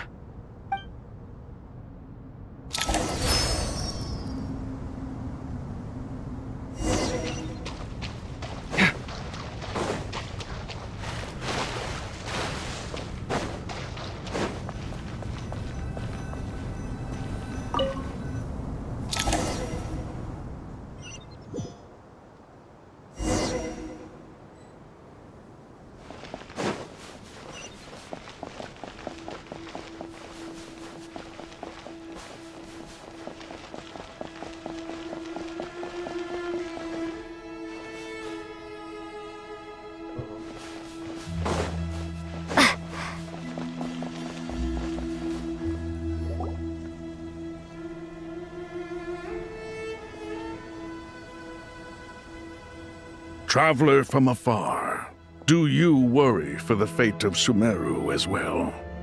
Whoa! It's so big the Crocodile King! Greetings, Crocodile King. Please be at ease. I'm just here to chat with you about Lesser Lord Kusanali. Sounds like you really care about her. Yes, although to be exact, it is a mixture of both concern and curiosity that I feel. Speaking of Nahida, Paimon was wondering how she's doing. Wait a moment.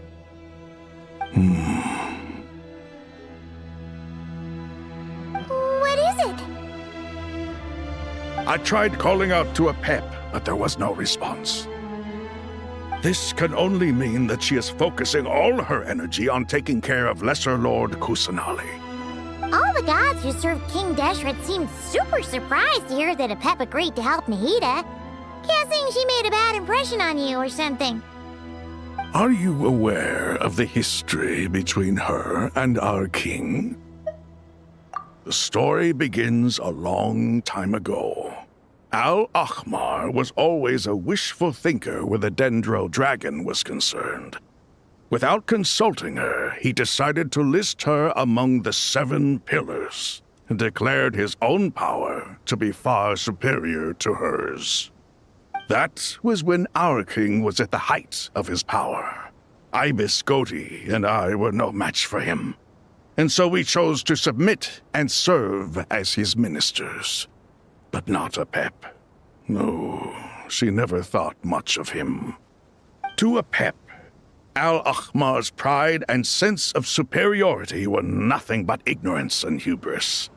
In fact, they fought numerous times, but usually the battle ended in a draw. In the end, King Deshret coveted the power of Celestia, only to end up corrupted by knowledge. His final act was to trick the dragon into swallowing him whole, leaving her to bear the torment of his sins. The Dendro dragon stands for the glory of a bygone era. She hated Al-Ahmar and what he represented. All the gods, all the power they wielded. And so, her willingness to help the Dendro Archon through this crisis comes as a great surprise indeed. It makes one wonder whether, perhaps, the Dendro Archon assisted her in the past. Yep, Nahida did her a huge favor.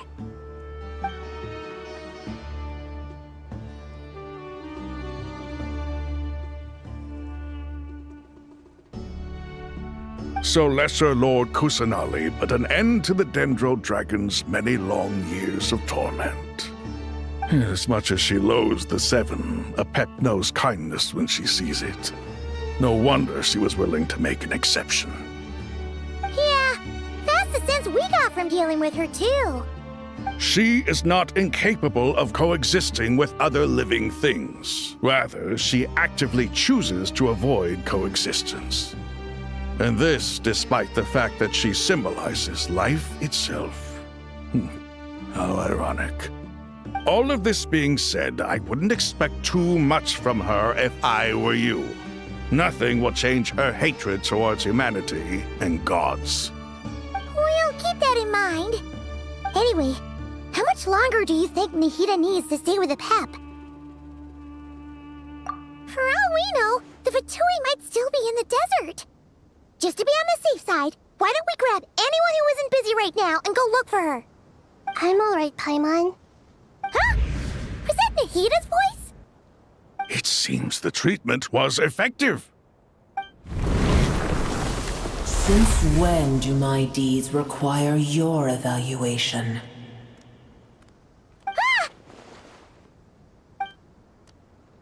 Here will do just fine. I had no intention of taking you any further. One ought not expect greater generosity than they have earned.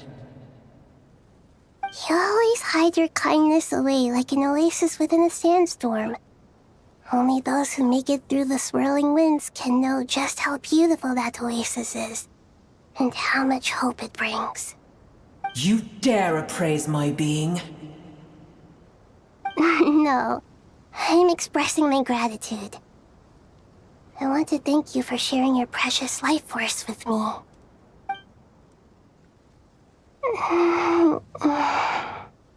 Awake already? You are more resilient than I thought. Pep. I feel much better. Thank you. Gods and their gratitude mean little to me. I would rather you give me your assurance that the situation with Irminsul and Sumeru's ley lines will be competently managed. If I suffer any ill effects from the ley lines, you, as the god of this land, will be held responsible. And you would not enjoy being held to account by me. I understand what you require, but I would assume this task even if you did not demand it. Sumeru is my responsibility. I must resume my duties as soon as possible. A farcical notion. God of Sumeru, I hope you realize how unextraordinary your strength is. And yet, maybe it is precisely what defines me.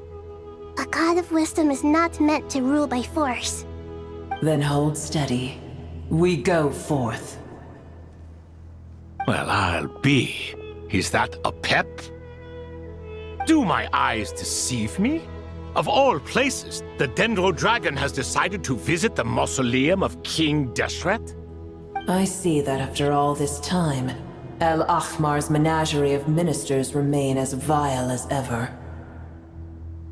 It's a pleasure, Dendro Dragon. Had you arrived but a little sooner, you might have attended a meeting of the Seven Pillars. What a nauseating thought. You are not the first insects I have had the displeasure of dealing with today. A swarm of them tugged on my tail on my way over. Goodness knows what hovels they crawled from. Why do all the creatures of this world remain so lowly after all this time? What did you do with them? I cast them away. What would you have me do? Keep them as trinkets? Boer, this is where we shall part ways. To be clear, I do not wish to see you or anyone else here ever again, unless absolutely necessary. Then I wish you peace as you return to your dwelling place.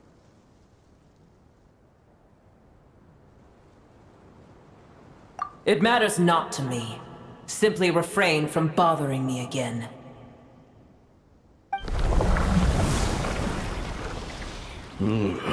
A force to be reckoned with. At times like this, I feel glad that she has no interest in any of this. Hold on, just hold on, okay? We're almost there. We made it! Huh? Wait, that voice! It's... Uh-oh! I'm gonna fall!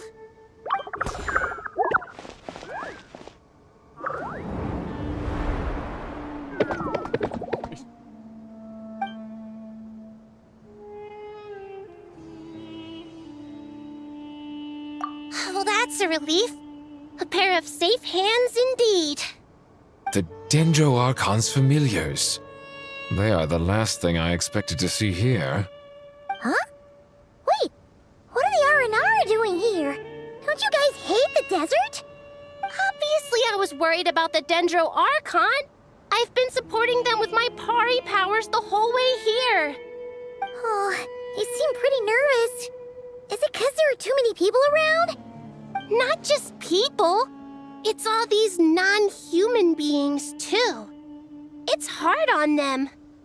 I can't believe you made such a long and dangerous journey just for my sake. I appreciate your support so much. Thank you all. I'll have to ask everyone to wait while I help our new arrival settle in. Once I'm done, I'll gather everyone to discuss our next steps. Traveler, Paimon, shall we find a place for our friends to stay? Awesome! Let's go! Well, first I have some questions. You gonna say that if you ask questions, bring her up to speed on everything that has happened.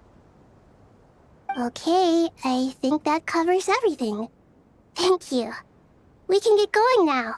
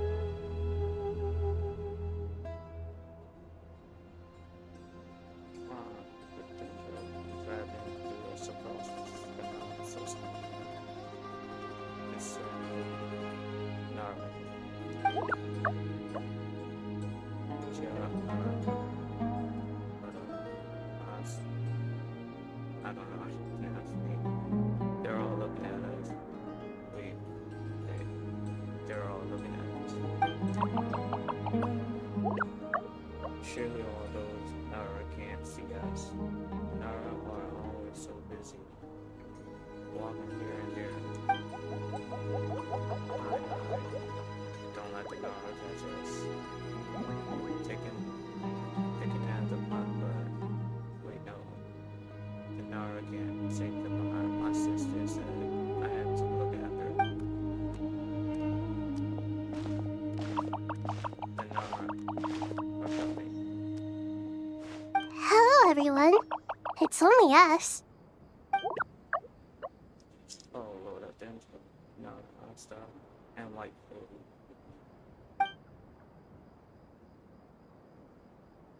Lord, I didn't no stuff.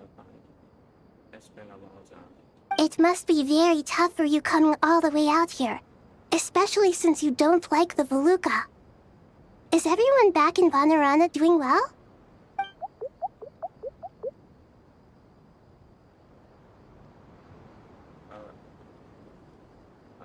John is a Basara trees protect Banara. I can't speak. Don't worry, everyone who stayed behind will do their best to protect their home, and we'll all do our part too. Ah, everyone's here. Good. Are you okay? You look like you were about to pass out back there. Then you're forgetting who I am. Don't underestimate me.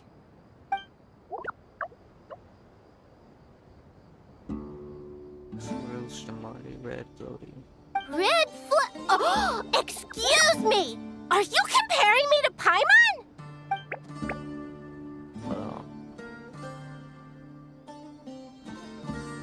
I suppose everyone is gathered here because of me. As we can see, the situation is critical, and everyone is very busy with their various tasks, so... Need help?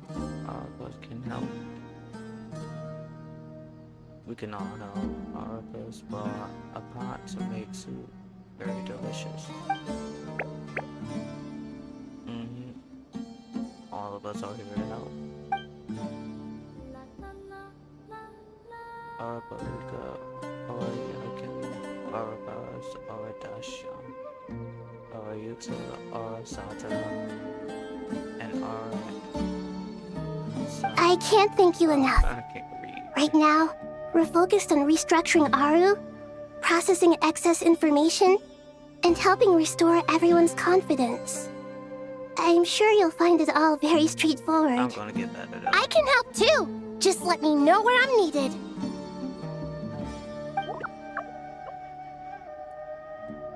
Together.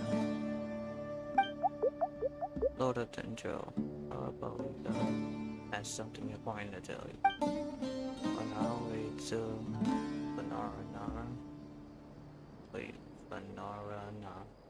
Banarana, we saw some Nara talking in secret.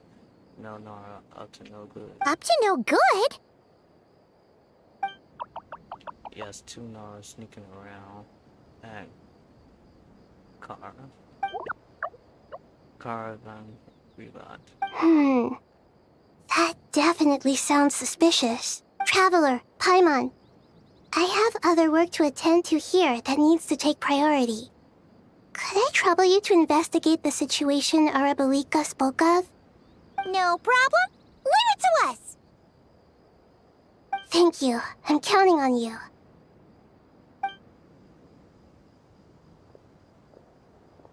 There's one other thing. If you are to work alongside the people of Sumeru, you will need to make yourselves visible to them. Is that acceptable to everyone?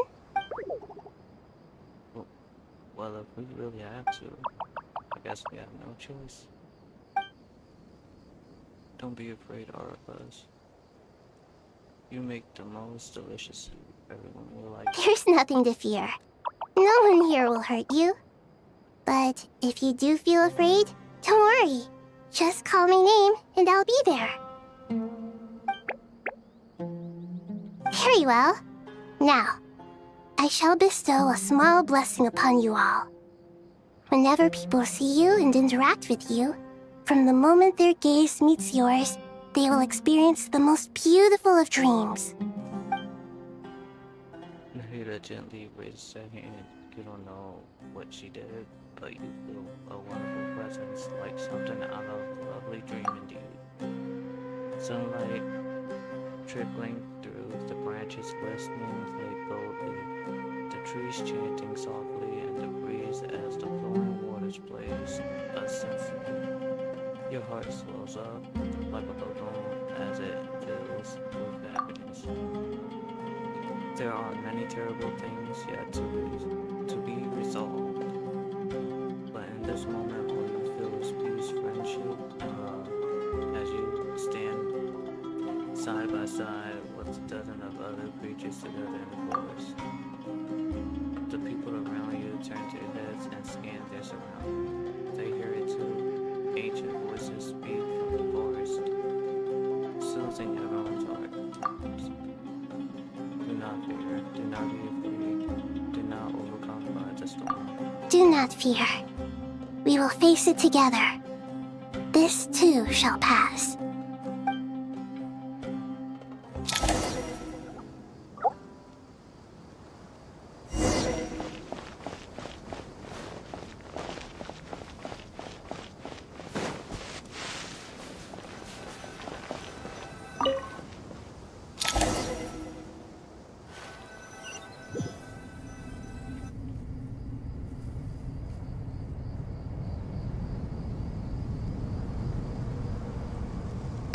Everyone's here. Wonderful. Dendro Archon, you're back. Are you recovering all right? You mustn't push yourself too hard.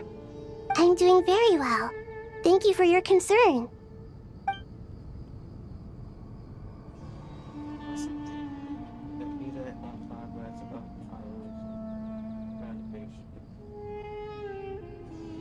I see. Using the power of Aru to reboot the Akasha and gain access to Irminsul. It's a sound plan, although... I regret to be the bearer of bad news, but with the state that Irminsul is currently in, it's impossible to access via traditional means. Even the Akasha won't change that. Alas, we had feared this may be the case. What about non-traditional means? Non-traditional means? Are you saying... Desperate times call for new measures.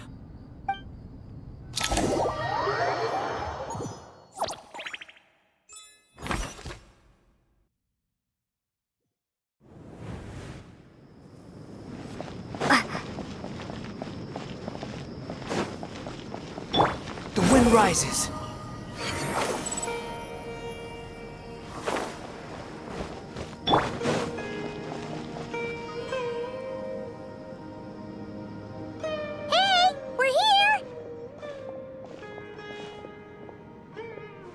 Ah, it's you.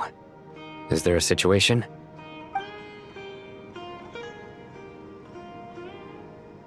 The Aranara have good intuition when it comes to people. In other words, there may well be a traitor among us. Given everything that's going on, I'd be more surprised if there wasn't. Miss Nefer, as a professional intelligence broker, I trust you have a solution? Not one that I'm willing to volunteer. What's in it for me? Let's say I'll treat this as a pilot project aimed at expanding your intelligence operations. Whatever business you're in, an avenue to demonstrate your abilities could never hurt. I like the sound of that. Glad we're on the same page. Given that you rarely set foot in Sumeru, practically no one at Caravan Rebot knows who you are. I take it you've read the files on everyone in the area? Yes. I also skimmed the list of evacuees, and am more or less up to date on where everyone stands. Any initial suspects? Limiting the scopes to males whose recent activity could be viewed as suspicious. I've identified 3 names. The Aranara saw 2 people talking, but currently we only have 1 suspect. The other person was probably just a messenger. and in all likelihood has already left Caravan Rebat. Everyone is heading for the desert per the evacuation order. Anyone willing to turn back at this stage is almost certainly with the Fatui. There's no way it was a spur-of-the-moment decision to act at a time like this. This spy must have been planted long ago. We need to smoke him out from wherever he's hiding. Sounds like you have the beginnings of a plan. Final enough for quick exchange until we narrow down the relevant information. I see. Your suspicions are well-founded. I'd be watching him too if I were you. So far, we still lack solid evidence that he's been bribed. He hasn't made any recent purchases that would indicate he came into some cash. Then let's get closer to him to confirm before we make our move. I can handle it. I'm not based in Sumeru, so barely anyone at Caravan Rebat knows who I am. And you're certain you've never encountered this person in Nodcry? I'm certain. Besides, it's extremely rare for me to have had any direct contact with Sumeru mercenaries besides Jet. There's no way he could have seen my face before. Sino, stay out of sight and wait for my signal. If he raises any red flags, I'll bring him toward the main road. Understood. I'll take it from there. Excellent. Well, it's a pleasure working with you.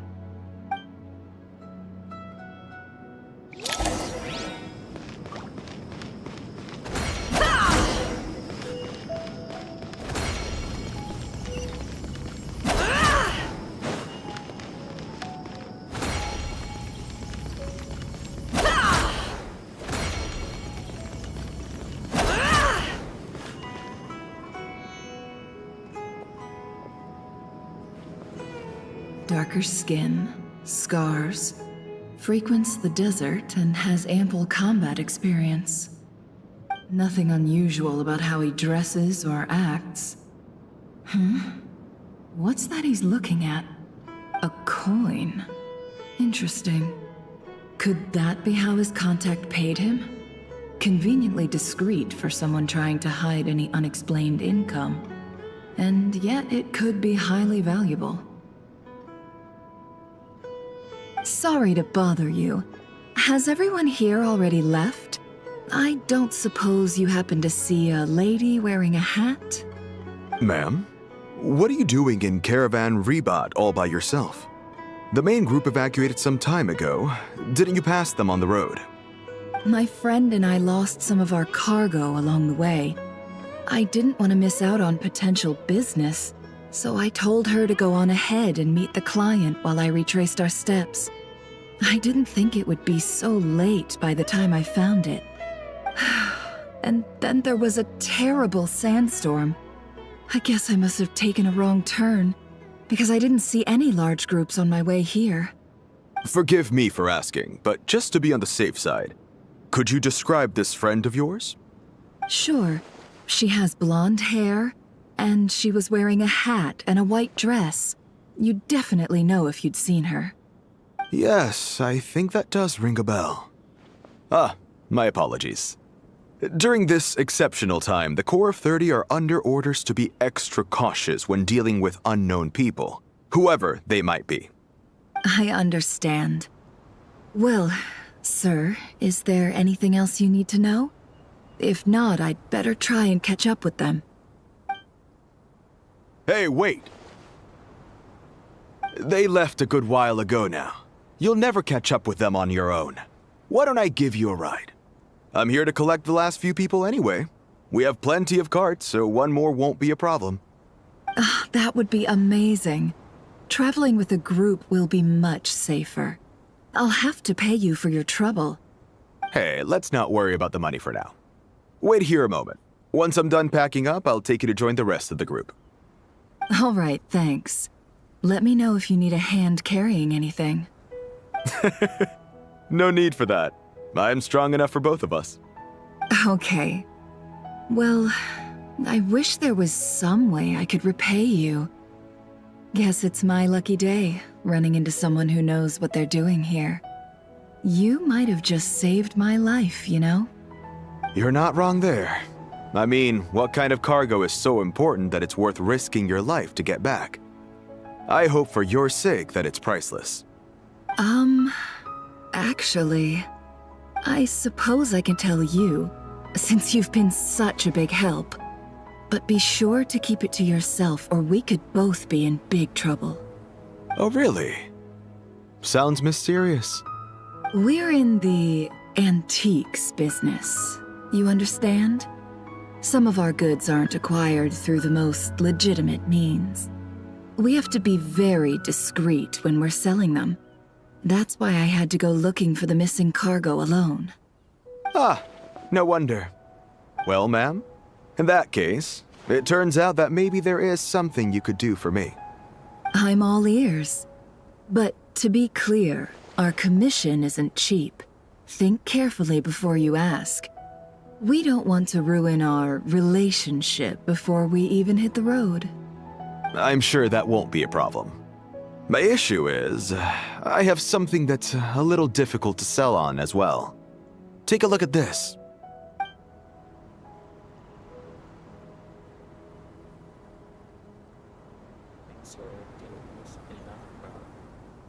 Never has seen plenty of antiques in her time and recognizes it. That's a very rare high value item. The ancient coin used to pay off the mercenary. It is made of pure gold. At first glance, it's hard to discern its country of origin. If sold to an astute collector, it would fetch a high price. Very high price. Pure gold. That's quite something. How'd you come across it? Dig it out of some ancient tomb? If you look hard enough, there are many treasures to be found in the mausoleum of King Deshret. It has no distinct Snezhnayan markings. That'll be why he's going with that story. And he clearly doesn't want to arouse suspicion, so he's on the lookout for an opportunity to make a quiet trade. Surely you have an existing business partner. Won't they take it off your hands? I hope I won't be attracting the wrath of my competitors by helping you sell this. The shop I used to work with is having cash flow issues at the moment after losing some money. I'm under enough pressure as it is without having to deal with them. On the off chance anything went wrong, I'd never get my money back. I understand. Gold is the last thing that traders with cash flow problems want to see. Well, in that case, I think we can work something out. As it happens, I'm just about done packing. Shall we make a move? Sure. Let's walk and talk.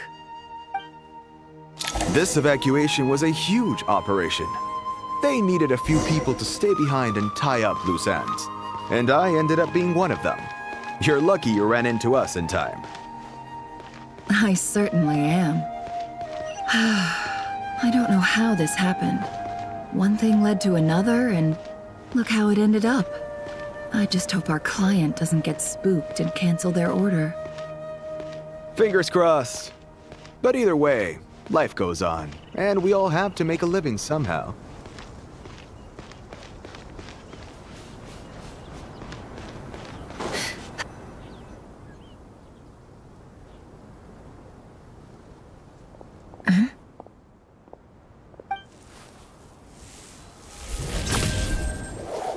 Hands where I can see them. General Mahamatra! No, wait! What are you doing?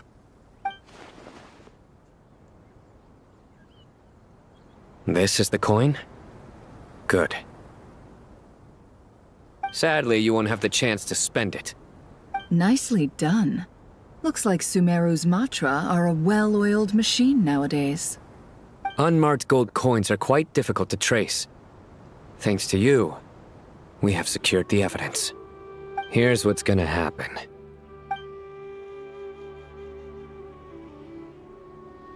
Returns and leaves with the suspect. Before long, he returns with the intel we got out of the suspect. Southeast from here, leeward side of the hill. That's where he's meeting his contact. Great work. Candace tells me your interrogation skills are highly effective. Hers are quickly catching up. She's improved a lot in recent years. Looks like it's over to you for the next step. Because I'm quickest on my feet? Because you know how to trail a target. Plus, it'll be easier to monitor their activity from the air. Fine. I'll be quick. One more thing. The Traveler just brought a message from the Dendro Archon. Once you're done with this, we're to meet up at the mausoleum of King Deshret. Got it. Will do. Are you sure you'll be okay on your own? Gee, I don't know. Maybe you should come with me. Okay. Then Paimon's coming with you. Really? You do know this is a stealth operation, right? Meaning, you have to be quiet? Paimon? Are you sure about this? Well, Paimon at least wants to give it a shot. Like everyone says, if you never try, you'll never know. Besides, being the best guide in Teyvat has to count for something. This should be a piece of cake. Fine. Join me if you want. But be warned, if anything goes wrong, I'll have to gag you and shove you into a bush. No need! Paimon will be super careful. Promise! Good. Then what are we waiting for? Let's go. Ah! Coming!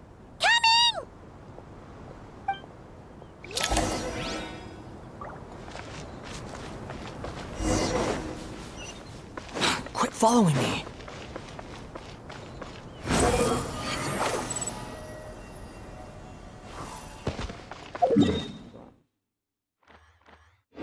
There's no.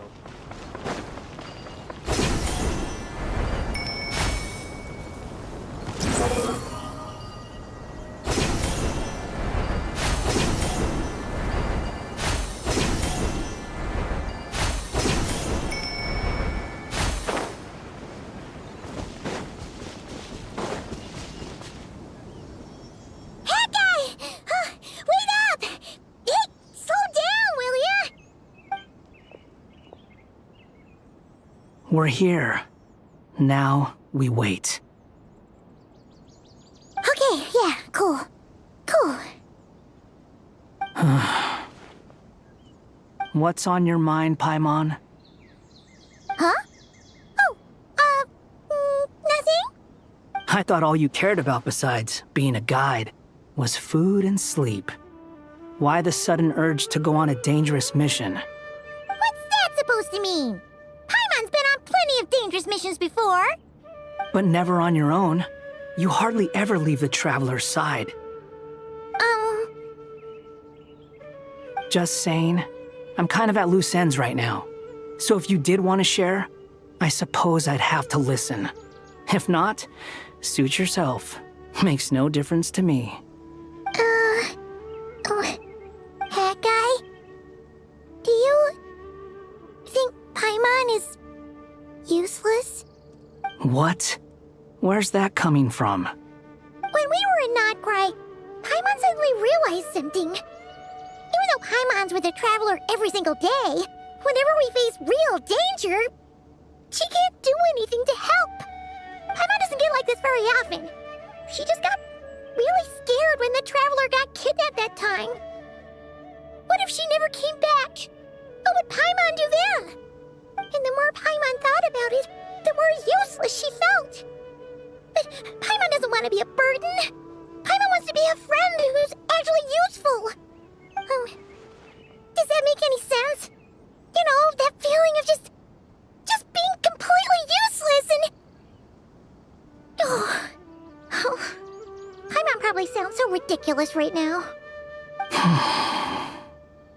You asked the right person. Boy, do I know that feeling.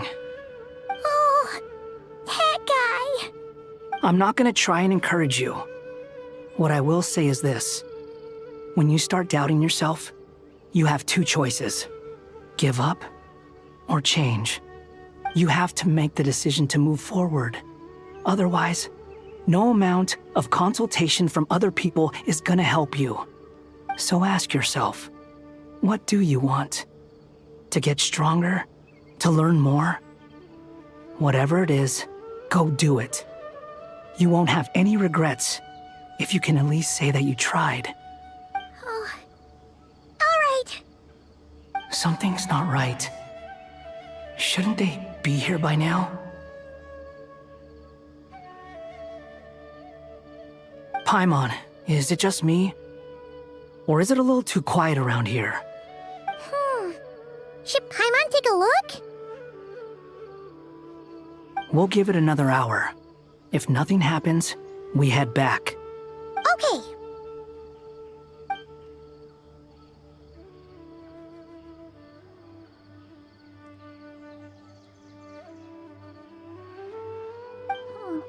How strange. We've been here for ages. Where the heck are they? Have we been stood up? What is it? Did you think of something? Something feels off about this whole situation, but I can't quite explain why. We know for sure that the guy Sino caught had something set up, yet somehow his contact is a no-show. So, either the handler got caught, or, more likely, they decided to cut our guy loose. But how would they know to do that? Wouldn't they at least send someone here to check things out? That's the problem. They couldn't possibly know what's happening here. Unless... This feels all too familiar. Come on, let's head back.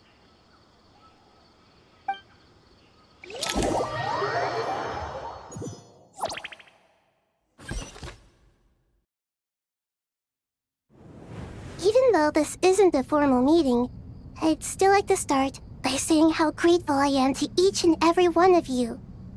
Thank you all for coming here and standing by our side. Shesipank and Bennu are currently assisting the scholars with the maintenance of Aru. Please forgive their absence. As for Hermanubis, may he rest in peace. We remember him with great fondness. There have been times when I imagined what it might be like to meet you all. Now that it's really happening, I feel quite emotional.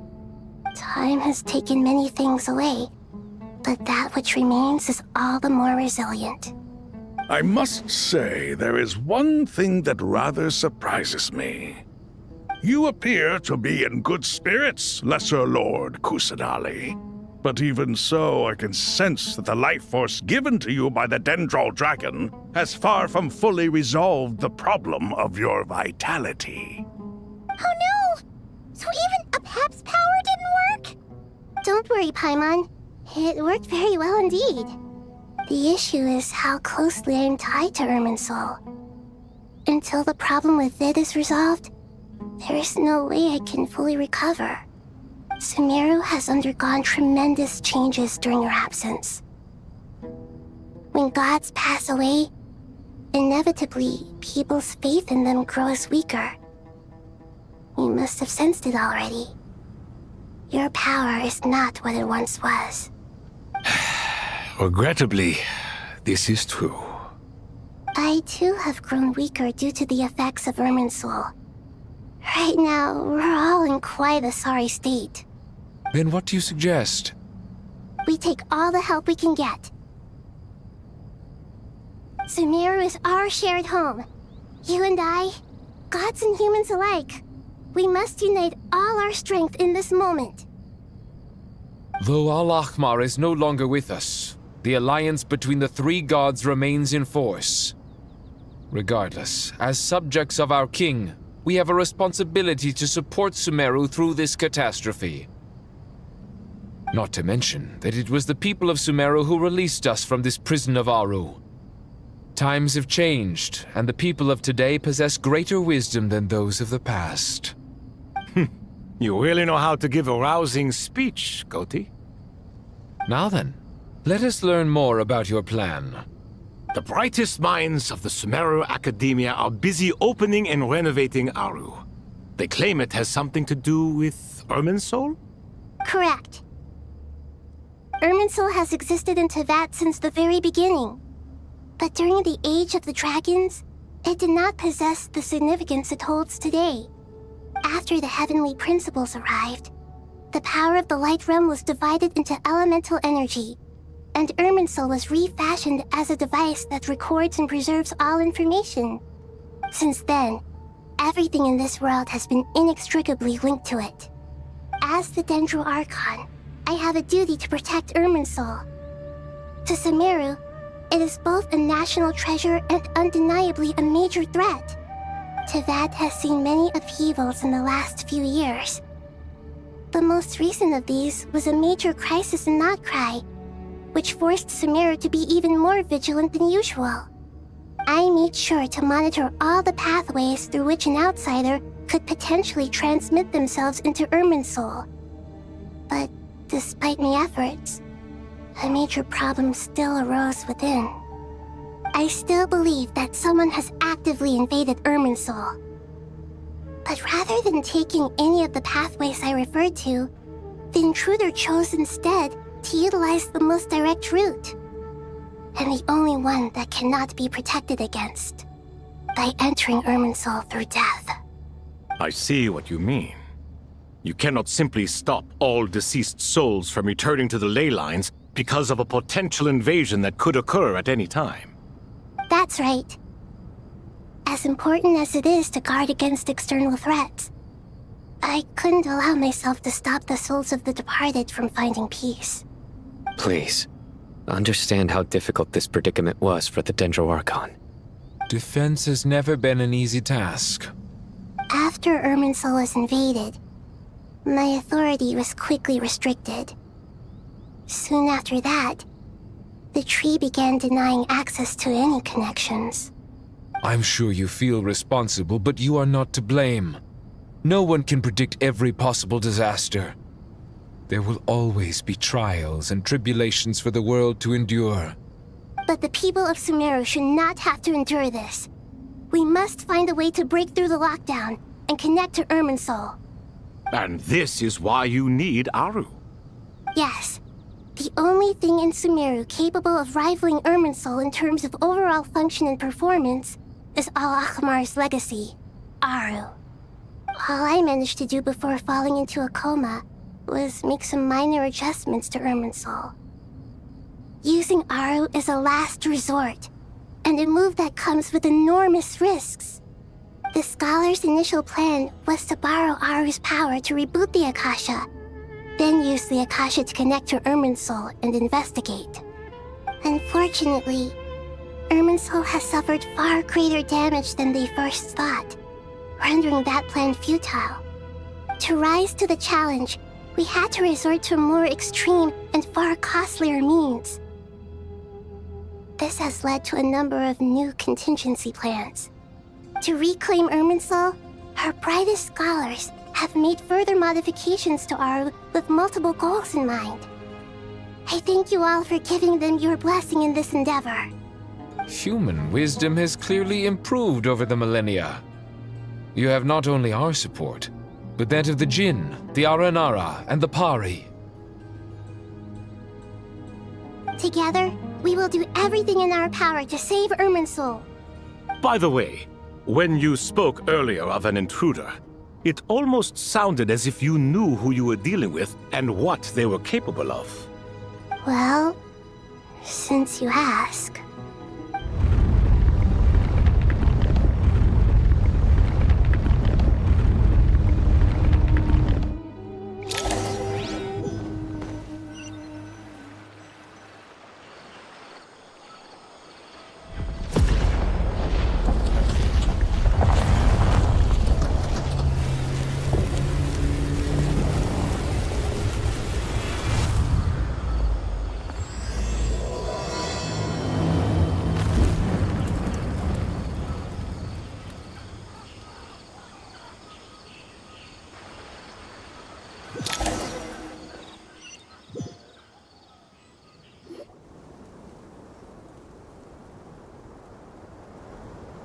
Master Tainari!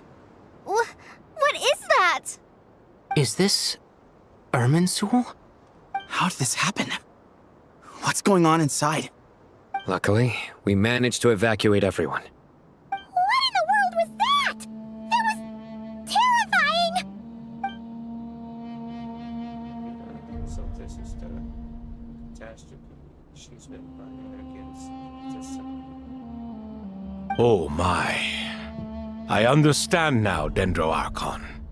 You make yourself quite clear indeed. Not once over the millennia has Irminsul been so terribly afflicted as this. Please continue, Dendro Archon. Irminsul's root system is what comprises the ley lines. In the past, it has always been hidden away, going unseen by the general populace. But now, an evil intruder is making it reveal itself. It has become a tree of unbridled greed. A clear sign that a deranged experiment has advanced to a new stage. Blasphemy.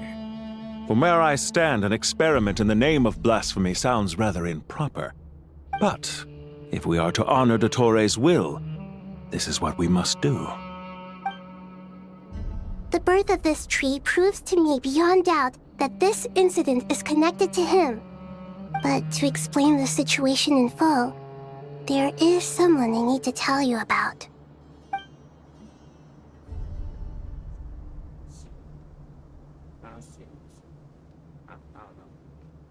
Concise and precise language, possibly that he explains that she knows about the second of the fertility of the doctor. His true name is Zandik, and his crimes are beyond all reckoning. Zandik. So it was him. I saw him in the desert once. A man of supreme arrogance. So this is where it has taken him. But didn't Dottore die and not cry? How is he still able to do all this? He must still have loyal followers amongst the Fatui. Even so, I'm still unclear as to how he has been able to wield such a profound influence over Irminsul. I can confirm that Fatui forces have arrived in Sumeru City. Furthermore, Irminsul seems to be undergoing some kind of mutation. Evil branches are beginning to grow. Things that do not belong to this world are slowly but surely materializing. Sorry, I couldn't think of any other word to describe it. They don't seem to be fully formed physical entities yet, after all, but they are gradually becoming real. A baleful tree climbing up into the heavens. Speaking of Dottore, I have some information on that front as well.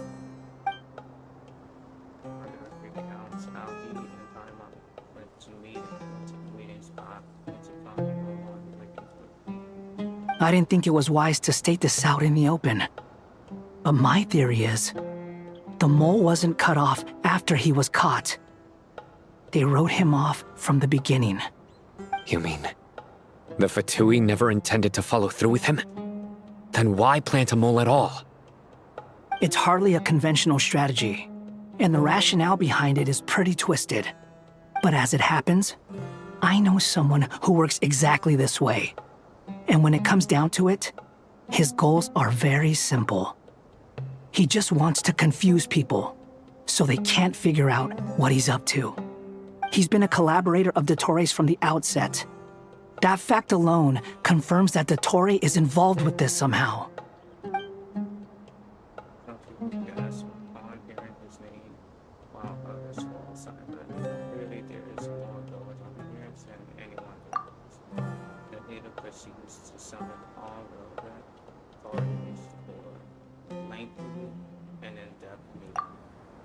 Data gives a detailed explanation of the enemy and the potential skill of the crisis. After further intel provided by Nicole and Leffler, our plan was formulated and one of the ways to get to the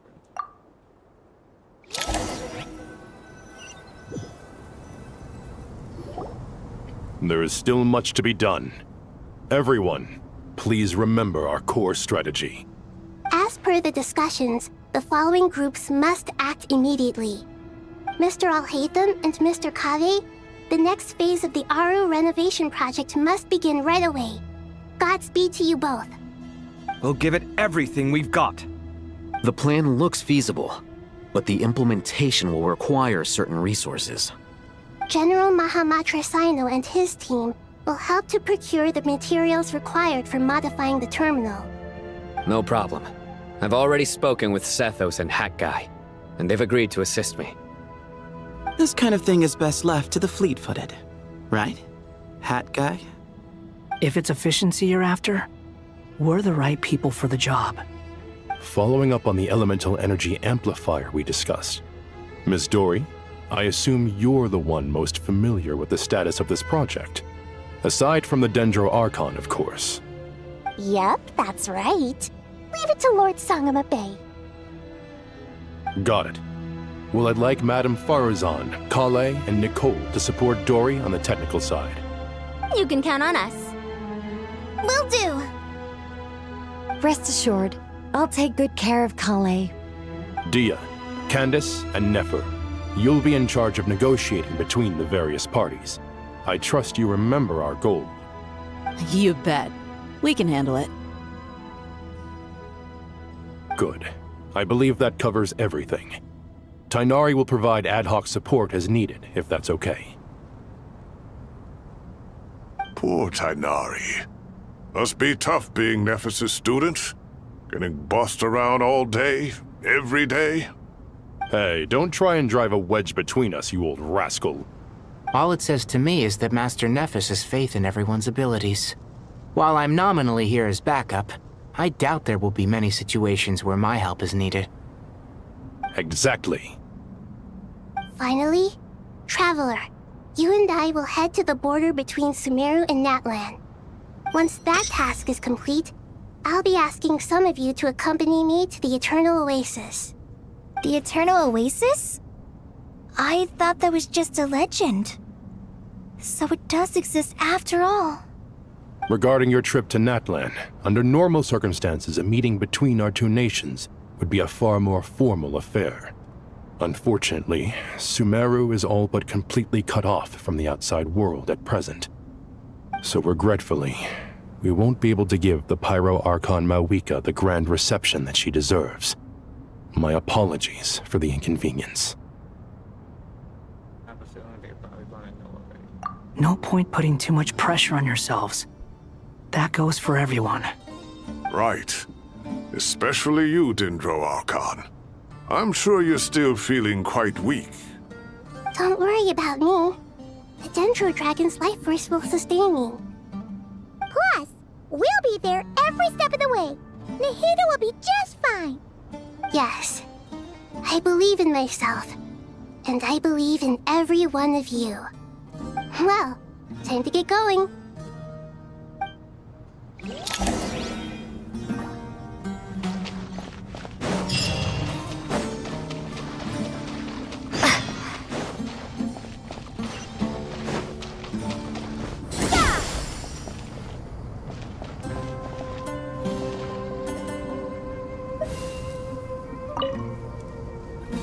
To what extent we can implement the final plan depends on how successfully the Akasha can be modified and configured. And to make sure the configuration works, Aru will also need some further optimization. Yeah, no surprises there. Once we roll this out, any Sumeru citizens who already have Akasha terminals can simply continue to use their existing devices. This still leaves us with a significant equipment shortage, though. Many groups of people were never issued Akasha terminals, including mercenaries, the desert folk, and many others. We'll need a supply of rare materials for the renovation of Aru and the production of new terminals. Right now, the best place to source these locally is from the primal constructs within King Deshret's mausoleum. Time is not on our side here. It's gonna be a race against the clock. The Aru merge and renovation project will have to be carried out by you two. Everything's riding on this, so failure is not an option. Best of luck to you both. As discussed, General Mahamatra Sino and Mr. Hat Guy will source the required materials. Mr. Sethos is quite familiar with the layout of King Deshret's mausoleum. With him accompanying them, things should go quite smoothly. I have every confidence. In the meantime, we may as well take a breather. Makes sense. There's not much we can do until the materials arrive. Get in formation and stay close. What is this, boot camp? Knock it off. It's just Sino being Sino. You know what he's like. Everyone clear on our mission objective. Look at the excess primal constructs, dismantle them, and extract the required materials. And King Desheret's 7 pillars agreed to this? If they're just sitting there doing nothing, we might as well put them to use. Thoth's words, not mine.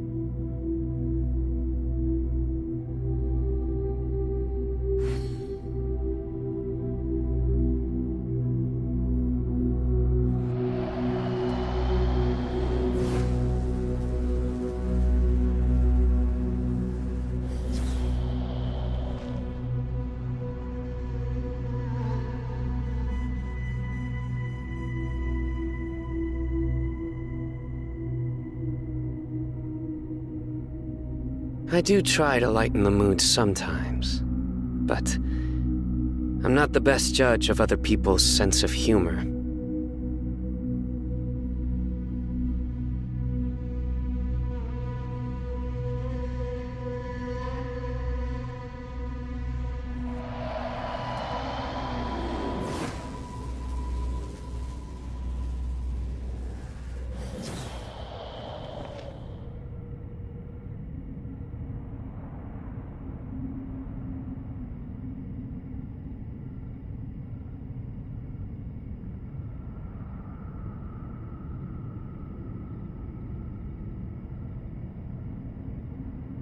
Good deeds and bad. In the end, all will be placed upon the scales.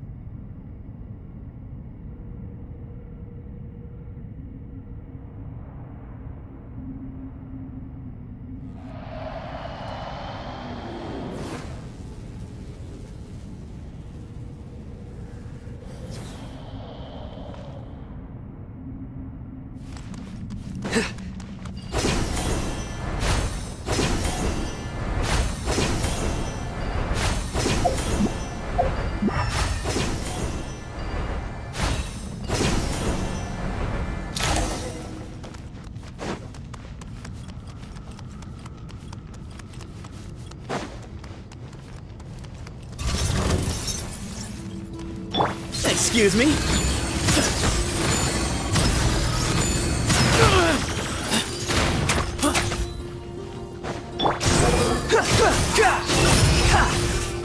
Bow your head! Your sins weigh upon your soul!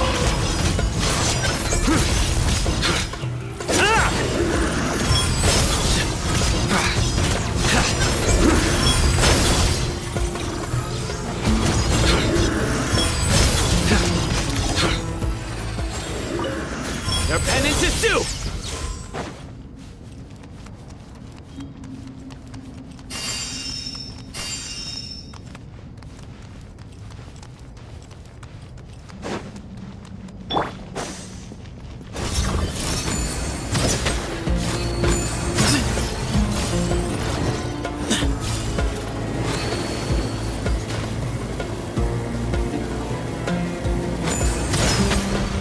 Way ahead of you!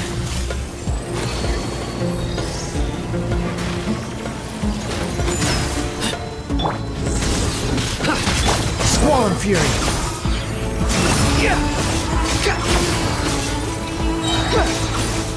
You dare to gaze upon me?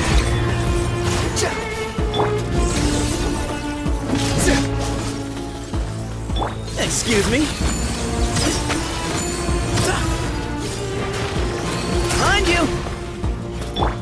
rises.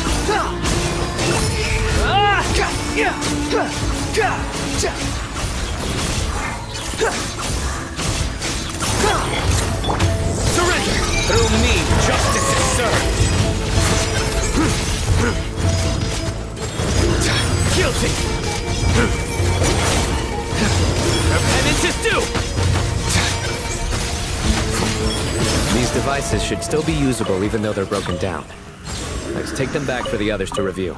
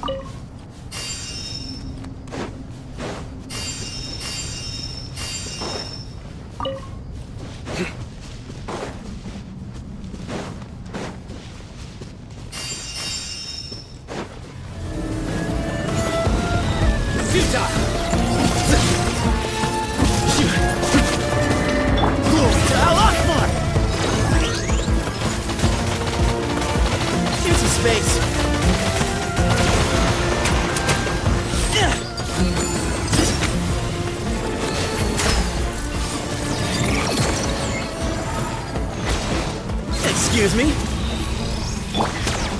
Cry louder! Squall and fury! Ja! Ha! Ha! Ha! Ha! Ah!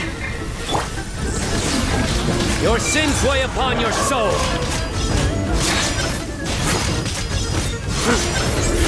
You stand condemned!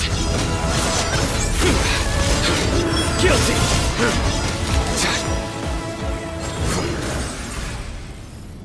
How many do we need again? Enough to make an Akasha terminal for everyone who doesn't own one. I remember you telling me how revolutionary these Akasha terminals were. You've used one before, right?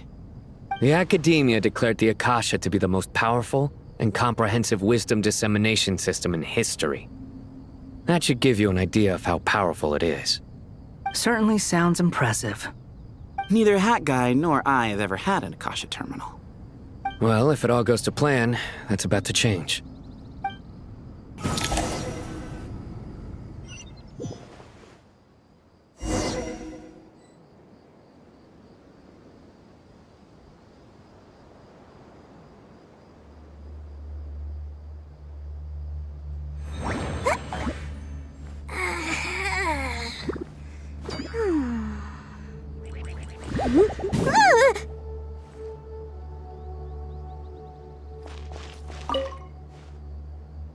Oh, goody! Thank you so much for handling the delivery. What a long way it was. You've really outdone yourselves. I'm well aware what a bumpy, dangerous journey it must have been. Now, I would have loved to oversee the process myself, but of course, those of us who know the plan can't leave the mausoleum. Oh, trust me, I'm patting myself on the back for my assembly work here. Simply flawless work. But will you really be needing all of this? According to our plan, yes, this is the quantity required. I have no complaints about the quality either. Only the price. So expensive. I heard you covered a lot of the funding out of your own pocket. Oh, that's an exaggeration. The Academia provided most of the funds. I just offered a small token of my goodwill. Of course, the real tragedy is how little profit I'm making on this. You know, it's a serious crisis when you can't even make money out of it. It's really quite a beautiful design. And I'm intrigued by how such a diminutive device is able to output the power of the Light Realm. Did you attend the lecture on Light Realm energy, Madame Farzan? I don't believe I saw you there. Of course I attended. I was just a little late, so I had to listen to the whole thing from outside the back door. Anyway, I have a perfectly good understanding of Light Realm, elemental and abyssal energy, as well as the relationship between the three. Good to know. Master told me in private that the conversion process between Light Realm energy and elemental energy involves highly classified knowledge that shouldn't be disseminated too widely. But even so, the scholars still shared said information. Well, you can't enforce a rule that everyone breaks. Is that the idea? At first, the Dendro Archon was reluctant to explain it in great depth for safety reasons. Later, she came to terms with it and simply informed my master that we would all have to face the question of survival together. To protect someone from such dangers means keeping them in the dark, but for someone to know and embody the wisdom within, they must understand its very essence. It's an information hazard. We're exposed to danger just by knowing the facts, and just like bait, it lures us in by offering us the solution to our problems. But if you're not careful, you'll end up pursuing it down a dark path. A tricky problem. But today, this big problem has been broken down into many smaller, more trivial ones. What do you mean? Ah, I get it. For instance, you and I share secret knowledge, while she and I take on the risks of life, death, and fate. Something like that? Hey, what? That is not what I call a trivial problem. Well, as they often say in Vahumana, an event that is monumental to the individual is negligible in the grand scheme of history. Generally, the fate of the individual is an insignificant affair. Being from Amorta, where the subject of our research tends to be a lot more personal, I have to disagree. It's hard to dismiss the individual as insignificant. In other words, the big problem of survival has been broken down into many small, interconnected factors, and each one of us represents one of those factors. When the same secret is shared with a group of people, the same fate binds them together. Most people would find this unimaginable, but to us scholars, this is the path that has always beckoned to us. Sharing knowledge is a good way to fight against fate. I will always believe in that. All right, I think that's everything. Thanks a lot. But don't go anywhere just yet. I'll still be needing you to calibrate the equipment.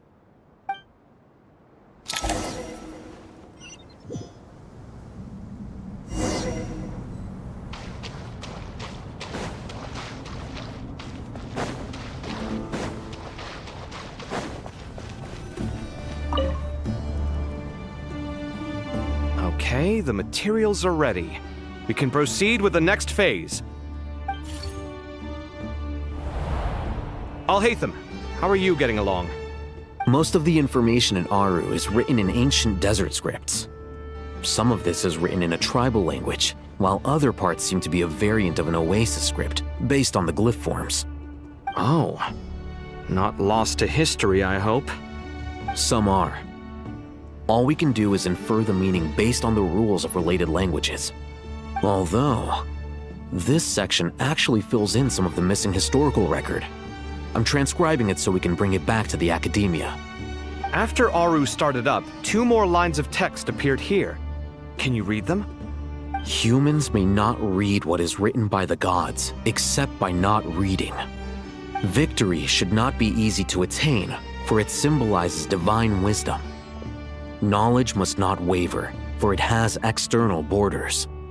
Is this a clue to solving a puzzle? Or is it being symbolic? You can't read it unless you don't read it. Victory is wisdom. Knowledge is confined by borders. Wait, I think I've got it. It's a metaphor, isn't it? It's talking about... a chessboard.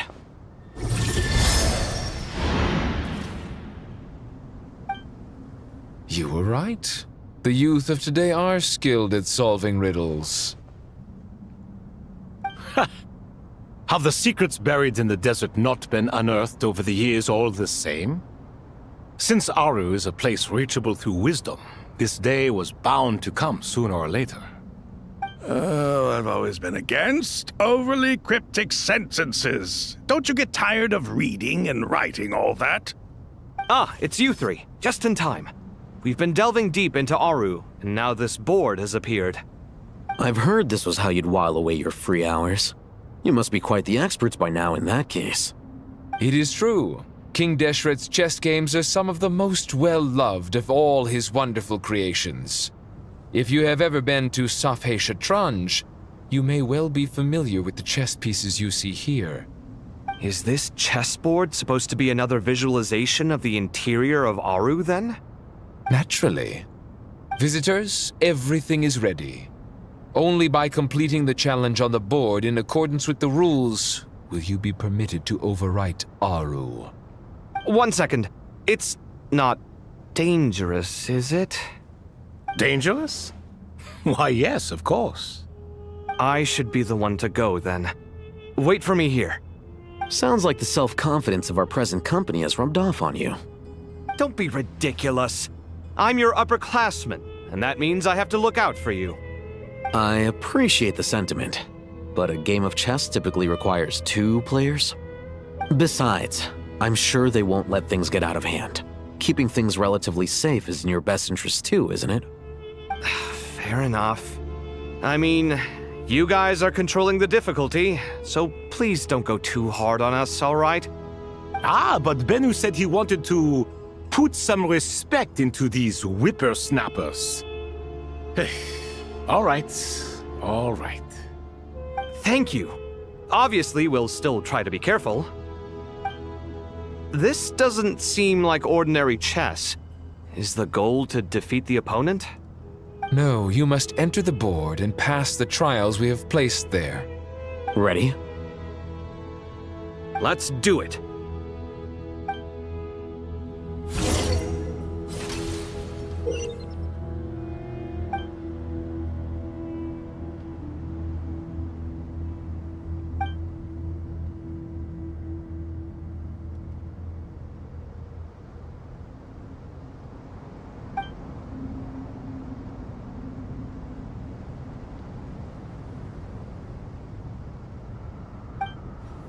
The first trial is posed by me. I don't think this is gonna stop us. Ah, but the key to this game lies in working together. Otherwise, you will be deemed to have broken the rules. Looks like it's up to me. The first trial is posed by me. I don't think this is gonna stop us. Ah, but the key to this game lies in working together. Otherwise, you will be deemed to have broken the rules. Looks like it's up to me. Marak, can you open it? King Deshret's favorite primal construct, living on in suitcase form of all things. Amusing. Ho-ho! Excellent work.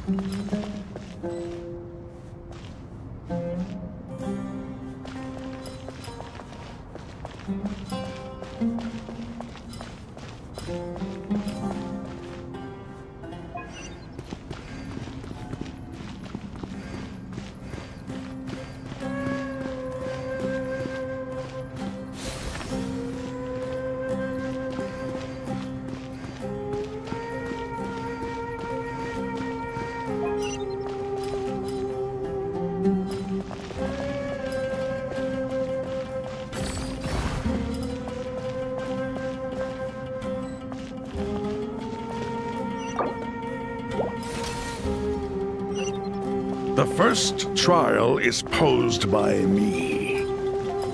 I don't think this is gonna stop us. Ah, but the key to this game lies in working together. Otherwise, you will be deemed to have broken the rules. Looks like it's up to me. Marak, can you open it? King Deshret's favorite primal construct, living on in suitcase form of all things. Amusing. Ho-ho! Excellent work.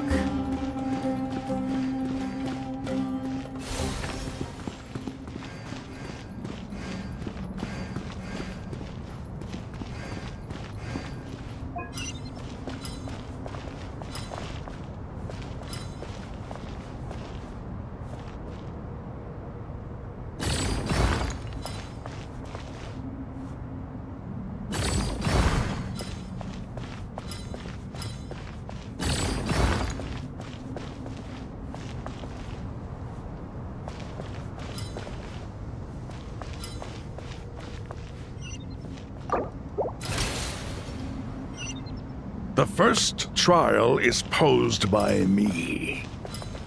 I don't think this is gonna stop us. Ah, but the key to this game lies in working together. Otherwise, you will be deemed to have broken the rules. Looks like it's up to me. Marak, can you open it?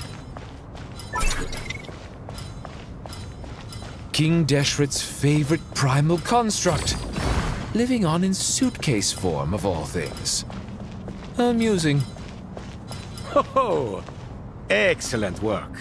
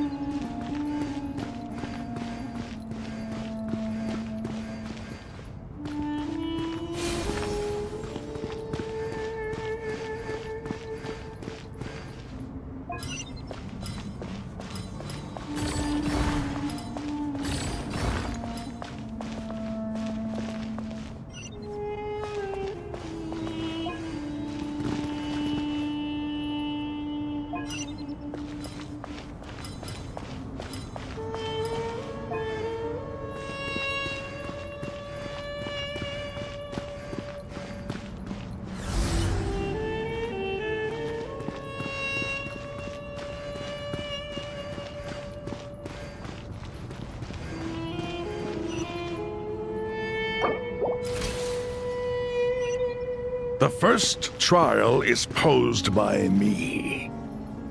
I don't think this is gonna stop us. Ah, but the key to this game lies in working together. Otherwise, you will be deemed to have broken the rules. Looks like it's up to me. Marak, can you open it?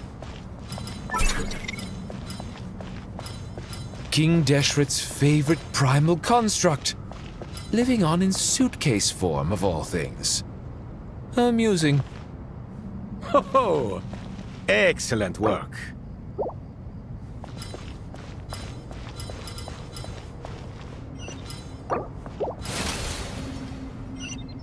The first trial is posed by me. I don't think this is gonna stop us.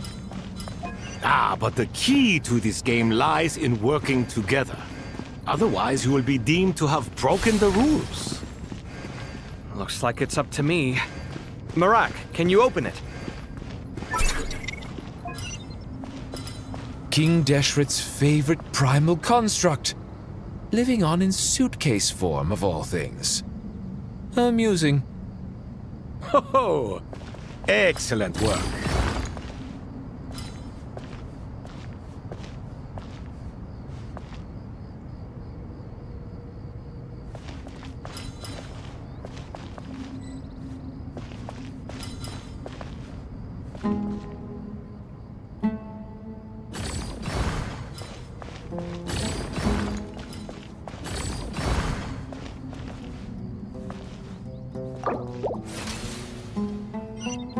The first trial is posed by me.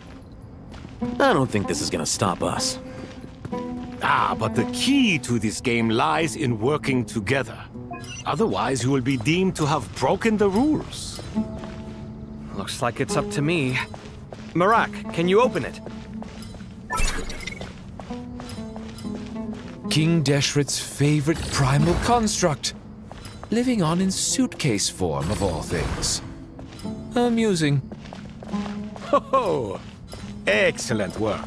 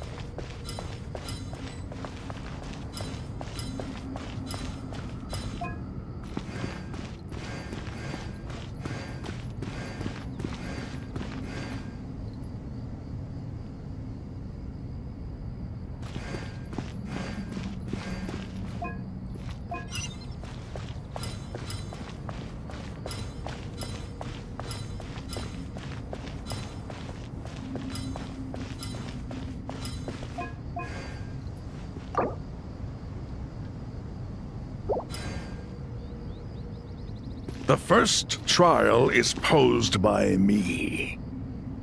I don't think this is gonna stop us. Ah, but the key to this game lies in working together. Otherwise, you will be deemed to have broken the rules. Looks like it's up to me. Marak, can you open it? King Deshret's favorite primal construct. Living on in suitcase form, of all things. Amusing. Ho ho! Excellent work.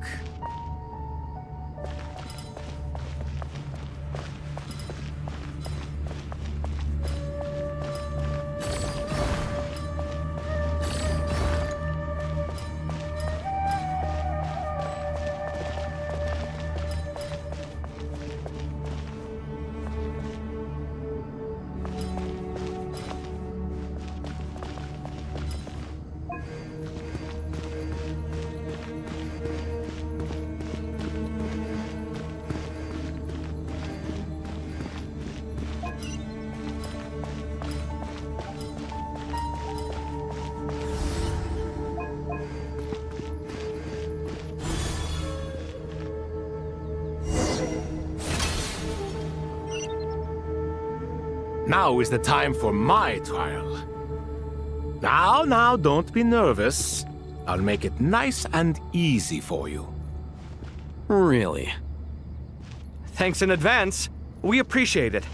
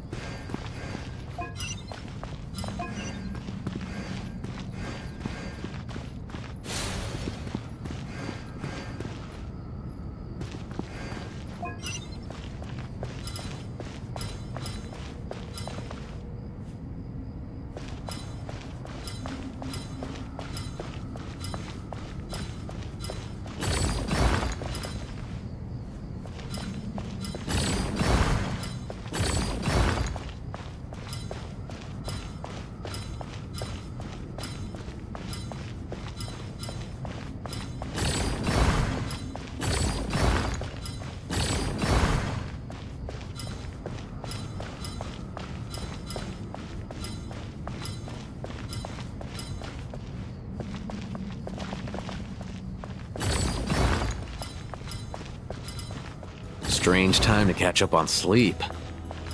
I'm not sleeping, I'm thinking! It's not that simple, you know.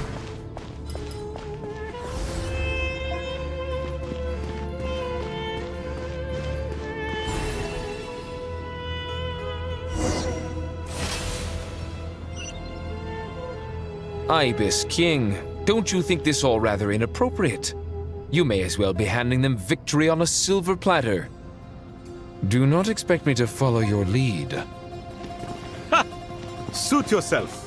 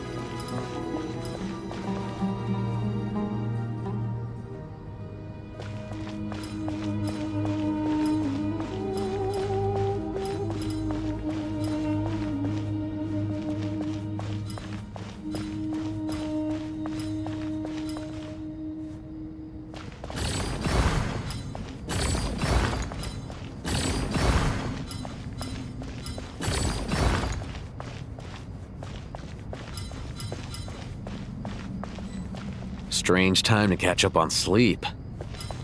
I'm not sleeping, I'm thinking! It's not that simple, you know.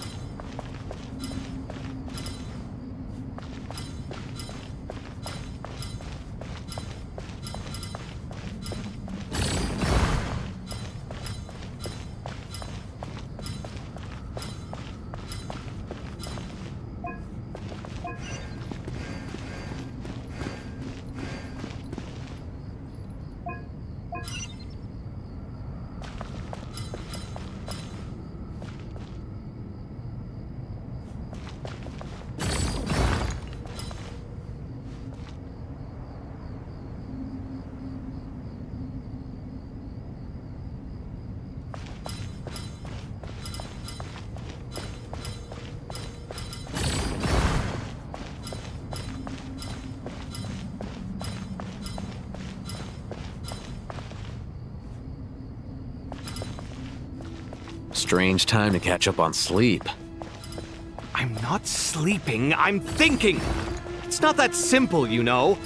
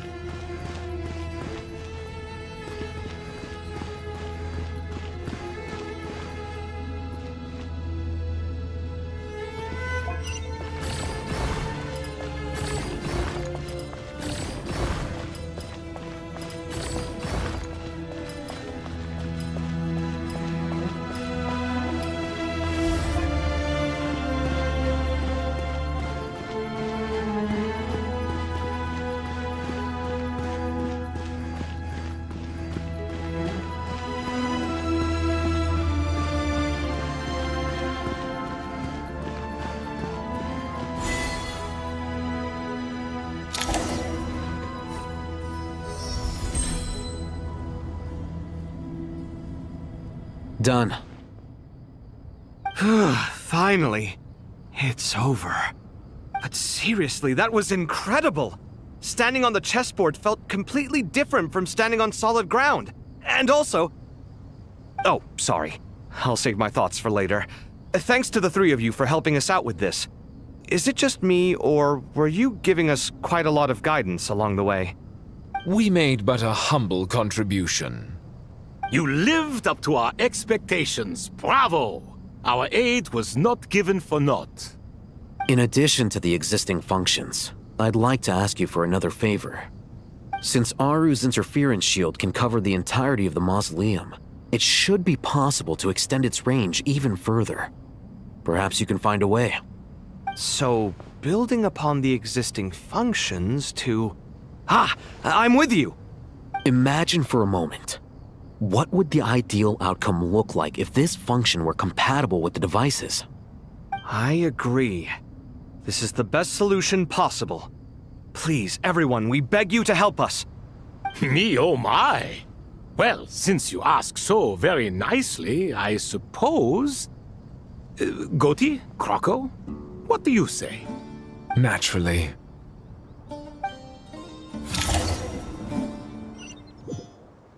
Time to go! Let's go find Nahida!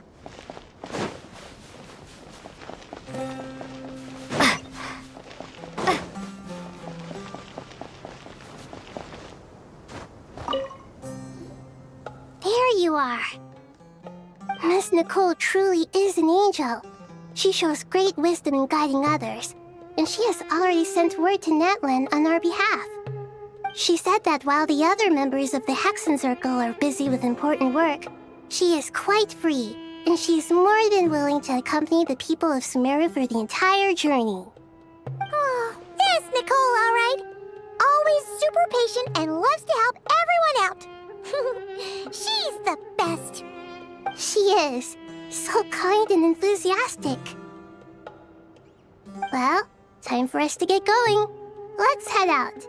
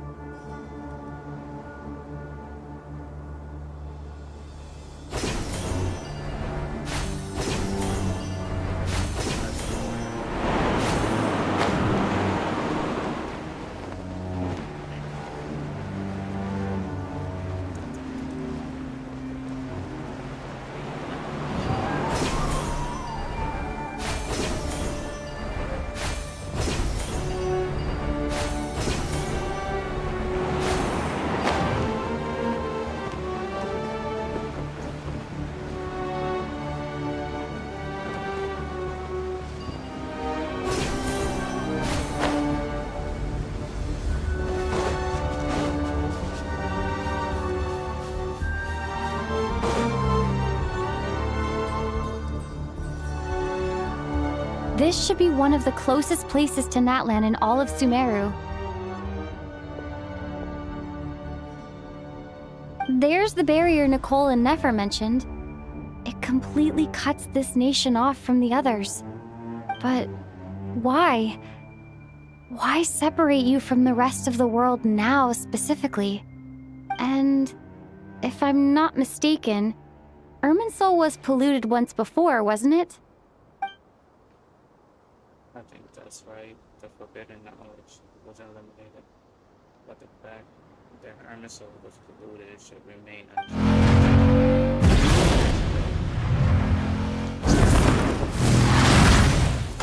Good question. I'm wondering the same thing myself. That voice.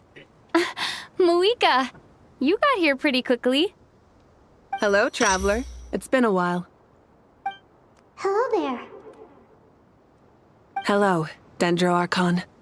Moika, I apologize for asking you to meet at the border on such short notice. I also apologize for not being able to greet you in person. The form in which you see me now is one carried by the Traveler. The real me is inside the mausoleum of King Deshret, and I am reaching out to you with my mind from here. Irminsul has been infiltrated by the Doctor.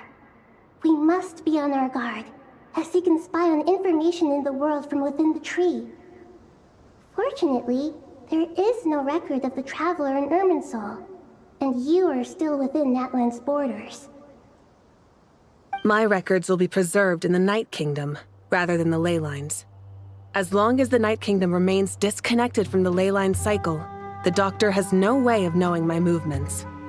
Exactly. So by meeting each other in this way, the meeting essentially never happened. No wonder Paimon didn't come. You were concerned that her activity would be recorded by Irminsul. The Natlanese have heard about the situation in Sumeru. With the borders sealed off, merchants have been forced to stop their shipments. It's pretty serious, and you're the ones bearing the brunt of it. I'd like to address the question you raised at the beginning. I can offer a brief explanation, although it will sound rather cruel. I don't reach this conclusion gladly, but Irminsul predates the heavenly principles. It existed long ago, when the dragons of Natlan were at the height of their power. So even when the people of Sumeru became ill because of pollution, it was not a critical issue from the perspective of Irminsul itself. As long as it continues to function normally, the barrier will not be activated. But this time, the Doctor's invasion has directly affected the tree. That is what caused the barrier to deploy. The heavenly principles established a rule that when Irminsul is plunged into grave danger, a portion of power will be reserved to isolate Sumeru. That way, even if Sumeru is destroyed, the outside world at least has some time to catch its breath. We'd certainly need it. The heavenly principles created almost everything that exists in Teyvat today. To them, preserving the existence of the world and its inhabitants takes priority over protecting Sumeru. Meaning, protecting Sumeru now falls to you. Yes. My own power may be limited, especially compared to yours. But that doesn't mean that we're just gonna sit around and wait for the end. If necessary, I will utilize any and every means at my disposal. Nicole of the Hexen Circle didn't say exactly what this meeting was about, but after hearing everything you've said so far, I think I can guess where this is going. That's right. Nahida and I discussed it at length. We both know how presumptuous this is, but... You need the pyronosis, don't you? Yes, you guessed correctly. Originally, I only intended to borrow it, but the situation is far graver than I foresaw. So instead, what I ask of you is, to please give the pyronosis to Sumeru. Why do you sound so nervous? There's no need to be shy. Surely a gnosis is pretty important to a god. I guess, but it's not as if losing it would suddenly render us powerless. But I'm sure you don't need me to tell you that. With all the nations you've traveled to, and all the gods you've met, you must have realized that by now. As far as I'm concerned, a gnosis is basically an elemental energy enhancer. But I don't usually use it. You know me. I like to think I'm pretty strong without it. Yeah. Not about to dispute that. So you see, you don't need to sweat it. Here, take the pyronosis. Just like that? Uh-huh, just like that. To tell the truth, I've always toyed with the idea of giving it to someone who needs it more than I do. I know you accompanied Nahida here to try and increase the chance of success. It's a good thing you did, because your involvement is one of the main reasons you've managed to persuade me. Are you sure about this? Handing over your gnosis just because of me? I won't try to quantify it, but trust me. Handing over the gnosis to Tumaini is far from the craziest idea I could think of. Besides, even if you hadn't come here personally, I think I still would have agreed to Nahida's request. Irminsul doesn't just affect Sumeru.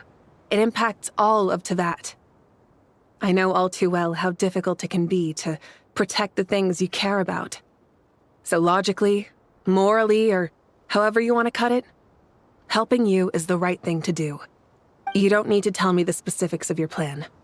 Where the gnosis is involved, the tighter the secrecy, the higher your chances of success.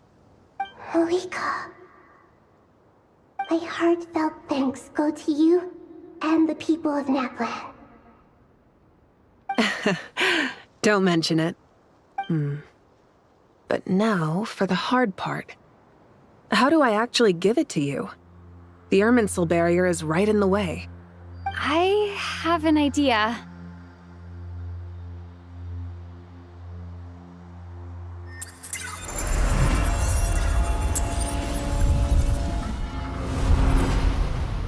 Just as I thought. Incredible. What did you do? Just made a lucky guess.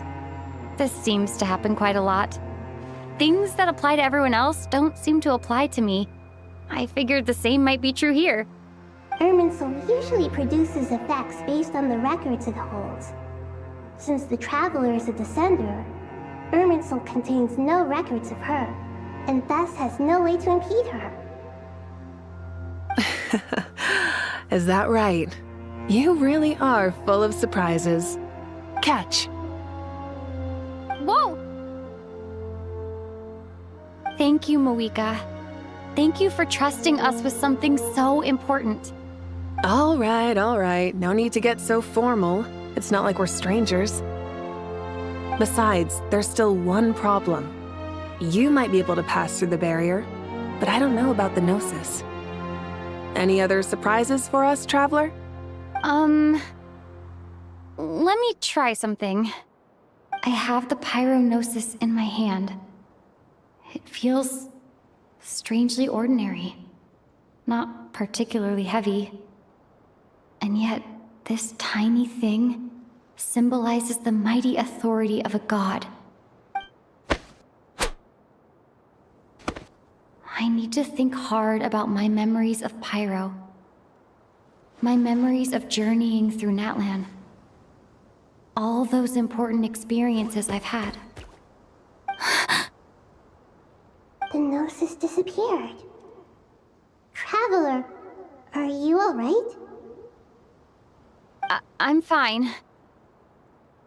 The pyronosis disappeared into my body, just like phlogiston. Maybe it resonates with you because you've mastered the power of phlogiston. You might not be recorded in the ley lines, but you're still our Tumaini. Whew.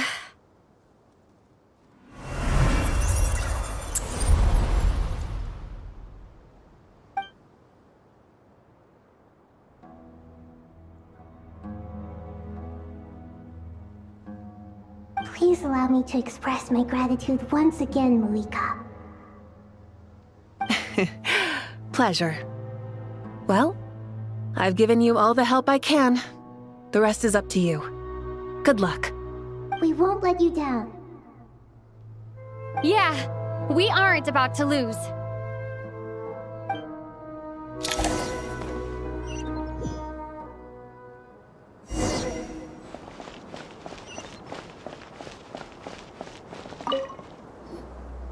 Traveler, Paimon, how are you feeling?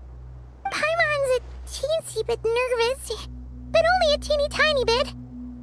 Seems like she's gotten way braver over the last few years, huh? Of course. After all the adventures you've had with the Traveler, I'm sure you've gained a lot of experience and grown as a person. I'm doing all right.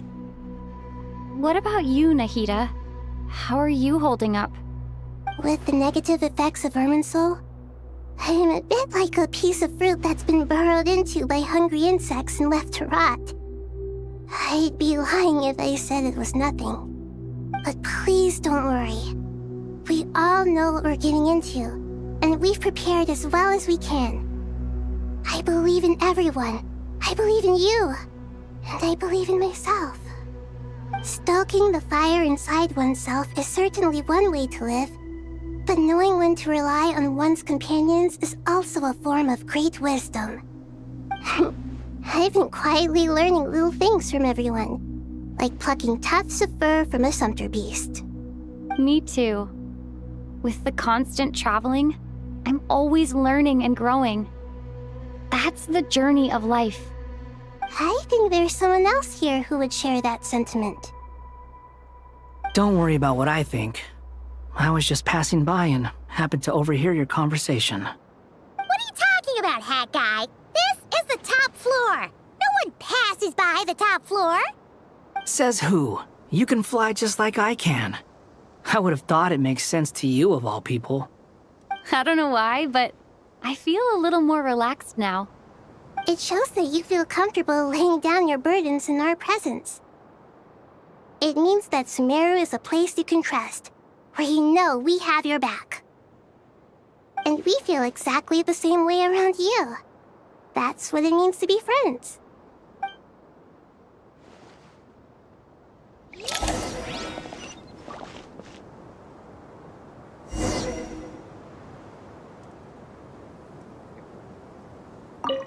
Feel free to mingle if you'd like some time to catch up with people.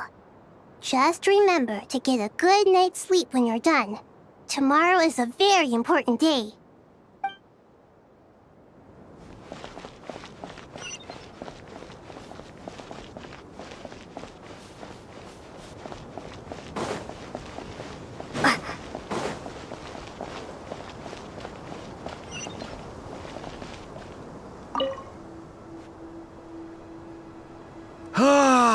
It's finally done.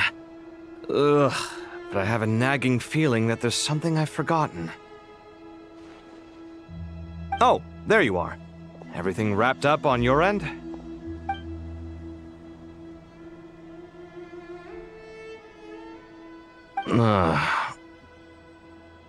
Okay, fair enough. That was a pointless question.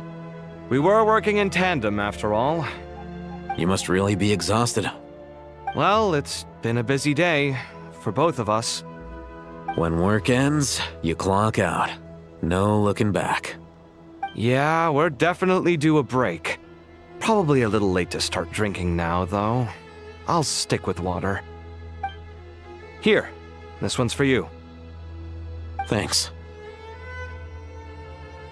You want a bite to eat? I can grab us something. Or wait, I think there's a stove nearby. Let me take a look. Are you nervous? A little, yeah. Unlike you, it seems. How are you not feeling at all nervous? Because everything that happens next is beyond my individual control. I don't worry about things I cannot influence. What do you mean, cannot influence? You're the one who came up with half of the strategies we ended up using. There's only so much I can do. I was only doing my duty. Was it like this last time, too? You mean with Azar and his accomplices? Yes and no.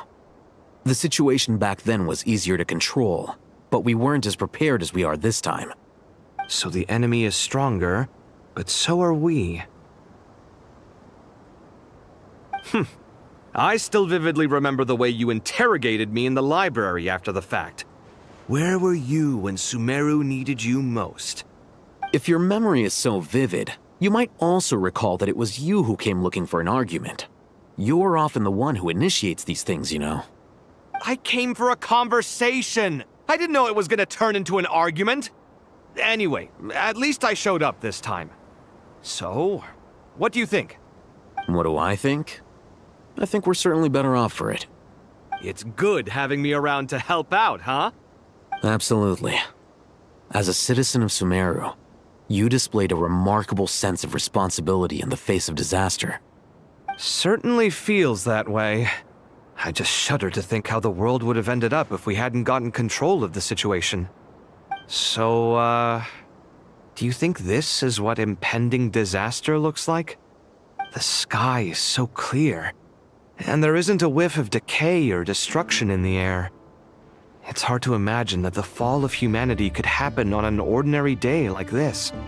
Awful things happen all the time. Sometimes people can stop them, and sometimes they can't. What you and I have done is increase our chances of stopping this one.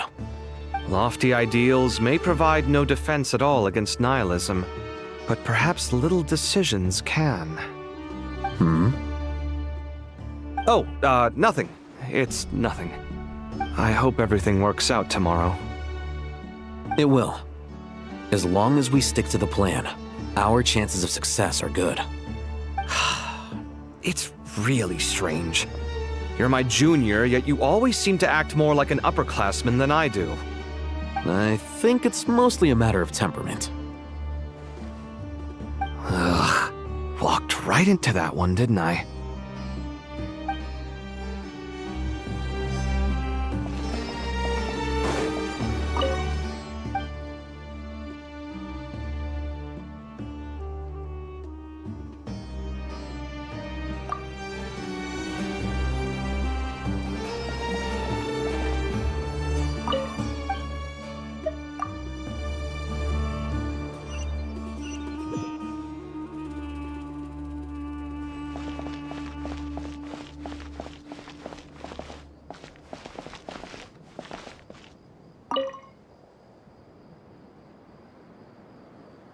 We'll make our move after sunrise tomorrow. Good. Is everything ready? As much as possible. That'll be enough. Don't let the pressure get to you. We'll take things one step at a time. That's how we've always done it. Master Tainari! Mr. Sino! So this is where you were. I brought some juice and some water. Would you like some? I know how easily you get dehydrated in the desert, so you should definitely have some water. In which case, I'll have the juice. I gotta ask, though. Who's on juice-making duty at a time like this? Madame Farazan said she was feeling a little nervous, so I told her about the automatic juicer my friend invented. She took it right off me and started making carton after carton of juice. A juicer? Did Sucrose send that to you? Yeah. I hadn't had the chance to try it out before this incident occurred, but I couldn't bear to leave it behind in Gandharvaville. The juice is very sweet. I think so too. Kale, how are you feeling? Physically, I'm okay, but it just still feels strange to me. Why would a great power like this come to someone like me? I know the feeling well. That same question ran through my mind every day as a kid. At least now, you have someone who can relate to you. All the more reason that you should apply for Spontamod. Tainari fiercely opposes the idea, though. Those two things are completely unrelated. What are we all chatting about, Would anyone like any juice? Oh, you have some already. I had some earlier, ma'am. Maybe give the extra to someone else? Very well, very well. I shall be off then. There's this enormous power, and then there's little old you. You feel like there's no connection between the two. And that sense of dissonance is difficult to get used to. Yeah. But after all this time, I can't believe this stuff still gets to me sometimes. Makes me feel a little childish. Kale, just because we normally keep the conversation light doesn't mean we can't discuss deeper issues. I don't think it's childish at all. You were the victim of a terrible crime. It's normal to struggle with the fallout from it. You have absolutely nothing to be ashamed of. My professor once told me that no incident can be considered truly resolved until the victim says it's over. Your rage and your pain are completely justified. Thanks. Miss Nicole said that the same god remains which were once used to inflict so much pain upon me have now become a weapon with which I can protect everyone. It's like my own personal kind of evolution. Every innocent person who's been hurt needs time to realize that it wasn't their fault. I was the same. But it's all about to be over. Tomorrow, it ends for good. I don't know if you've noticed, but you rarely stumble over your words anymore, and your outlook has become much more positive. It's a big change from how you used to be. And since this isn't over, you can settle the matter on your own terms. It's time you seized back control. I believe in you. Yeah. Sumeru is my home. And it's so important to me. I have to protect it. No. I will protect it. And once you're done, how about you come back and apply for Spontamod? Stop it with the sales pitch, would you? Hey, excuse me. There are still 3 unclaimed cups of juice here. Why don't you take one each? Ugh, my arms are getting sore from carrying them around everywhere. Madame Farazan, why are you... Here, let me take them off your hands. Thank you, Madame Farazan. Drink up and enjoy my handiwork. I think I'm going to make something else now instead. Please, try to relax, Madame Farazan. Your nerves are starting to get the better of you. I know.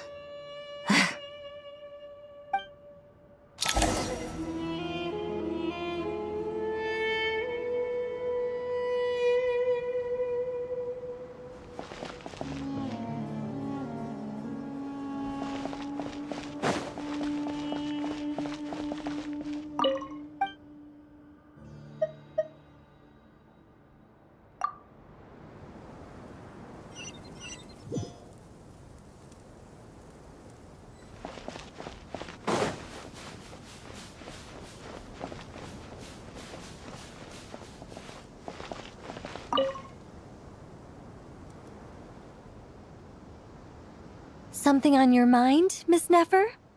Nothing in particular. It's just... right now, the future feels strange and unfamiliar. But the future has not yet arrived. How can you say how it feels? Some people know that there's an impending disaster. Others remain blissfully unaware. Each group is imagining an entirely different future while walking towards the same one. But when they get there, they'll still find they feel differently about it. People are shaped by their circumstances. Different circumstances create people with different perspectives. I've always found the perspective of the Vahumana Darshan to be a particularly incisive one. Even at the height of the crisis in Nodcry, people held diverging opinions.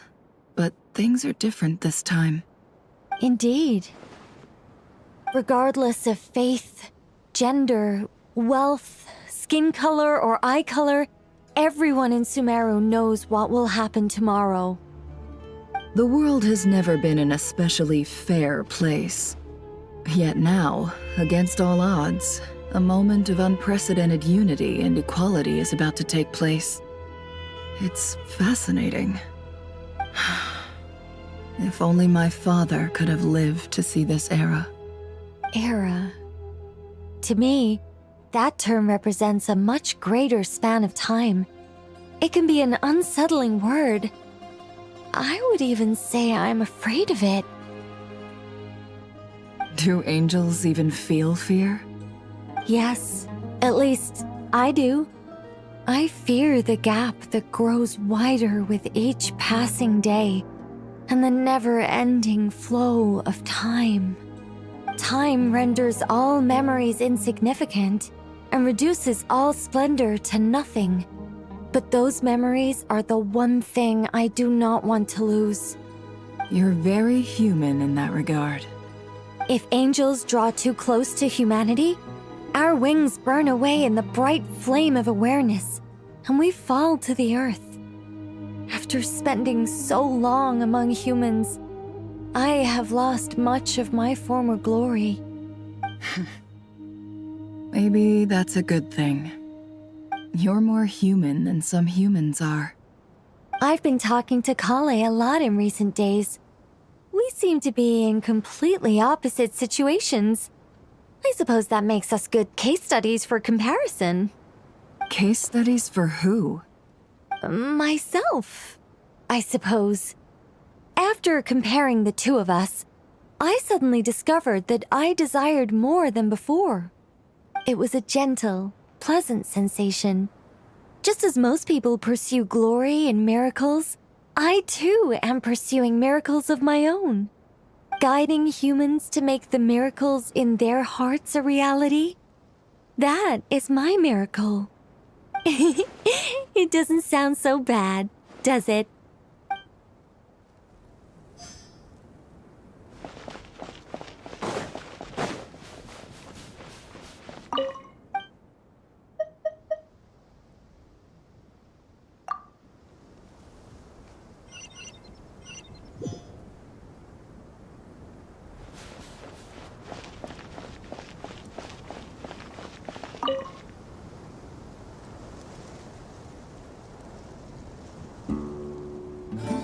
Look at the time. I should head back. I'm so sorry. I was in a hurry and didn't look where I was going. Are you all right? I'm fine. Wait, you're... Have we met? Not exactly. I think we may have crossed paths by the house of Dana before. Oh. You're Hat Guy! From Vahumana, right? You recognize me? The clue's in the name, Mr. Hat Guy. Fair point. It's getting pretty late. What's keeping you up? I could ask you the same question. If I'm not mistaken, all the workload for the Ratawahist Archon wrapped up a good while ago. Well, I have something of a background in Satyavada life, so I was helping the Dendro Archon make some preparations. But I must have lost track of time. Did you find the experience enlightening at all? Honestly, it was tedious and uneventful at first. But eventually, I think I did sense some profound truths. But they also brought a lot of suffering with them. I was told that I even shed tears while I was meditating, though I have no idea why. Sorry. I hope I'm not scaring you. Not at all. It just proves you're very accomplished in your research. Good night. I wish you all the best for tomorrow. Thank you, sir. You too.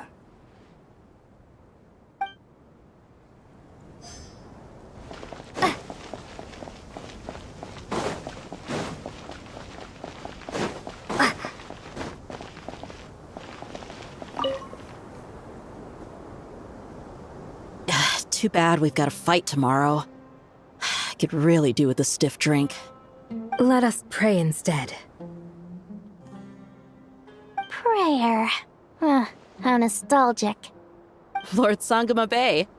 Came to get some fresh air too, did ya? That's right. Actually, I was hoping I might run into you, Dia. I wanted to let you know that I've stocked up on that perfume you said you were so fond of. No, really? I'll take 2. Any chance of a friends and family discount? I knew you'd ask that. And I'm afraid to say that... Surprise! It's free of charge. That's very generous of you, Lord Sangama Bay. Does this mean you've made a fortune in Nodcry? Nope. Turns out it's not that easy to turn a profit there. I even ran some assorted losses. But anyway, that has nothing to do with why I wanted to give you and Dia a small gift. Remember that merchant caravan you two rescued in the desert last month? That was transporting my goods! No way! I had no idea that was your shipment.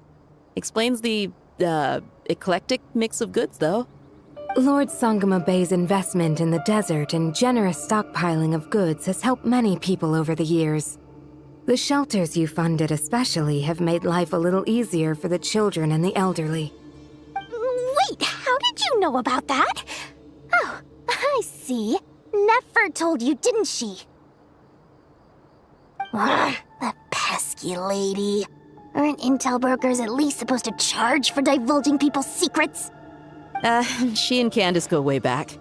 It's normal for close friends to share things you wouldn't tell to everyone else. Sure, but why did they have to be things about me? That's how Nefer shows that she cares. She wishes for all of us to know what a generous person you truly are. It must be hard trying to make a living far away from home. Just because we can tell what kind of person you are doesn't mean everyone else can. Well, maybe her intentions were partly good, but I don't think that's the full story. I'm sure she enjoyed knowing how much it would annoy me. I'm telling you, Nefer's got a mean streak. Definitely with you on that. Does praying help you stay calm? Defending one's home is a just cause. My heart is filled with a mix of anger and hope. Anger. You know, being able to get angry is a good thing. It shows that you're in touch with the real world, and that you have the passion to pursue something you believe in. Oh, my lady? What are you doing out here? Just taking a walk to clear my head. And look where I ended up. Were you praying just now? Yes, Miss Dunyarzad. Would you like to join us?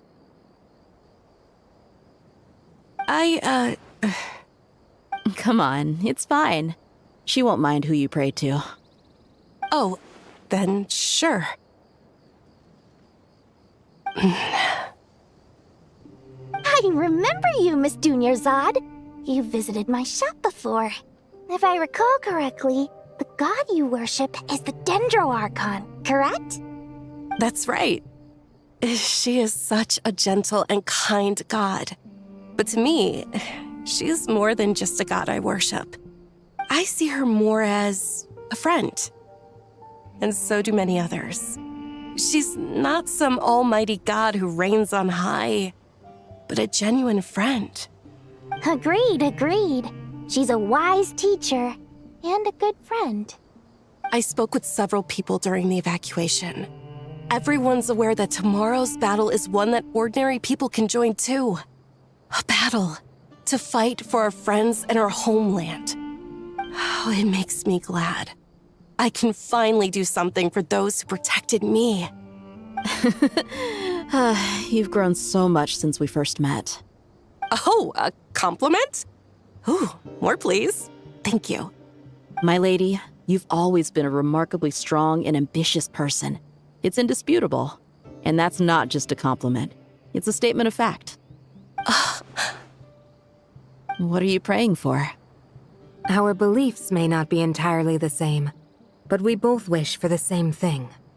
I pray that everyone will rise to the challenges ahead and return safe and sound. I pray for the safe return of all my companions.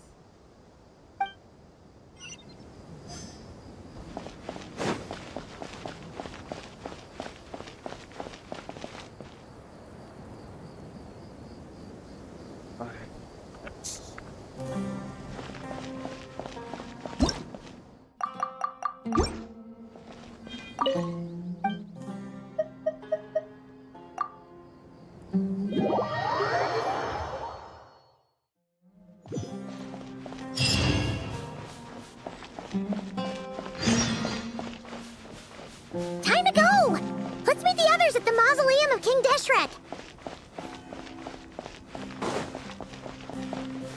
Scorch and burn!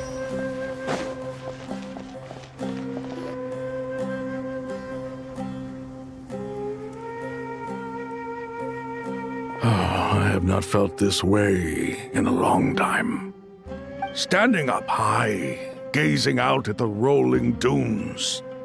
One cannot know what freedom truly means without first losing it. The golden slumber truly lives up to its name as a dreamland. Though desert sands exist there too, no mirage, no matter how glorious, can compare to true beauty. Dendro Archon, what is on your mind? I was wondering whose counsel I should seek on the questions in my heart.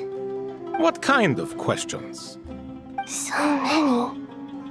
More than can be put into words. As I once said to a friend, we look, we see, and we comprehend.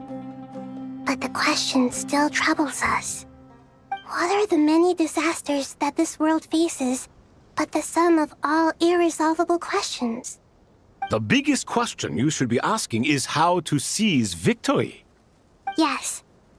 Although, I would express it differently. I must not fail.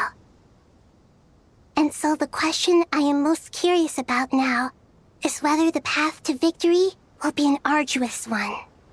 What we declare to be a young sapling, we may, in fact, find to be a towering tree, if we would only cast aside our ignorance and look beyond the veil of time to see her true form. Nahida! We're here! Just in time. The preparations are almost complete. Ready when you are. We're here too. Miss Nicole! Miss Nicole! You run so fast! I thought I'd get a lot of exercise as a forest ranger, but I can barely keep up with you. Sorry, I got a little carried away. Lesser Lord Kusanali, the equipment is ready, and the modifications to Aru are all complete. As discussed during our meeting, Accessing Irminsul via the Akasha is no longer feasible at this stage. There are other options, it's just... they're a little more extreme, and more technologically demanding to implement. Maybe you should take it from here. The architecture and functionality of the Akasha terminals overlap considerably with Aru. There is reasonable evidence to suggest that one was developed based on the other, or that they both utilize technology of the same origin. As long as the transplant and merge operation succeeds, Aru should theoretically work on a scale greater than the Akasha and approximately equal to Irminsul. It will become the largest active computing device in all of Teyvat. A system this powerful is capable of a lot of different things. In the past, the Akasha was primarily used for one-way information transmission, but I suspect it could also serve as a central bridging hub. In the pursuit of greater knowledge, some scholars have attempted to connect their consciousness to Irminsul through the use of terminals, incense, and meditation. Correct. In academic language, scholars who reach that stage are said to have entered Satyavada life. Hypatia has performed this practice many times in the past, and she was once under my care for a period of time. Right. And this at least proves that there is a zone within Irminsul that can be connected to. that's right. Providing wisdom to the people is one of the very reasons for Irminsul's existence. I think I understand where you're going. Please, continue. In that case, I'll skip to the conclusion then. We need to further modify Aru, merge it with the Akasha, manufacture terminals, and distribute them to every single person we can reach. Every person? Even the desert folk? Yes, everyone. I've already calculated the amount of raw materials we need. So you mean we're going to get new Akasha terminals? Yes, But this time, the people of Sumeru won't be using them to acquire knowledge, just to connect to Irminsul. That's the key. When we evacuated the city, we brought all the important assets from the House of Dana, in case we ended up needing them. Fortunately, this included the Akasha system's main terminal. We've checked all the relevant records, and one thing is certain. Nothing like this has ever been done on this scale before, so... Everyone in Sumeru is part of the plan. Whoever controls the people controls the situation. Since this function of Irminsul was introduced, it has only ever been made available to scholars, who don't constitute a particularly large group of people. But by expanding the scale to include all the people of Sumeru, all the individual connections will stack up to create a significant load on the system. Under normal circumstances, Irminsul would be able to cope with the additional load. But with it already being under strain from other activities, its remaining capacity is limited. Thus, it might be possible to shut it down completely by overloading it.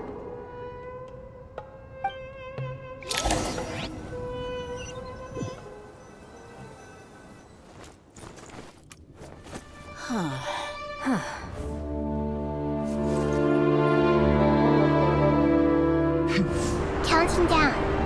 3, 2, 1. Are you ready? Ready!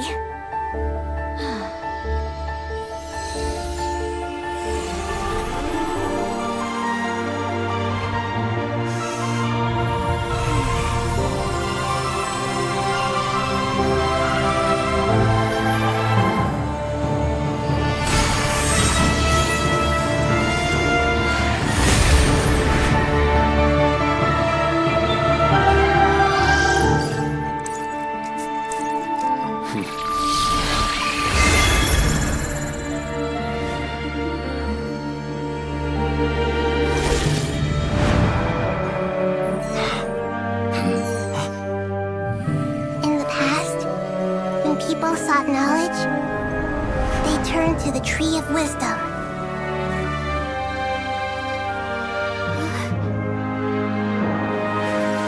Today, we use it to save Sumeru and the whole world. These vows that nurtured learning must not become tools for destroying the world.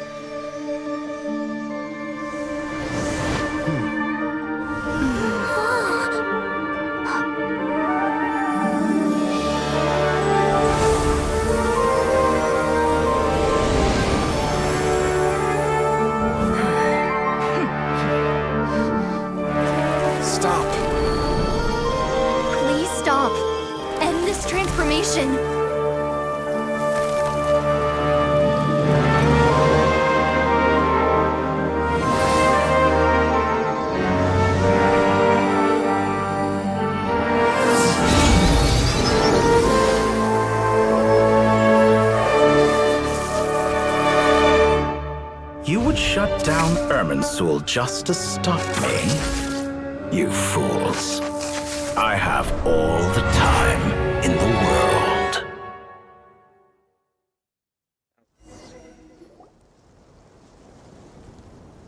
Success! The evil Irminsul tree has stopped growing! Great!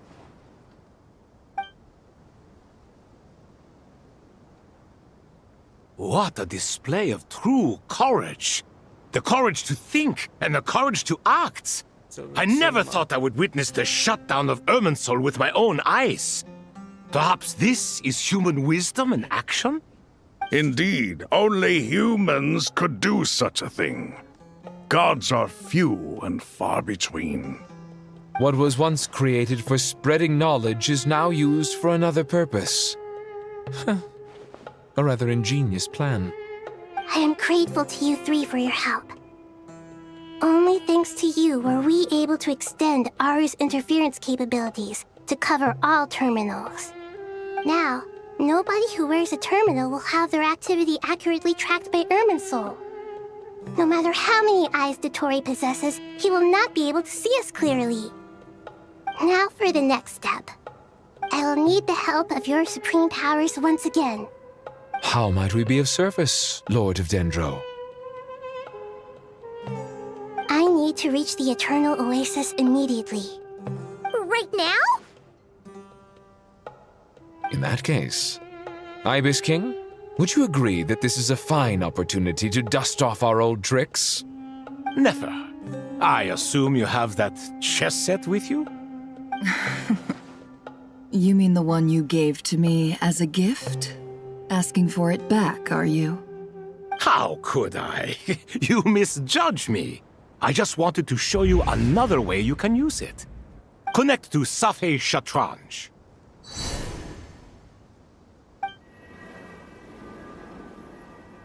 Safei Shatranj? You mean that place in the desert? Thoth's chess set gains its power from the chessboard laid out in the desert by King Deshret and ourselves. All ceremonies conducted using the chess set must be activated via Safei Shatranj. In other words, the chess set is an extension of the chessboard.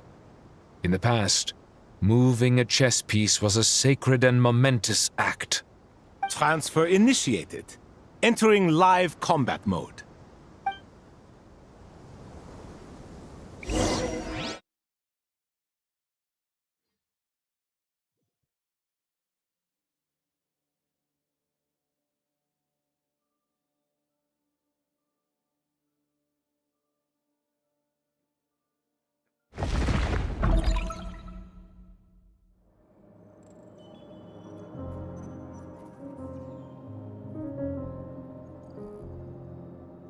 We haven't heard a single word from our spy in the desert. I'm afraid he might have been captured. Never mind. But we spent years turning him. And a lot of Mora. Nothing comes for free in this world, but the loss is not without its purpose. For a small price, we have wasted a precious amount of the limited time they have. Quite a bargain, if you ask me.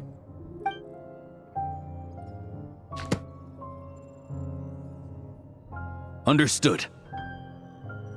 Weighing profit against loss is a necessary part of life. But to tell the truth, I have been operating at a loss since this all began. Since many centuries ago, in fact. For instance, why would a banker act as the executor of a will? If you hadn't deposited your personal belongings at Northland Bank, I would have no reason to be here right now.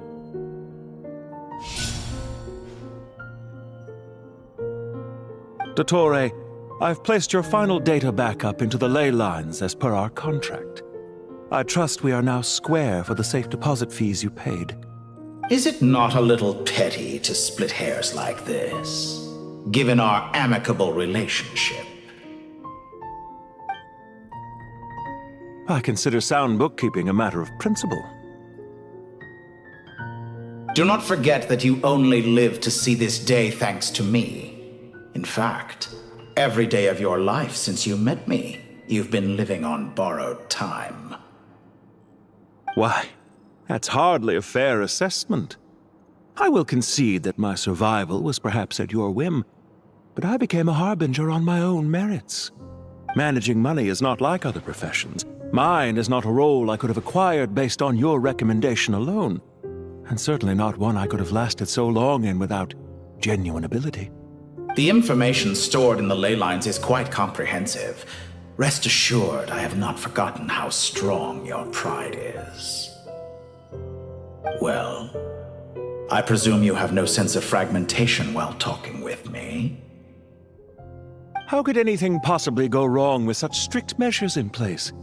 The remainder of your soul was split in two, with one half sent to Nodcry and the other stored in the most secure vault of the Northland Bank. Though I must say, your disdain for the other segments is quite amusing.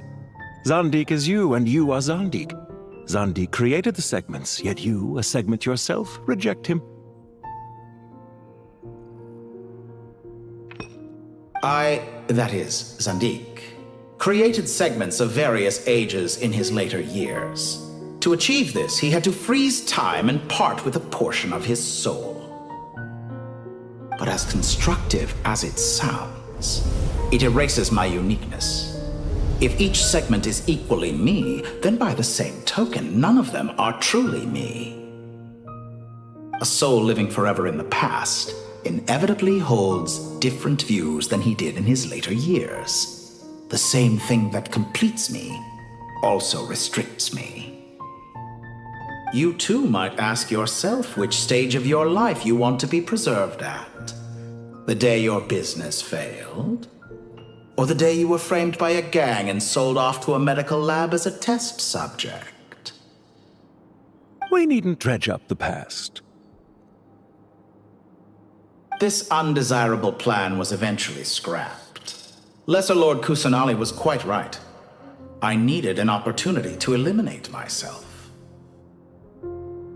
And after that, I concluded that there was no more effective plan than directly splitting the soul. Once the soul is transferred out, you will find that creating a physical body is far simpler than creating a puppet.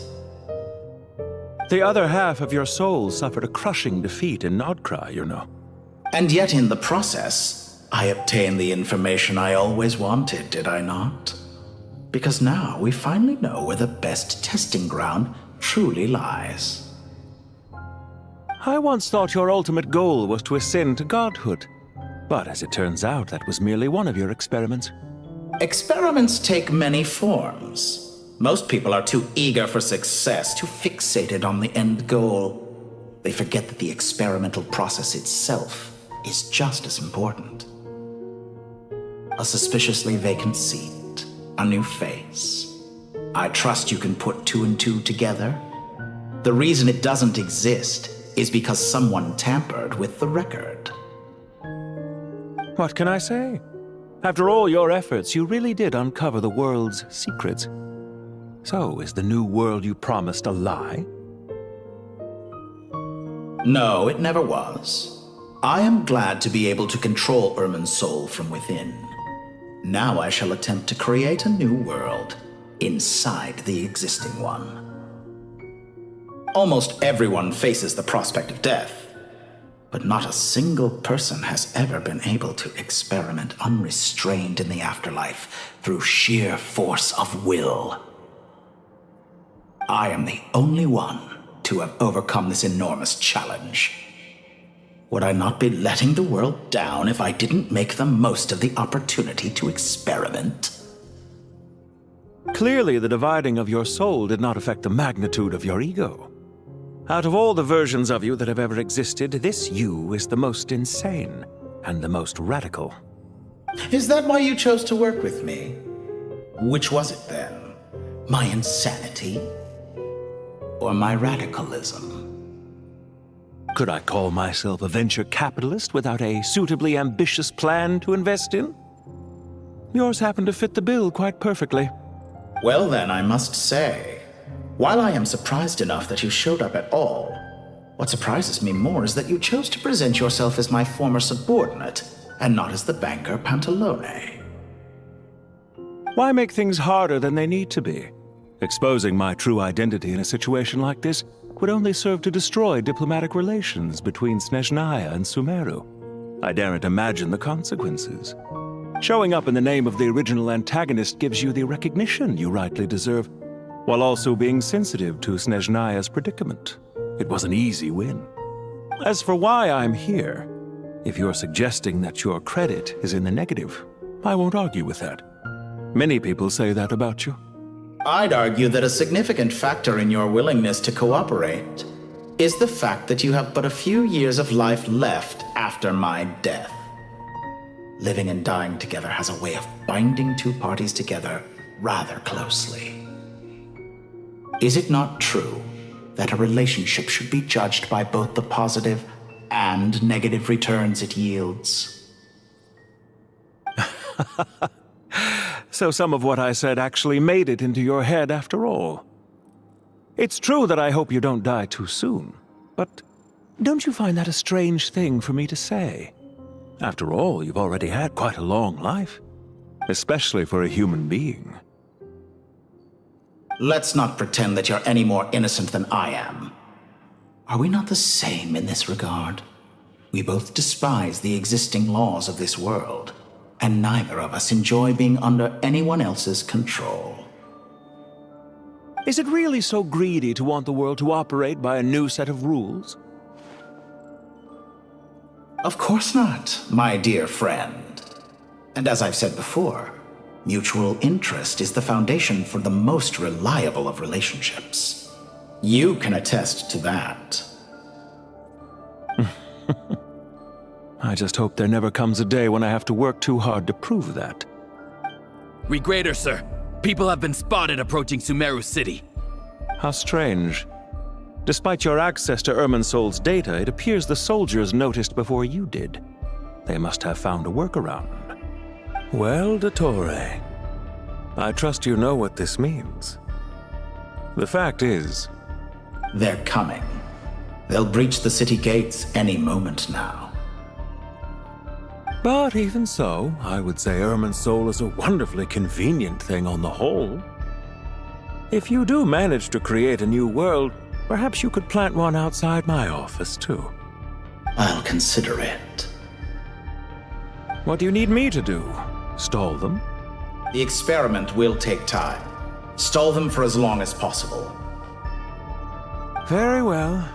But you're really asking for the moon here. Have you heard this story?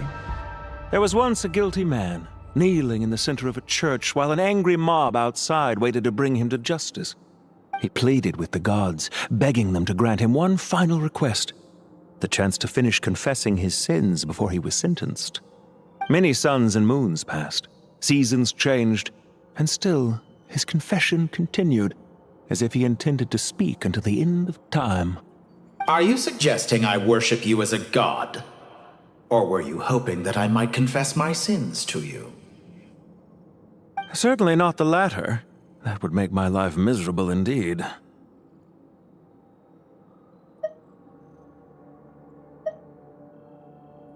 For someone who despises them so, you never seem to have any objections to me creating or becoming one. At first, I thought you'd be furious. Concerned I would terminate our partnership, were you? Not at all. You had reasons why our partnership must continue. Don't you find people's attitudes toward gods amusing? A god descends from the heavens and people worship it unreservedly, blindly following whatever rules are given to them. And yet, when they see an ordinary person gain godlike levels of power by virtue of their own hard work, they treat him with nothing but suspicion, even if he is a compatriot. Is that supposed to be a compliment? No. I was just thinking. I pity the man who would call you a compatriot. There's no need to be so self-critical. I know it's a little late in the day to be asking this, but how have you been keeping? I'm flattered that you would take the time out of your busy schedule to consider my well-being, Doctor. The part of your soul that went to Nodcry caused quite a stir, sending our organization back to the drawing board on numerous fronts. It was quite a headache for everyone involved. Dear me, I must have caused you no end of trouble. You certainly did. I had the rare honor of being summoned before the Tsaritsa with Pulcinella to answer for myself. A terrifying ordeal. Don't worry, I pulled through. At most, it's a public relations nightmare. I made sure of that. Now I'm curious. How did you explain yourself? Oh, it was quite simple. I just pinned the blame on someone who wasn't there to defend himself. I could hardly be expected to defy the demands of someone as insistent as the Second Harbinger, now could I? How you slander me. You know full well that I am perfectly amenable to reason. There's no question that you are partly to blame for the ruin of my reputation over the years.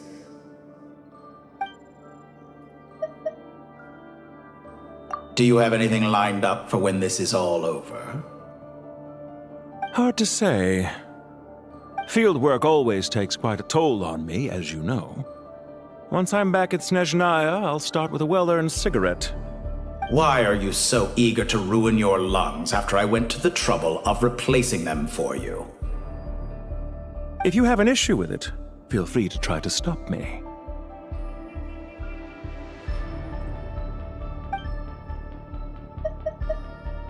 What's on your mind? The limits of humanity. It's a pity. Despite running countless calculations, I find there is simply no way to reduce any further the amount of one's soul required to sustain an individual. It's rare to hear you admit to being unable to achieve something. I beg to differ. For instance, as I've told you before, the original me was prone to motion sickness and couldn't make long train rides. Ah, yes, of course. One of the reasons you often sent yourself out on errands. What are you thinking about now? A new experiment. In the event that my soul was depleted, say we extracted my data from someone else's memories, yours for instance, and then combined it with your intact soul as the base material, what would we create? Such a scenario would be impossible. Oh? As long as your current soul survives, there will be no need to create a new individual. Don't forget, you were the one who approved of the present situation wherein only one Dottore remains. And if you ceased to exist, who would be capable of performing this experiment?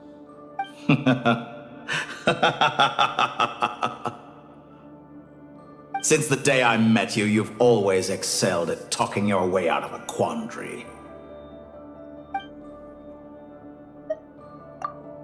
Isn't it a little too early to be saying goodbye?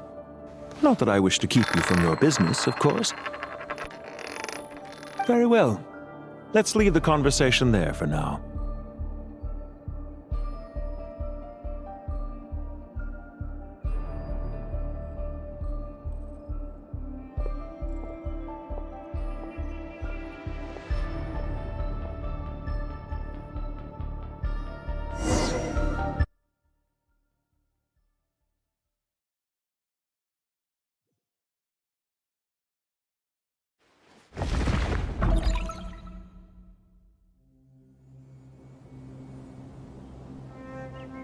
The power of King Deshret's 7 pillars is truly remarkable. With just a chessboard, you can move an entire unit across the material plane. Yeah, sets us up for a much easier fight. Really makes my day. The last time we stormed the city, it involved a lot more running around. I wonder how many people can say they stormed a city twice in their lifetime. I was just thinking that. I've definitely had more than my fair share of unusual experiences in my life. This is my first time here, actually. We never usually leave Gandharvaville. I hope this will be my last time. Does everyone have to chime in? Can't we just fight? What an amusing comment, my dear lady. Yet humans often alleviate tension via small talk, do they not? Well, why is Candace's shield talking? Because the image on her shield is one of me. And I, of course, can appear wherever I wish to. Huh. Well, la-dee-da. Isn't that fancy? Could I get in on this? You wish for your gauntlet to speak? Why, certainly. Ahem. I think you'll find that it is I whose image is carved hereupon. Thanks. Definitely feel stronger now. You're welcome, my lady. I am glad to lend you my power. Sino, what's the situation? There are troops stationed at every entrance. As we expected. A frontal assault will suffice. Everyone, stick to the plan. We'll take the main entrance. You head for the House of Dana's side door. Move out.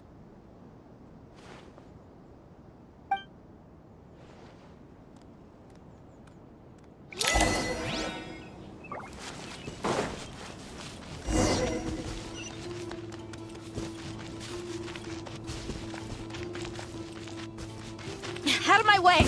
Now with your turn. Take this! Watch out! Get lost! Whew. Thank you, Jed. You gotta be more careful. If you're not ready to put your life on the line, you can't be certain of defeating your opponent. She's right. Keep your wits about you, Rana. You stand condemned! Your dues. You're exposed! You're dead meat! So soon.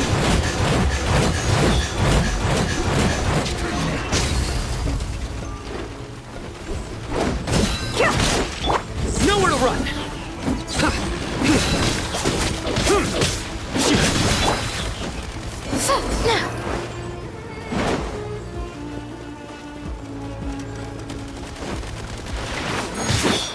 Yield!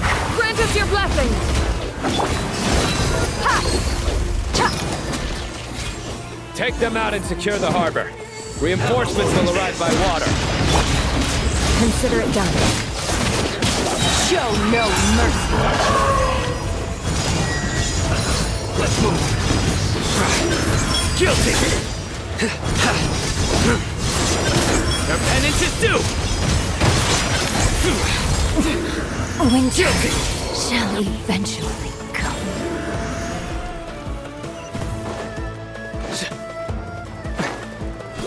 We're in for a tough fight. Do your work!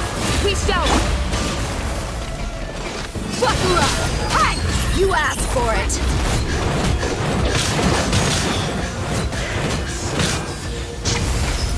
Flee!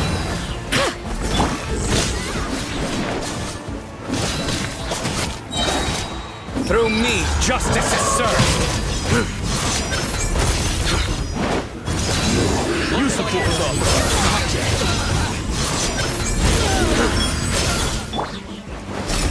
Grant us your blessing! Resist Indo!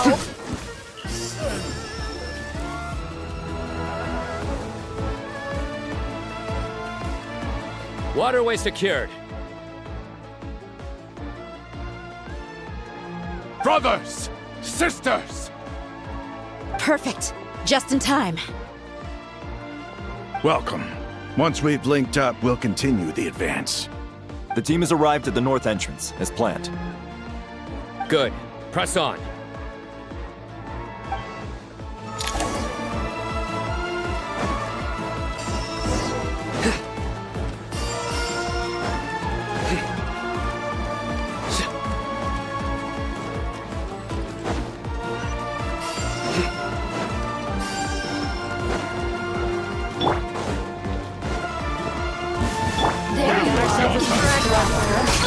Do your work! Your sins weigh upon your soul. Their penance is due. Barrier! You stand condemned!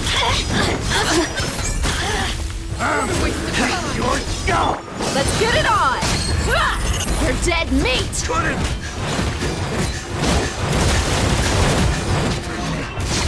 We shall prevail! Yield!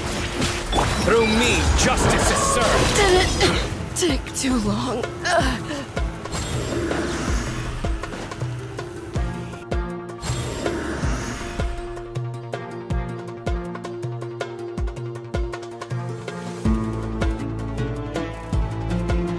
Look out!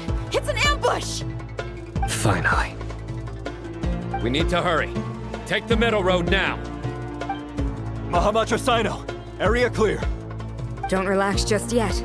More Fatui approaching from the right.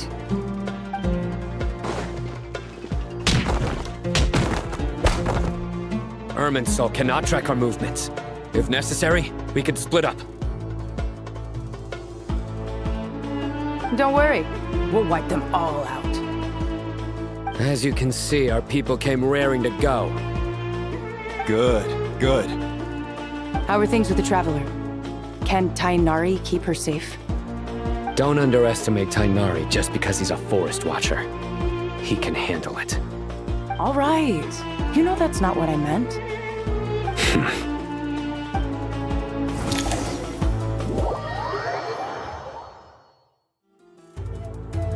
Sino and the reinforcements have drawn the Fatui's fire away. It's our turn. By using a cluster leaf of cultivation, we can pass through certain terrain silently. Good luck with that. We'll just fly up there. Huh? Oh, yeah! I forgot she could fly! Ready? Ready.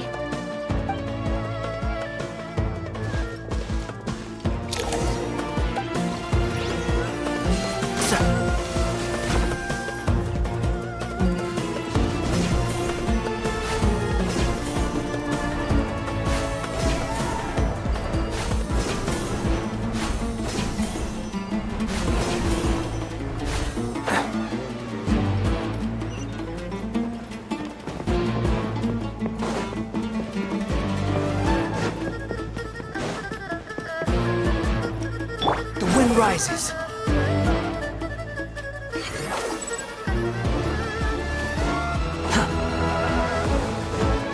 Quit following me. Wretched vermin! Behold, that's far enough!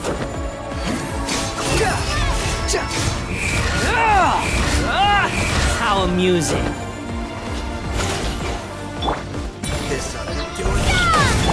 I hear everything! Enshroud! Shand, so quiet.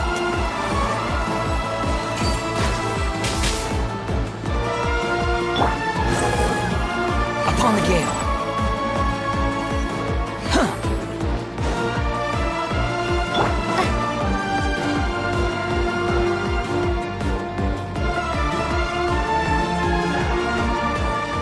Fatui soldiers up ahead.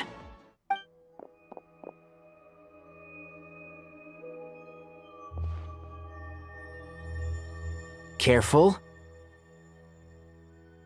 Prepare for battle. Hey! There's people over there. You have some nerve showing your faces here in the center of Sumeru City.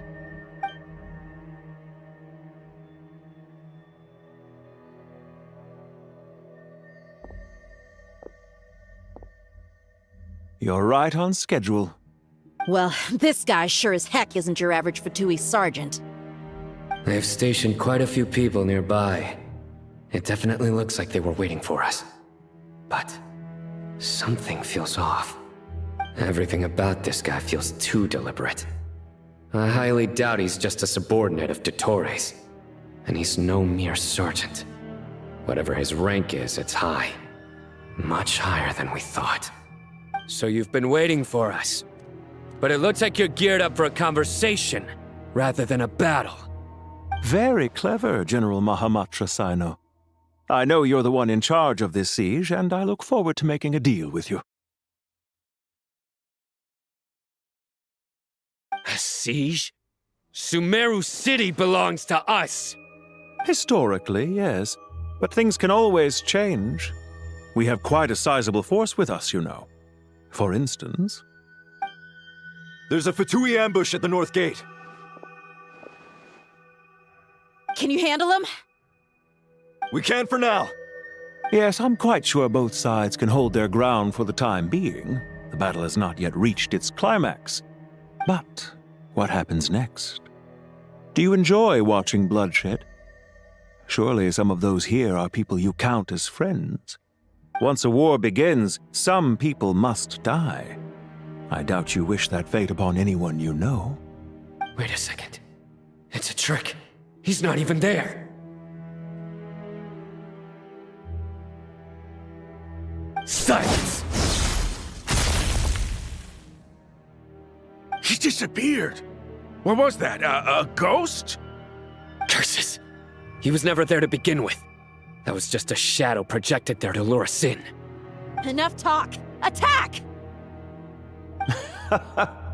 I apologize for being unable to accompany you at this crucial moment, but I am compelled to leave for reasons beyond my control. Please excuse me. Sumeru's General Mahamatra is quite ruthless. It's a good thing I wasn't there in person. Your illusion held them up for a time just fine.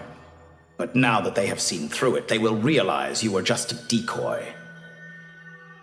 Decoy or not, what matters now is that they will be heading your way imminently. Not imminently. They are already here.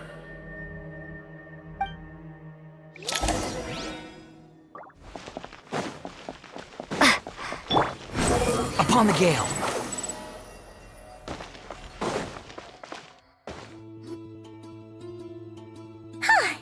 We made it! This is far enough. Tainari, you go help Sino. Don't worry about us. We'll manage from here. Are you sure you don't need me to stand guard? No need. Once the connection is established, we'll disappear from the sanctuary of Surasthana. Go help the others. All right. Goodbye for now, then. Please tread carefully.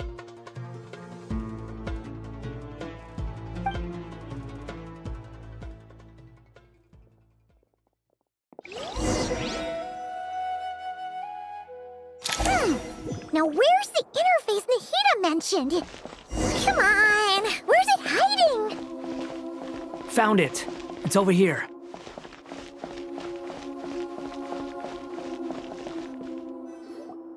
We can connect to the inside of Irminsul through the Sanctuary of Surasthana's built-in security system. You should be pretty familiar with the process. Is it the same route as last time? For the most part, we don't need to adjust any of the parameters. Then I should be fine. And Paimon? Once you're both ready, we'll set off. Wait! The stakes are way higher this time, right?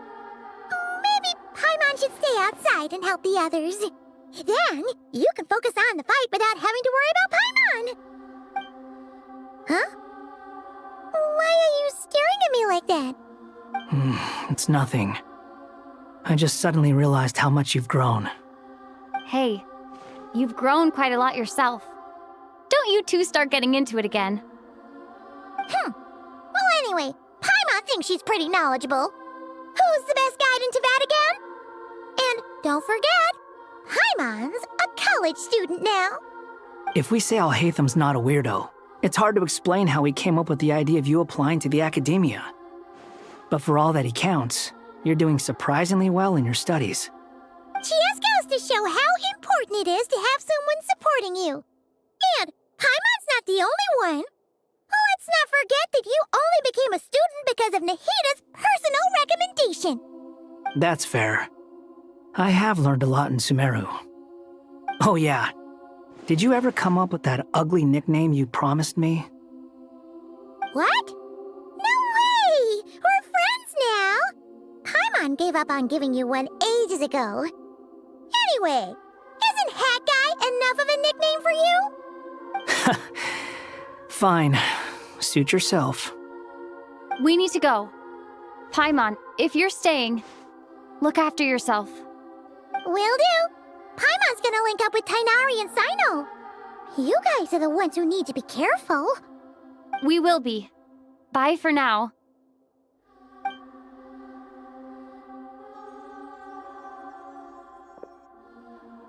Initiating connection.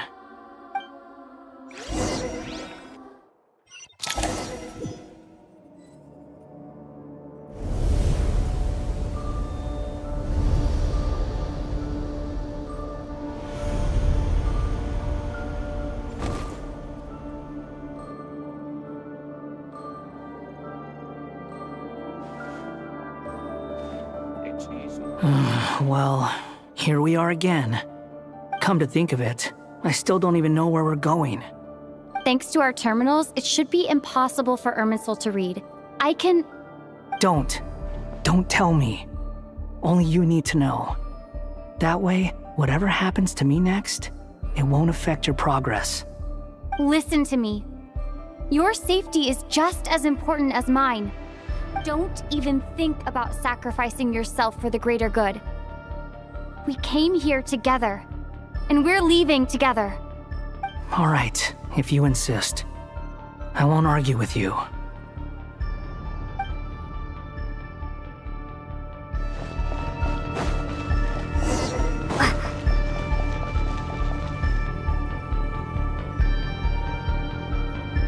This place looks so different from how I remember. It's unrecognizable. It's a complete mess, like someone's turned the place upside down. Must be Dottoro's doing. Either he's searching for some information he needs, or... It's still changing. He has to know we've entered Irminsul. But luckily for us, he can't pinpoint our location. Be on your guard. Don't let him find us. The red parts have probably been corrupted by Dottoro's power. Don't touch them, or you might alert him.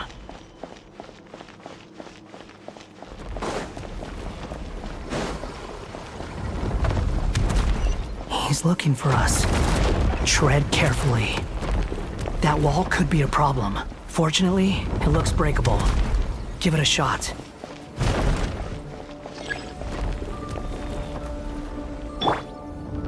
Squall and Fury!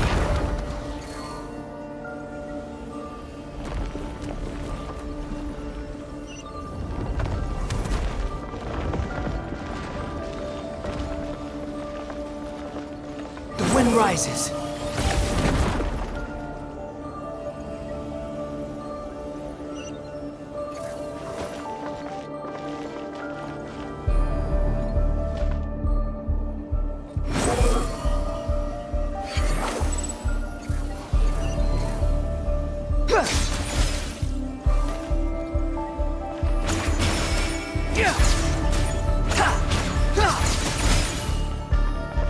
Behold!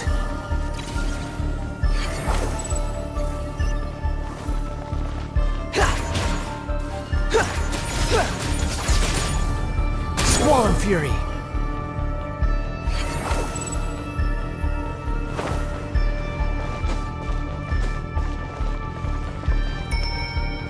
Behold! The same old trick again? Are you kidding me? Let's handle it just like we did before. This cheap trick isn't gonna stop us. Oh no! It's... A trap! Is that why he was using the same trick over and over again? To get us to lower our guard?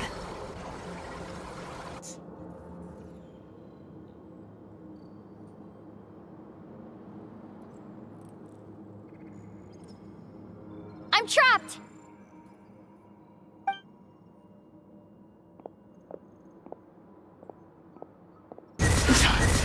Why won't this thing budge? Hello? Hello? Can you hear me? Nicole? Is that you? Yes, it's me. I'm monitoring your progress from inside the Eternal Oasis, and I have to say, this terminal is simply marvelous. It makes tracking you so much easier. I couldn't see anything at first, but now that you two are inside, I can use your location with support from the terminals to get a partial view of the situation inside Irminsul. It's not the clearest image, but it's better than not being able to help at all. So, here I am. I can't intervene directly, but I can help to guide you out of the jam you're currently in. So please, just follow my lead. Dottore in his current form is a blight upon both Irminsul and the ley lines. Pay attention to your surroundings. There must be sources of his contaminant. Is that one of them? Precisely. Take it out. Good work. But we're not done yet. Stay close, and let's see if we can find any others like it nearby.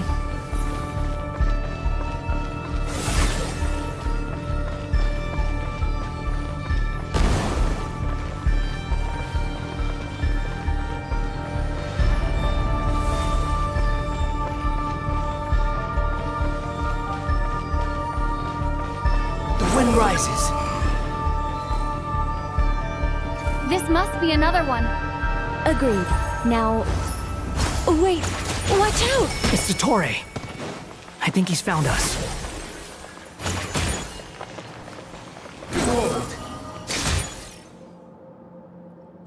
The seal is broken. Quick! Get out of there!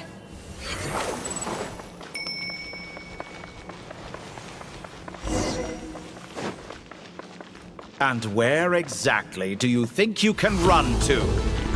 Wait, what is that? Pursuers! That's gotta be it! Run! Don't let that thing touch you! Dodge that attack!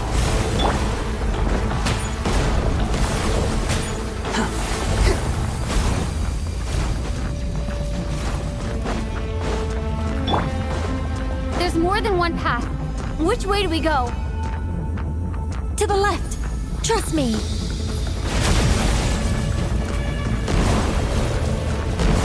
Fleeing like vermin. What a pathetic sight. Hey! Watch yourselves! Stay focused! There's a cliff ahead! Jump! More of those corruption sources. Destroy them as you did before, and open the exit as quickly as possible. They're relentless. Is he trying to wear us down? You'll just have to destroy these too. I think the pursuit is over. Hard to say. Stay alert.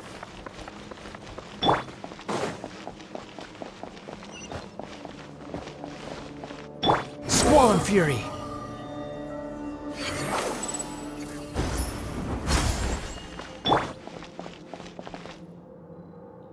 Whew. I think we've made it to relative safety. Phew, goodness. That was tough. You doing okay? I'll be fine. Don't worry. Take a short rest, and then... Nicole? Nicole! The connection's been cut. But that means... Look at you supporting one another. How very touching.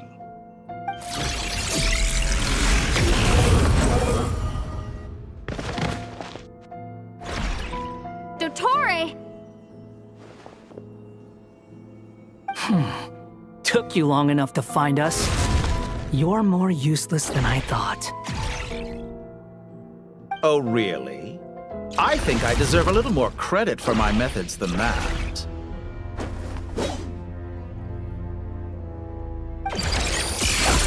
Rather than hunting you down, I chose to let you roam free. I indulged your presumption that I was unable to track your movements, played along with your clever little plan. Fleeing is for animals, but I rather enjoy watching you flee. Some things lose the will to run altogether as soon as you put them in a cage. If that's true, then why did you come looking for us? Because I wanted to observe you up close, of course. Don't misunderstand me, I'm not here for a fight. Is it so unusual that I wish to greet my old acquaintances in person? After all, it's been a while. Scaramouche.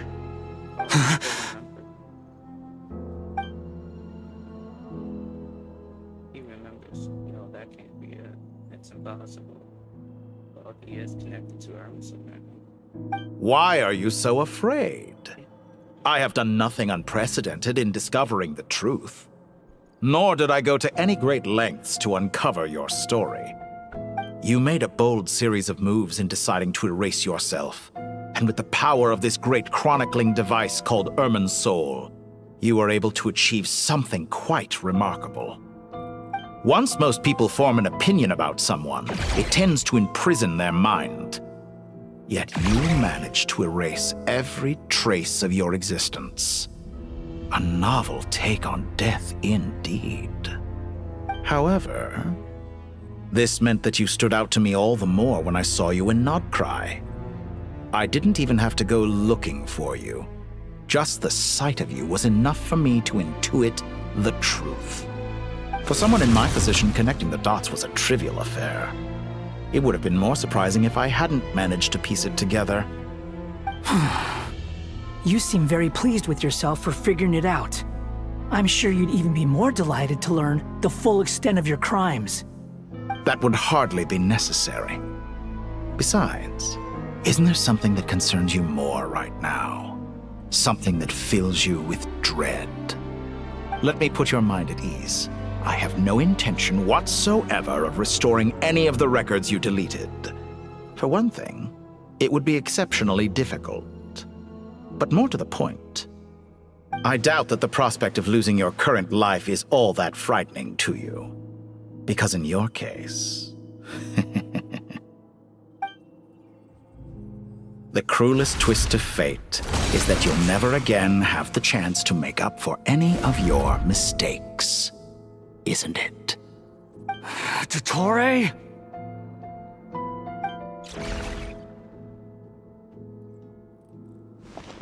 All here shall bend to my will. You're dead!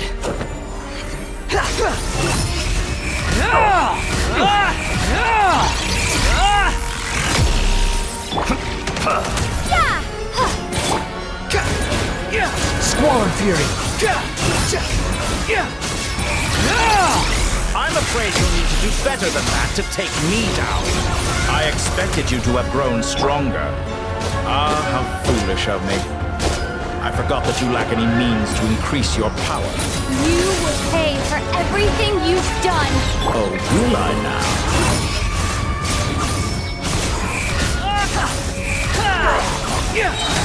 Know your place.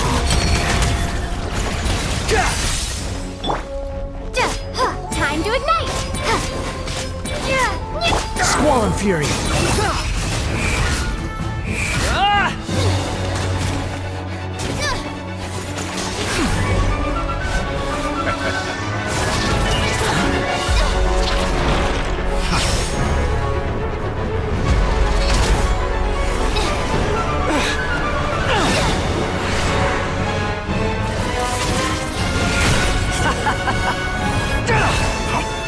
Does the prospect of death amuse you? I could ask you the same question! I'll distract Dottore. You focus on the mission. Got it.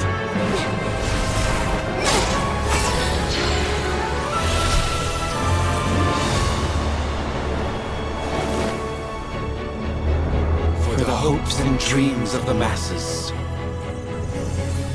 Open the secret door on this enchanting night. May wisdom's light eradicate ignorance and darkness, and hereby fulfill our ancient vow. Commence data extraction.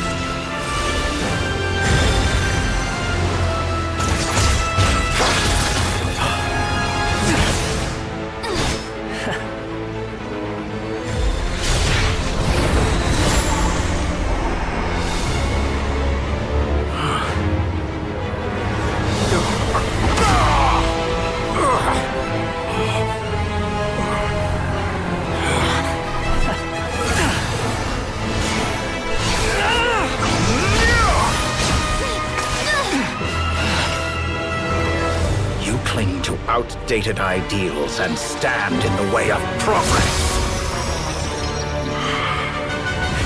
You will pay for interfering with the grandest experiment of all time.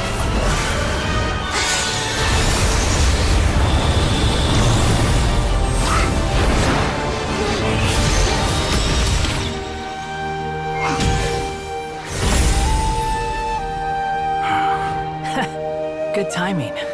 Dottore, as clever as you are, you fail to understand wisdom.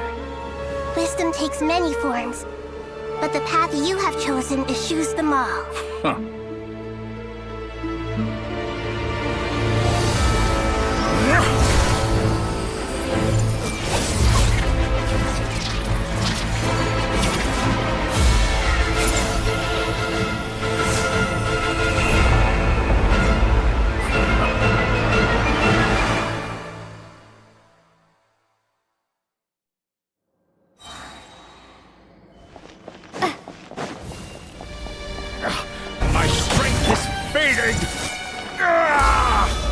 Since you are within Irminsul, it stands to reason that any power you wield comes from it.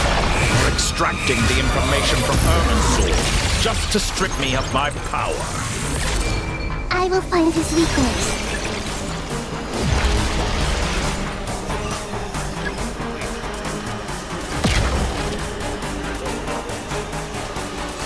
I see everything! Behold!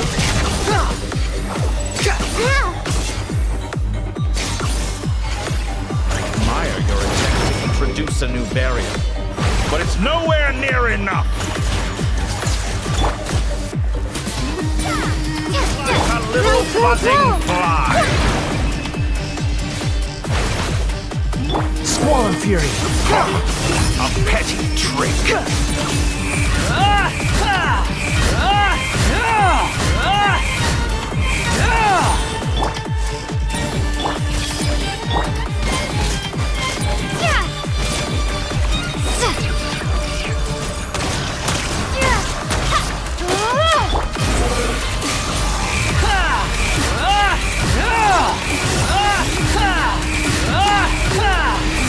Let's try this! Muso no Hitokaki! Quit following unsightly insects! Commit it to memory! You're so close! Just hold on a little longer! I'll hold him up. Traveler, Hat Guy, the rest is up to you! We certainly have a knack for surprising each other, don't we? I'm just getting started. It's time! Say your prayers! Stay on the offensive, but watch your back!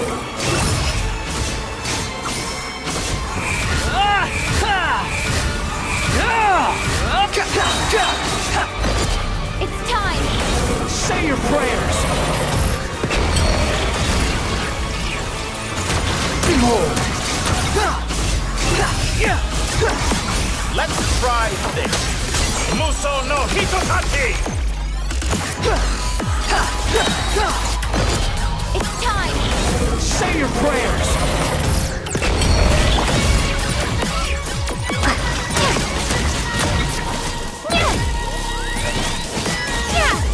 Burn all before you!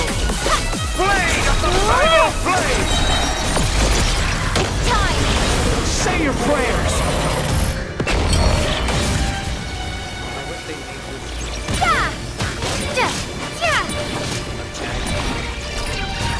Squall and Fury!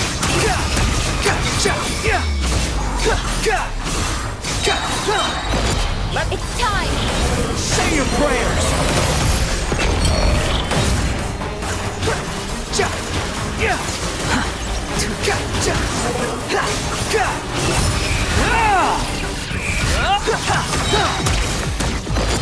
It's time! Say your prayers! Finally, time for you to die. Excited? Time for me to die?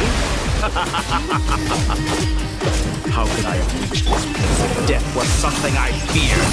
The last gasp struggle of a dying man is a pretty pathetic. It's time! Say your prayers! Try this! Muso no Hitokaki! Squall and Fury!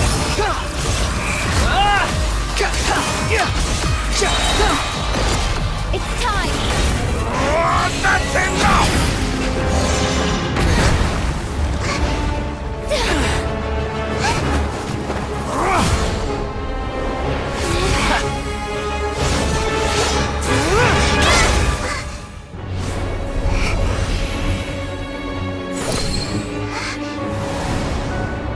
It's all yours. Do with it as you see fit.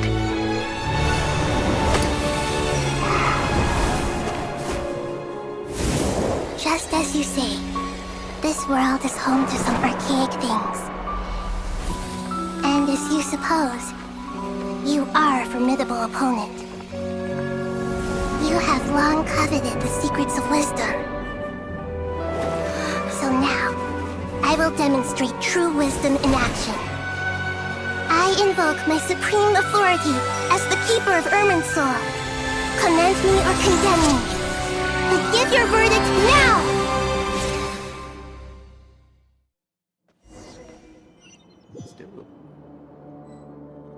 Blessed One of Wisdom, Mahakosaladhama, are you certain that you wish to exercise your authority to destroy Irminsul? It represents both your roots and your finest accomplishments. You truly intend to abandon the very thing you have always fought for? This is my decision. Irminsul has been corrupted beyond redemption. Irminsul is the original tree of Tevat. It is the means by which the heavenly principles maintains fate itself.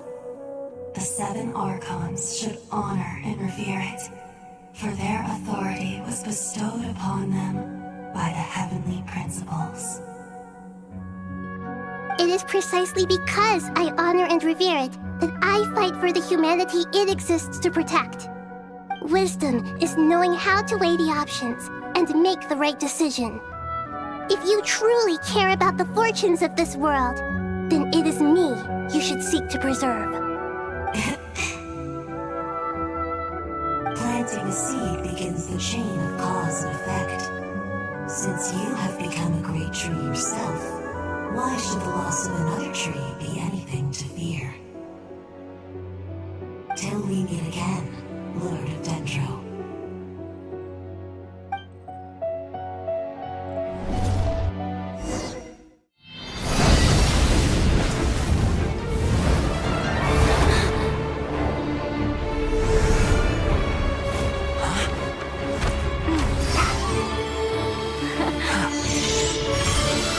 The first flame. The pure, cleansing fire.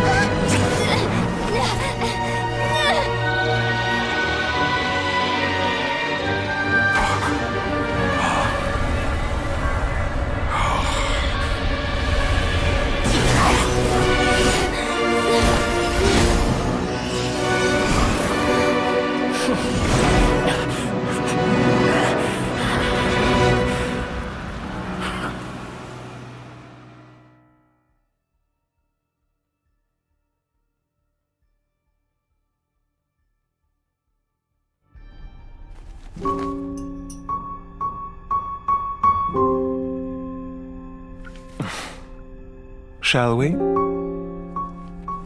Where were we? I was suggesting that you needn't perform when signing a contract. You're only sitting here because your bank demanded an evaluation of the trustee. So you told a story about a young scholar from a merchant family in Sumeru? I told a compelling tale, didn't I? The post-expulsion story is far more captivating. The human experiments or the elixir of immortality? The part where you die. Ah, yes. My favorite part. The 35-year-old Segment thought of himself as Dottore, reserving the name Zandik for the original specimen. Of all the Segments, he was the most selfish. After his expulsion, Dottore searched for a new direction. He joined the Fatui, studied Elazar in great depth, secured resources. He was rather fortunate in his career. Zandik turned to Conrian technology and successfully created his segments. But this was not immortality. Even with backup segments, his body would still age. Still, thanks to Snezhnaya, Zandik found the ideal base for his experiments. Then a perfect partnership materialized at a crucial moment. The year that both parties realized they needed more time. Fortunately, Zandik succeeded. In a miraculous turn of events, he gained the extra time he needed. I seem to recall it differently. All right, it's true. No matter how much elixir he took, Zondique remained human and continued to age. Then, on the morning he turned 85... Help me up! Call for help! Surely he would be rescued, Zondique thought. But to his surprise, no one helped him. Zondique was too selfish for that.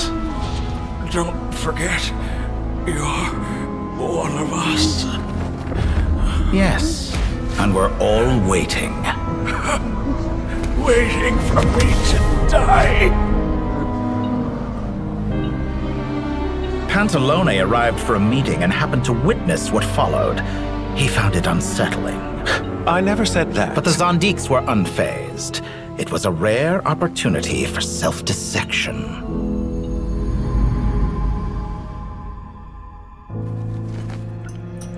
What does all that have to do with you depositing your data at Northland Bank? It has made me cherish my time in this world all the more. Fair enough. So you do have a sense of self-preservation.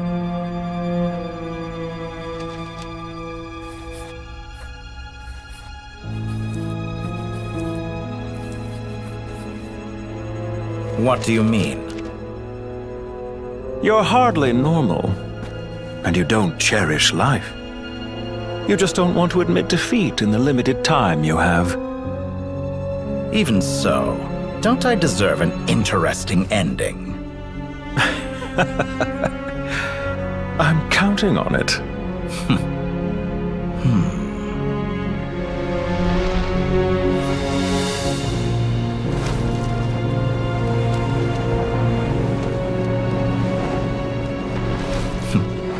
If nothing else, I expect my funeral will be a grand affair indeed.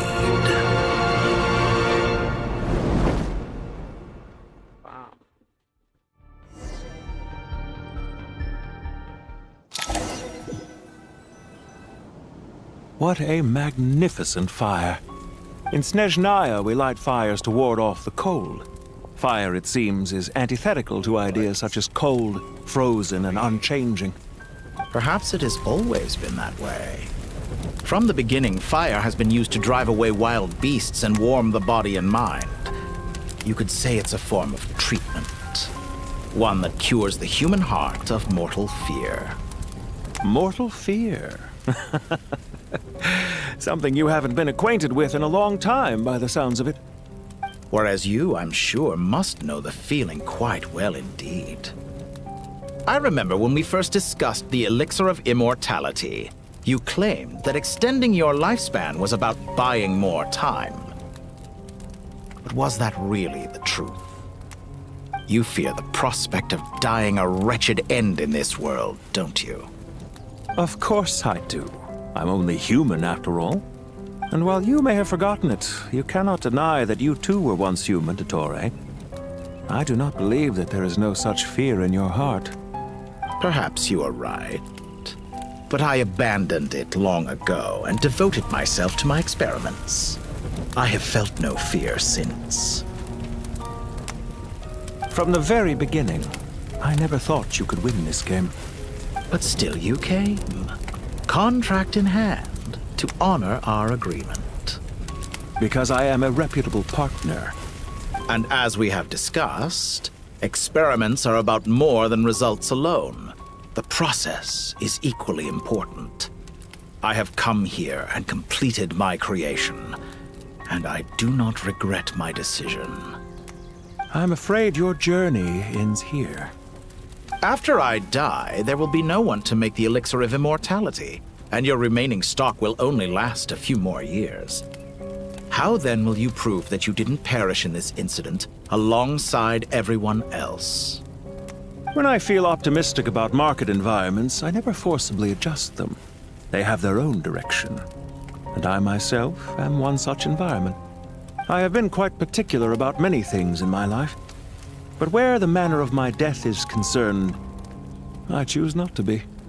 You make yourself sound so magnanimous. Oh, but I am. And I hope you will be too.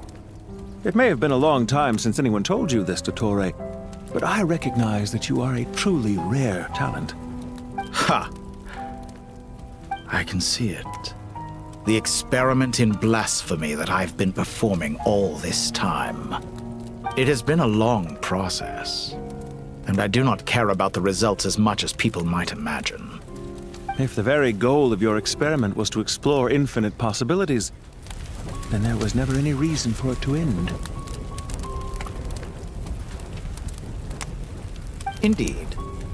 Yet now, the experiment has officially drawn to a close. What should I call you?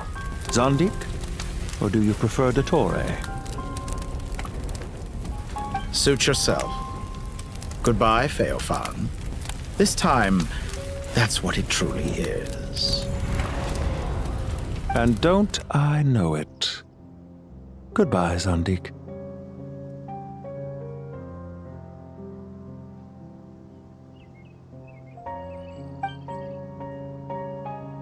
I could have carried out many more experiments, but to me, Lord of Dendro, this outcome is certainly not the worst. I believe you. But unfortunately, this is where it all ends for you. This experiment does not belong to you, nor do any of the results. Experiment? It sounds like you're trying to outdo me in my own field. Wisdom is conveying information in terms that people can clearly understand. You know exactly what I mean. Indeed. I can see no further outcomes. Ha. You have a formidable mind, and you are braver than I thought. Setting fire to the very thing your survival depends on. Your previous threat was empty, but this time, it is real. When necessary, wisdom can be as fierce as an inferno. Some of the flames that incinerate you come from within yourself. Perhaps you are right. You see what lies at the bottom of the human heart, and that is your wisdom. Here is where your journey comes to an end. All that is yet unknown belongs to those of us who will carry on living. It seems I have unwittingly been your arch-enemy all along. But now, it's all over. I do not deny your intelligence. But what you refer to as experiments, I would never describe in those terms. They are events that take place in the real world, and they are so much more than mere data. Goodbye. We will never meet again.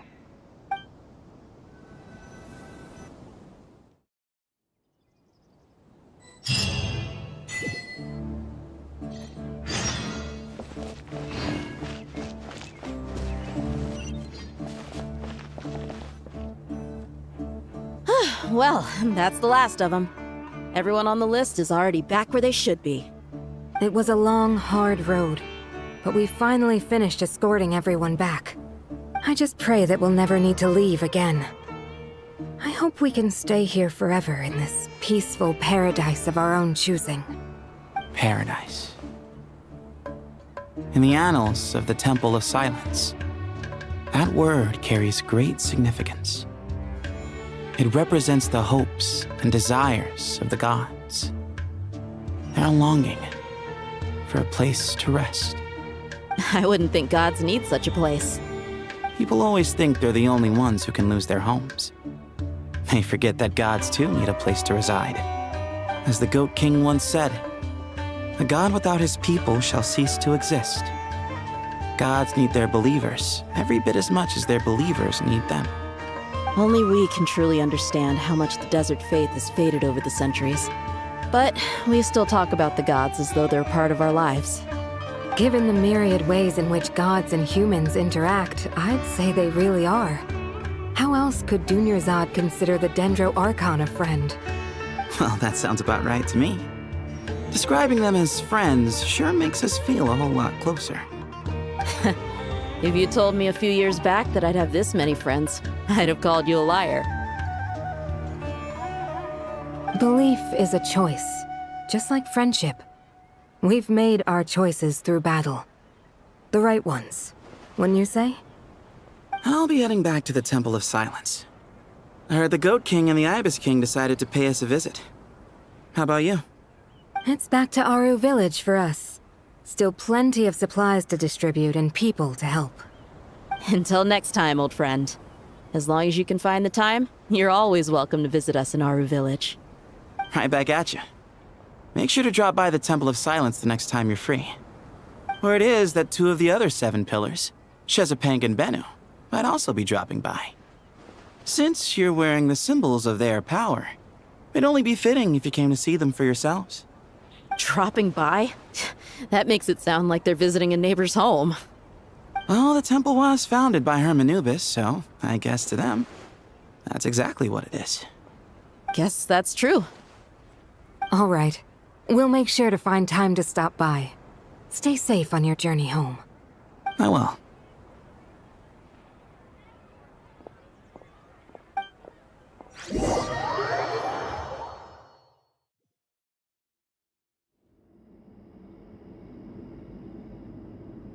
You do have a point. See? Retirement has always been a problem, especially for old-timers like us who've been locked away all these years.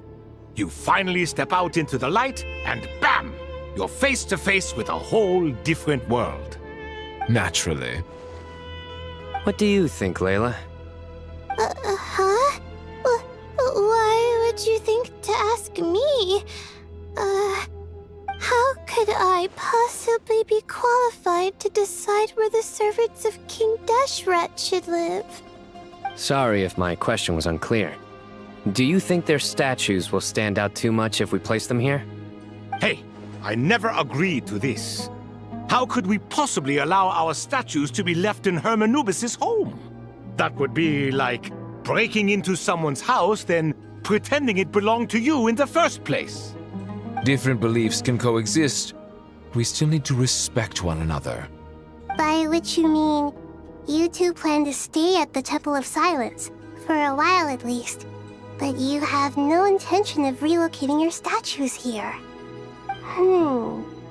So, you see this as sort of a family visit? Is that correct? Family. Huh. You could say that. In a sense, Hermanubis would view this as his home. Just look at this place. Magnificent, is it not?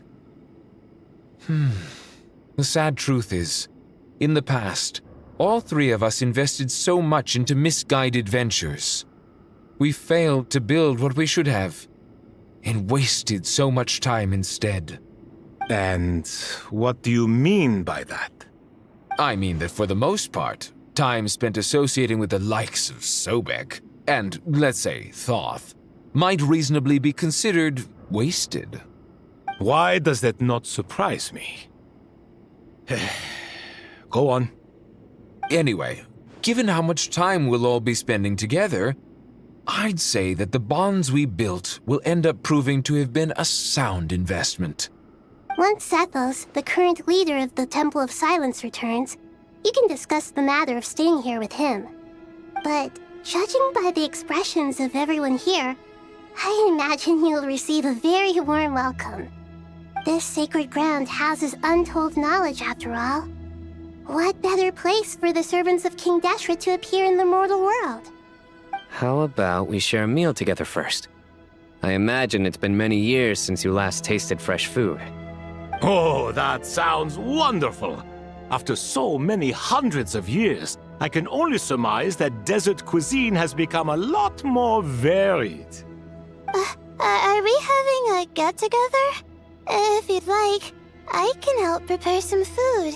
After all, Lord Thoth, you helped me so much in the desert, and I still haven't properly thanked you.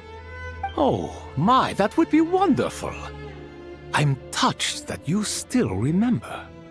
How the times have changed! To the people of today, it seems the Ibis King has become a kind and passionate god. And you, Mr. Herreshoff? What kind of god do you wish to be? To be honest, I haven't given it much thought. How about you, Dendro Archon? Do you have any hopes for your future? Me? I'm very happy with my current life. Forgive my bluntness, but you do not seem to derive your authority from majesty and might, like Lord Al-Ahmar. Clearly your approach has its advantages, but also its dangers, don't you think? I do, but projecting a majestic front doesn't really suit me. Besides, my relationship with others isn't simply one of a god and her people. Not putting on airs might earn you more adoration. Exactly. Besides, I really like parties where everyone brings their own food and we all come together to share. You should join us. I'm sure you'll find it fun. Last time when we got together for a picnic near the Avidia Forest, it was quite the occasion. Seeing as you're already here, how about we hold the next one in the desert? Can we do that? Wouldn't Tainari have to transport a ton of drinking water? Don't worry, I can help out.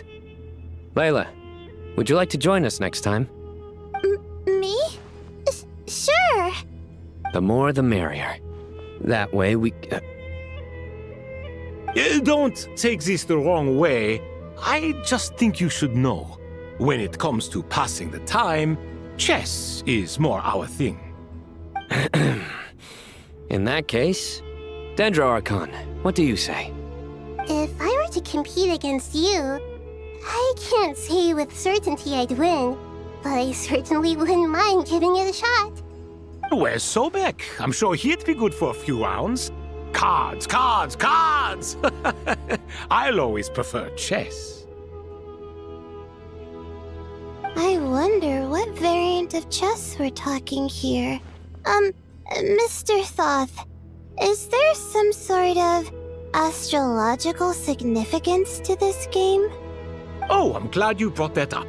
As long as the leader of the Temple of Silence agrees, we can search Herm Anubis' place for books to teach you how to play.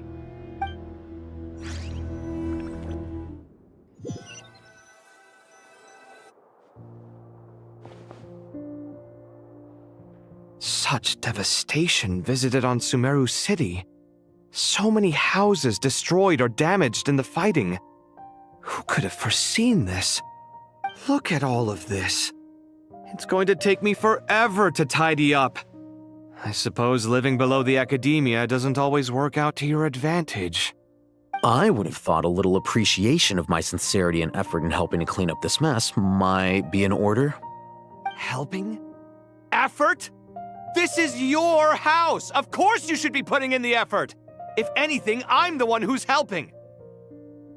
So you see yourself as just a helper in this situation. I must admit, I'm rather shocked. If you're trying to say that since I live here too, I have an obligation to tidy up, fine, I suppose I do. Wait a second, stop changing the subject! Nevertheless... In the wake of a great storm, a missing roof is a predictable inconvenience. Can you stop making it seem like I care more about this house than you do? Doesn't it upset you at all to see your home in this state? I won't pretend it's ideal, but that's no reason to be upset. This is the roof over your head, your shelter from the cold. The furniture is scattered, the paintings have fallen off the walls, the windows are shattered. Don't you feel even a little disheartened? The way I see it, these problems are easily solved. Ugh, this is precisely why I hate talking to you about sentimental things. It's like banging my head against a wall. You simply don't understand just how much work goes into making a proper home. It sounds like this is causing you a lot of anguish. You mean the house or the paintings? I mean your sentimentality. Oh, well, yes. But I'd rather not dwell on such things right now. Generally speaking, when anguish becomes the norm, people usually make an attempt to improve their situation. But there are so many people and things in life that are difficult to change. It's not like you can force them. Besides, anguish can be a source of inspiration. and I'm not sure I could break my reliance on it. I'm glad you're able to make yourself think like that. What kind of a response is that? I was stating a profound truth about the very nature of art. Suffering is the cradle of all creation. Even you can't deny that. And I wasn't trying to. I'm just happy for you. Pure and simple. Can't you tell? Happy about what? Happy that you can always find an answer that backs up your views. You... More often than not, life is a process of running into problems and then searching for answers. Yours more than most. Not everyone's so good at justifying things to themselves. It's something that you've been steadily mastering. Huh. What about you, then? What skills have you been mastering lately? Pass me that box. Huh? Okay. You may consider this my progress on the path to mastery. What? Wait a second. Isn't that box mine? Hey, it is! It must have fallen off that shelf. I'll hate them. Those are my paints and inks. Would you like me to put it in your bedroom for you? Huh? I mean, sure, if you don't mind. What kind of progress is this? Does he think he can bribe me? Not that giving me back my own things is much of a bribe. These books on the floor, they're a complete mess. And this one, didn't he say it was an out-of-print collectible? It's completely covered in dust, and some of its pages have even fallen out. Ugh, guess I should help him repair it. This one too. And this one.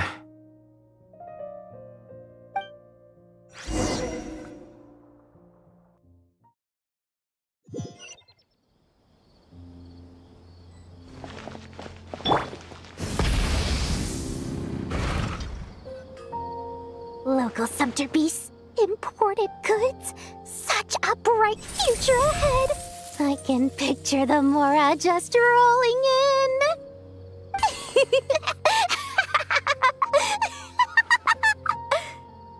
You do realize you sound like a choking cow? It's called being imposing. Can't you feel it? Are you not intimidated? Oh, I'm positively shaking in my sandals. What commands do you have for me, oh mighty Lord Sangamabe? You've got a lot of nerve, Nefer. You went and told Candace and the others everything, didn't you? Seriously, do you have any idea how differently they see me now? Surely that's a good thing. I presume they're more disposed to actually like you now, maybe even view you as a friend. You traded my secret for sympathy! Thanks to you, I've lost every last shred of my mercantile majesty. How am I supposed to make anyone think I'm a big, scary investor now? The dark days of Lord Sangamabe are behind you. Why not take this chance to make a few honest friends? Speaking of friends, since when did the notorious Lady Nefer gain such an admiration for holier-than-thou types? A moonchanter here? An angel there? Who'd have thought it? A coming together of fates, nothing more.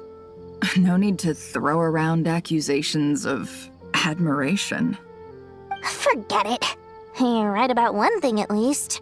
Making friends is never a bad thing for a merchant. So, I really took a loss this time.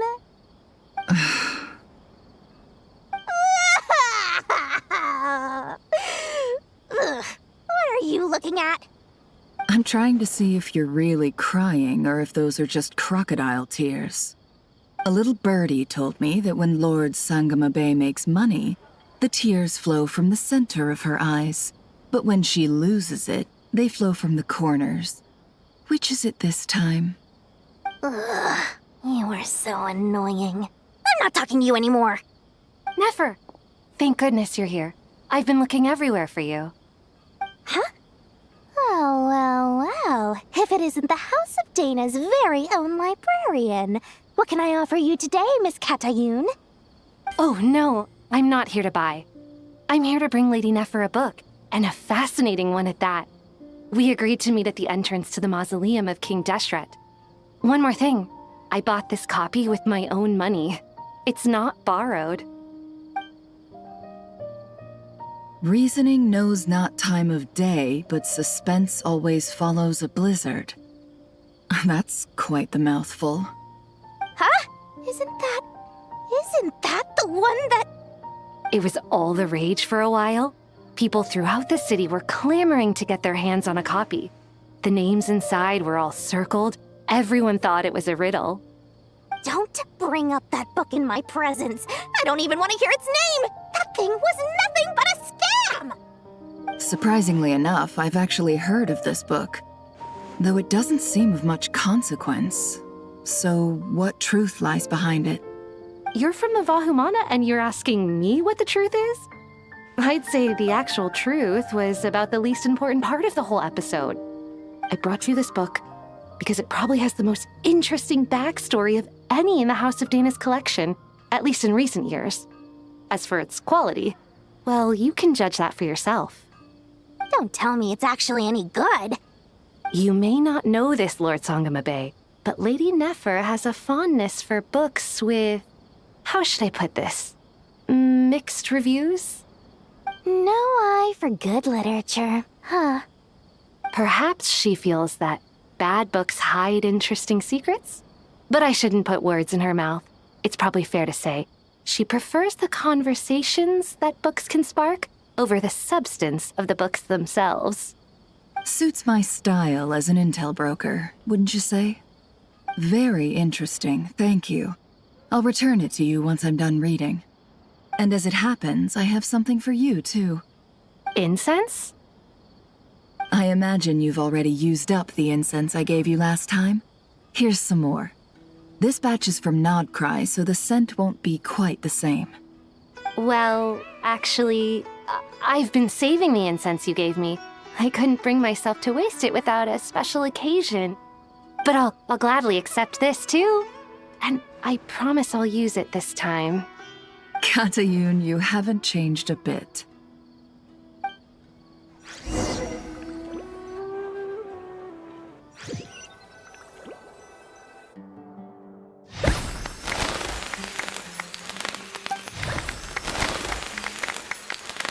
Congratulations, Kale.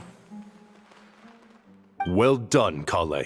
After studying for so long, you've finally become a full-fledged ranger. Sure hasn't been easy for you, huh? This really is fantastic news. All grown up. No longer a trainee, but an official forest ranger. Oh, the next step is to secure tenure in the academia. Thanks, everyone. It's true. I'm an official forest ranger now.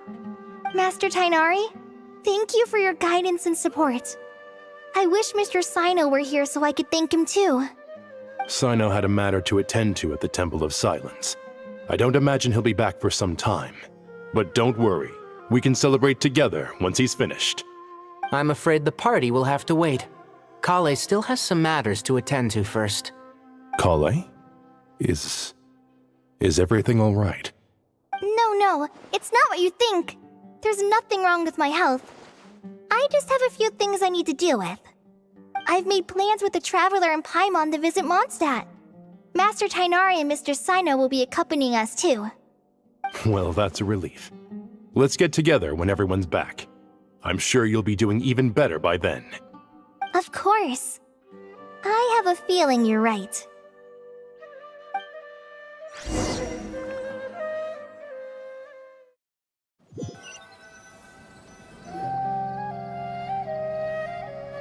Phew! After all that catching up on sleep and food, Paimon's feeling full of vim and vigor again.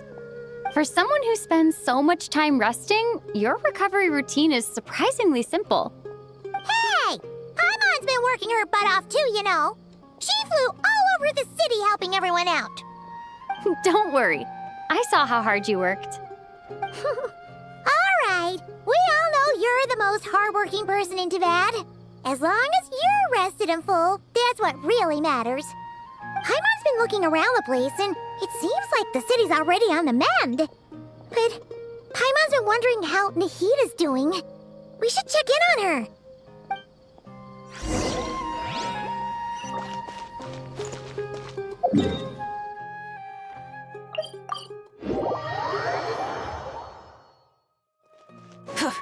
Try and stop me!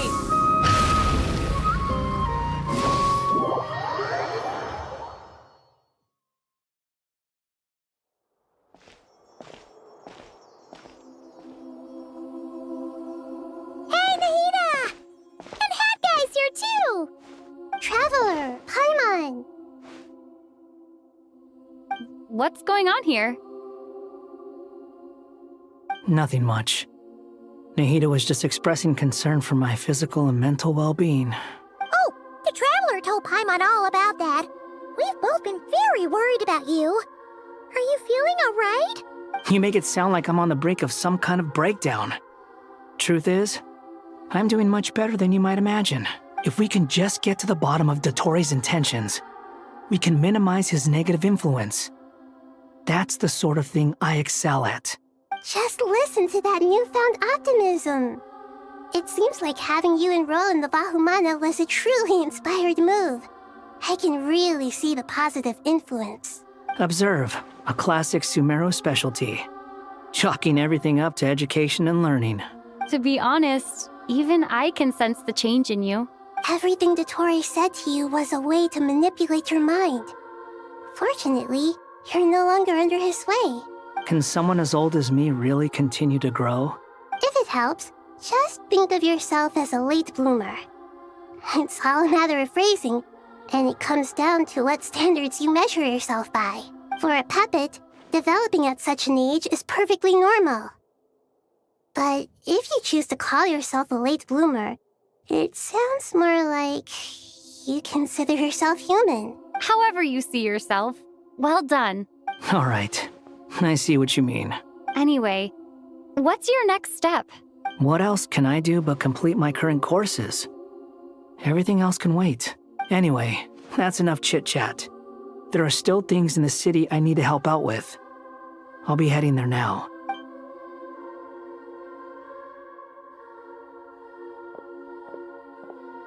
I'm so happy that Hat Guy is doing better than we thought. But what about you, Nahida? How are you holding up? The pyronosis burned down the corrupted Irminsul. The flames blazed for 7 days and 7 nights before they finally subsided. All that was left were the parts underground. Now, Aru shoulders the responsibilities that once belonged to Irminsul. The situation was contained before it got out of hand, so Tevat's most vital information has largely been preserved. Irminsul has a strong influence over you, doesn't it? How will you cope now that it's gone? There is no need to worry. Thanks to Nicole's extraordinary talents, my connection to Irminsul has been severed and transposed onto Aru. Angels can do things like that? They can. Such abilities are precisely what makes them so powerful. The goddess of flowers, Nabu Malikata, once claimed that she too could perform feats beyond the reach of mere mortals. In my eyes, much of what she went on to achieve reached such transcendent levels. Her and Nicole really are both fascinating and magnificent. So, does that mean your situation is stable now? Correct. Just imagine that Aru has become the new Irminsul, and the essence of my existence has been bound to it. The wisdom of Sumeru has ultimately converged into a single, unified entity. Should we ascribe this all to fate, or is it merely fortune? Whatever it is, the important thing is that you're okay, Nahida. Dendro Archon, Lesser Lord Kusanali. Oh, thank goodness you're here. Greetings, Traveler and Paimon. Sir Nevis, do you have something urgent to say? Yes, there's something I need to report. We've received a message from Snezhnaya.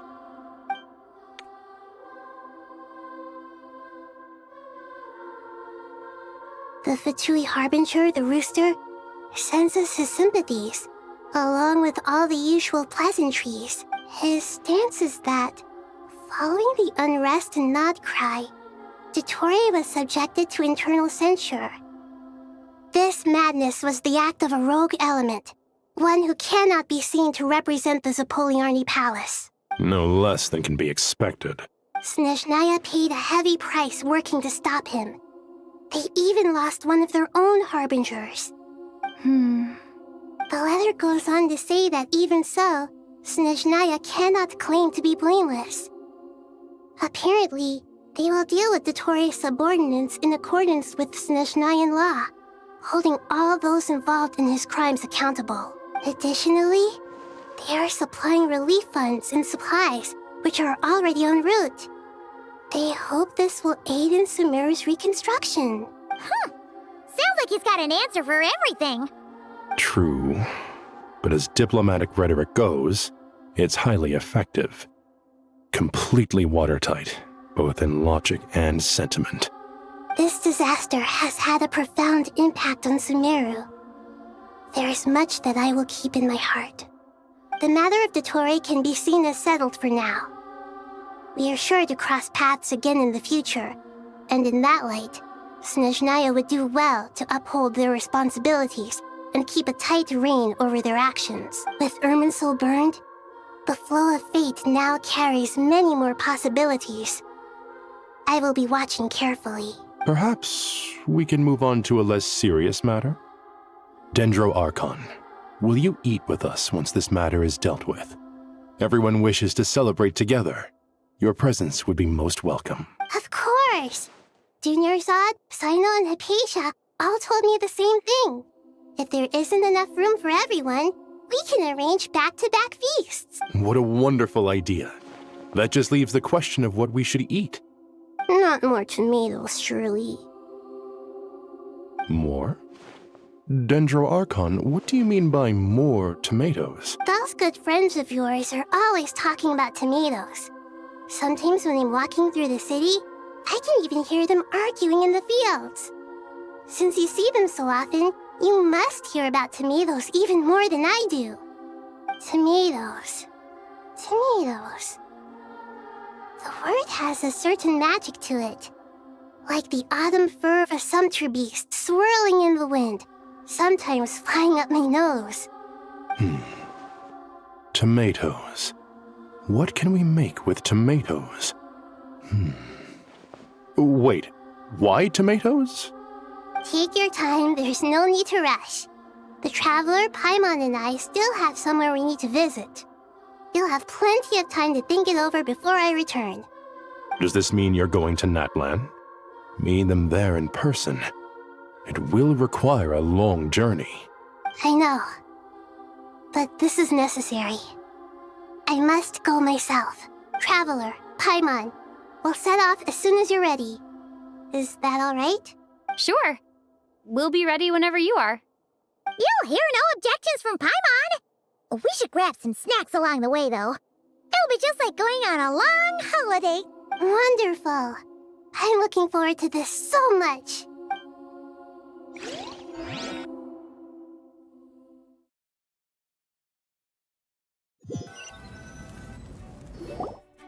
Natlan is such a lively place.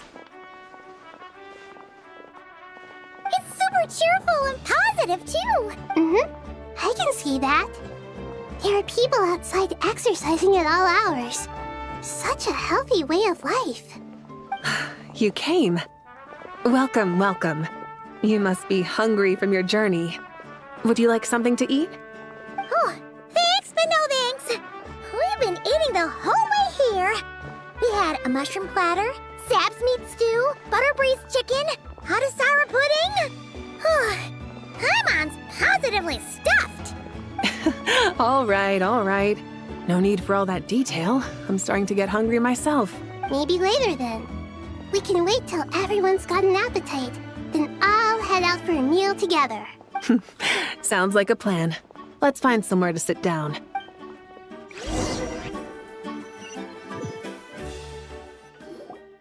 I should tell you, I already have some sense of why you've come. Why's that, Malika? To say thank you. Your senses are spot on. But on top of that, we also feel guilty. Because the pyronosis has vanished? I sensed its loss. Despite scouring through the remnants of Irminsul, we couldn't find any sign of the pyronosis. Not even any trace of it burning to ash. That's certainly unusual. Still, the potential fallout from Irminsul's loss is significant, to say the least. Perhaps the pyronosis's disappearance is simply a knock-on effect of the impact it's had on a certain strand of fate. There's no need to feel guilty. We were clear that this time, there was to be no returning, only giving. Pure and simple. Thank you really is a fascinating phrase. We use it to express gratitude for the smallest of things. Yet, when faced with a kindness too immense to describe, we use exactly the same words. It's not that we lack other means of expression. It's that when we truly need to express our feelings, the simplest and purest words are always the most powerful. You're right. In Natlan, we prefer simple expressions too. Companionship, friendship, support. They might not sound fancy, but the sentiment behind them is sincere. That's wonderful to hear. Sincere feelings are often a vehicle for the deepest wisdom of all. Irminsul's destruction doesn't seem to have done you much harm. I'm glad to see you're doing well. There's still a lot of work to do, but before we begin, we felt it was important to come here and speak with you. Partly to express our gratitude, but also because we felt that seeing you, in a sense, is like basking in warm sunlight. That's a nice way of putting it. To tell you the truth, though, I'm not a fan of somber meetings. So, since there's nothing more to say, why don't we go bask in some actual sunlight? The weather's beautiful today. What a great idea! Paimon's gonna lie back and soak up some rays.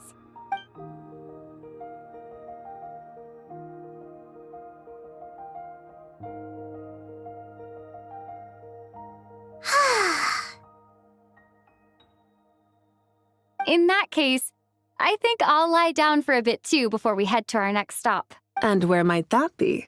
Mondstadt. Paimon and I are gonna head back there with Kale and the gang. Long ago, I sensed that the god remains inside Kale had come from the goddess of flowers, but I kept it a secret. Those remains weren't hurting Kale, not as she is now. They simply exist. Besides, I could sense a deep yearning within her. A yearning for an ordinary life. A yearning to hold on to the hard-won happiness she now enjoys. With someone like her, I have a responsibility to keep her secret. She should be ready to face the truth by now. Whenever people meet, there is always the potential to create warmth and kindness. Every child grows up, but even as adults, they are still children in the eyes of certain people. Oh, just like how Paimon sometimes sees Nahida as a little kid. Is that so? Well, anyone who's friends with a kid is probably a kid themselves. Of course! And there's nothing wrong with that. When we get back, we'll actually be hanging out with another of our friends who happens to be a kid. Or more like looking after, in her case. Anyway, we'll always be there to watch out for our friends. Dear Sucrose, when you receive this letter, I'll probably be as busy as always. But busy with wonderful things. That's because I'm no longer a trainee. I'm now an official forest ranger. Impressive, right? Sino said that official rangers sound much tougher than trainees. Though he did say it was already pretty tough to start out with. You probably heard that something big happened in Sumeru recently. Don't worry, it's all been taken care of. We're heading to Mondstadt soon, so if you're free, maybe we could meet up? Plus, it's not just me. A few of us are going. Hey, do you still remember that time we all got together? You know, when we all went to the Windbloom Festival? It'll be just like that.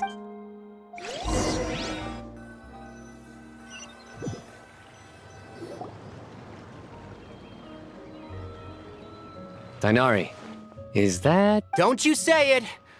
Is that the great Vayuvyastra? Behold, the great Vayuvyastra, General Mahamatra. How times have changed. I wasn't expecting you to beat me to the punchline. You've changed. You've really upped the aggression in your battle against Sino's jokes. Kale, how did you know what I was going to say? For the love of...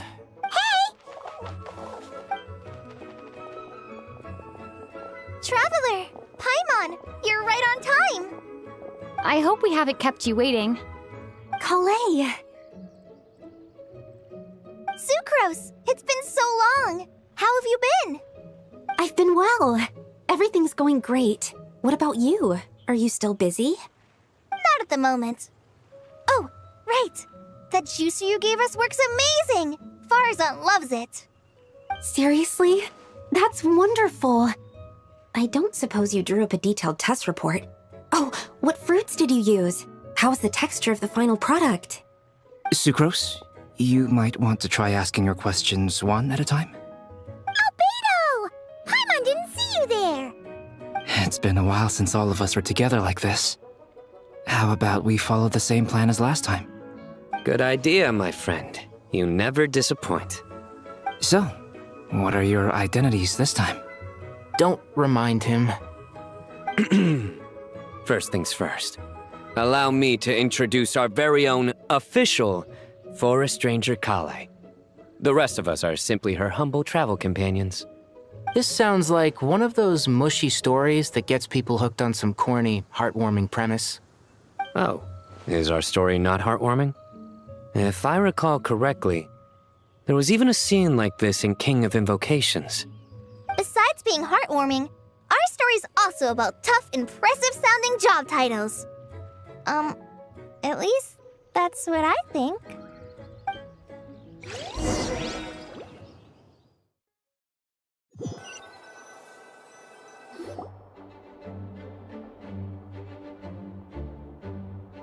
Oh, you're here already? I'm still giving Dodeko a little trim. I won't be a moment. A trim? Does Dodeko need haircuts too? Of course. It's important to know how to take loving care of the apples of your eye. All of these trivial matters get left to me.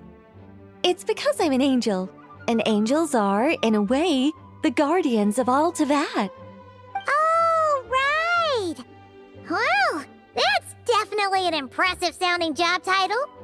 What are you writing? I'm just brainstorming some cool-sounding lines. Oh, write them on these card backs. Of course. Clearly, my lines are pretty amazing, wouldn't you say? Miss Nicole. Kale? You seem a little nervous. I was just wondering, who was the person you mentioned who needed their wish fulfilled? Wish? What do you mean? Miss Nicole asked if we could meet up in Mondstadt once everything was over. She said a friend of hers had a wish that needed my help to come true. Well, you never mentioned that before. All we knew was that you'd arranged to meet in Mondstadt. But we thought it had something to do with the god remains. To be fair, everything I told you was true. Anyway, my friend is waiting. Come on, let's pay her a visit.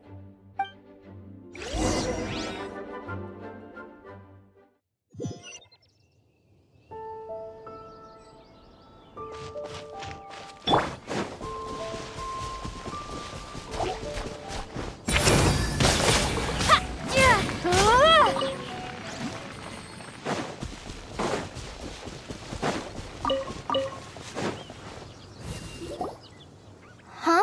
You're... Surprised? I bet you weren't expecting to meet a woman like me beneath this beautiful tree in a faraway land. An oasis will spring from the place where a djinn resides. That saying falls somewhat flat here in Mondstadt, given that everywhere is already so lush and green. Lilupar! What are you doing here? I made friends with Miss Nicole. I asked her to bring me here and then invite Kale to come. The prologue to this story is that I have a wish. It has stirred within my heart for centuries, millennia even. Originally, it was merely Al-Akhmar's lie, but now it has become reality.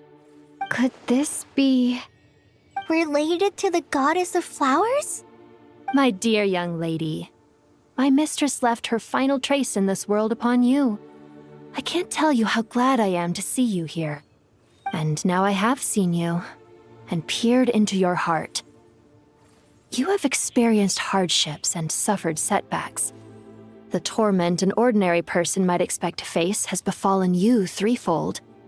This is the source of your resilience. But beneath all this, I've witnessed the seeds of desire. You yearn to return to the simple life you once knew, do you not? I do. I want to throw away everything that isn't mine. But how do you decide what is yours? The scars that others carve into your flesh? The kindness and love they inscribe? Are these things not yours as well? They are. This is something I've talked about with Miss Nicole. Miss Nicole said I should learn how to adjust my standards. I just want to live as an ordinary human. Anything beyond that isn't mine. Don't you want anything from the remains of the goddess of flowers? She gave me a revelation once. I think that's already more than enough. In the past, you would not have possessed such a rich heart. Your brief life has taught you to hold on to everything good, to home in on kindness. How fascinating. You're nothing like Nabu Malikata, and you're certainly not her. Of course not. I'm not some great and powerful being, Miss Lilopar. Yet I am a Jinn. We exist because of the Lord of Flowers. We revere and love her. My wish is to see her one last time, to give everything for her. Kale, can you do this for me? But her remains won't be easy to remove. Are you sure this is what you want? That's beside the point. First, I need to know. Are you willing to do something for the soul of this lonely, wandering woman? I'm willing. But look, you know nothing about me. Even if you have heard the stories about me, all you would know is that I was rightly punished for the many evil deeds I committed. Ah, so you do know. Your lips are quivering, your eyes trembling, and still you're willing to do something for me. Life has been cruel to you, and yet you've learned to be kind. My dear young lady, to repay your kindness, I too must play my part. Are you sure about this, Lilopar? I yearn to see my mistress. For this moment, the world can burn to ashes, the universe be engulfed in flame. I care about nothing else. And you, Kale, I can give you a gift. You'll become just another ordinary human. But Miss Lilopar, what will happen to you? My wish will be fulfilled, and I can die happy. Why would you wish for that? A long, unending life might seem desirable for one who has never possessed it, yet it brings torment to one who has. My remains are scattered across the yellow sands, but my soul can find no peace. Since you've promised to grant my wish, give me that release. Allow the dying to die, and let the dead rest in peace. You have my thanks. Kale, there's no pressure on you. What she said, it's all true. A wish is a genuine desire, after all. It's as if you want to use the last of your life to give me a better future. Nothing so selfless. We'll be using our futures to fulfill each other's wishes. This is a noble act, a beautiful and secret transaction between two women. I understand. Miss Lilopar, I'm ready. Close your eyes, Kale. Then open your soul. From there, I will embrace my mistress. The downpour of flowers is your touch. Like returning to the very beginning. Like surrendering to your grace, my mistress. People say that devotion is beautiful, yet filled with pain. How foolish of them. For me, Devotion is beautiful, pure and painless. Devotion is my love. Thank you.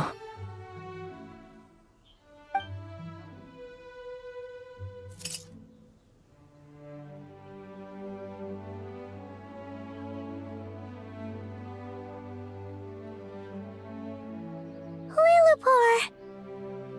She disappeared? She left, carrying the blessing of flowers. Kale, are you alright? I'm fine. Now that the remains are gone, I don't actually feel any different at all. Those remains weren't hurting Kale. Not as she is now. They simply exist. Besides, I could sense a deep yearning within her. Kale must have already received what she was yearning for. I'm doing fine. I feel relaxed. There's really no need to worry. Then my wish has come true, too. To become ordinary? That's just one of my wishes. Actually, I have a few more. For instance, I want to protect the people I meet and help them find happiness. That sort of thing. So between Miss Lillipore and me, you've fulfilled 2 wishes already, and protected 2 people. Wonderful, isn't it? I feel so fantastically happy. I guess that settles things here. So what's next? What do you want to do when we get back to town? Clay, look who I've brought to see you. Hey, Kale! I heard you guys were holding some kind of secret event. How come you started without me? Huh? Oh no, it's nothing like that. We were just saying goodbye to an old friend. Really? Who? Me. The old me. So that's what this is all about. Did you come all the way to Mondstadt for that? Because we knew the old you so we could witness the change? Exactly. The old me is gone. I puffed her into the air, and she became a fluffy pink cloud, floating into the sky, before disappearing forever. Do you think, maybe up in the sky, she has friends waiting for her with test tubes, flasks, and bows? Oh, when you put it like that, it doesn't sound so bad after all. What do you think, Miss Nicole? I think maybe that's right. At least, if it were up to me, I'd consider that a happy ending.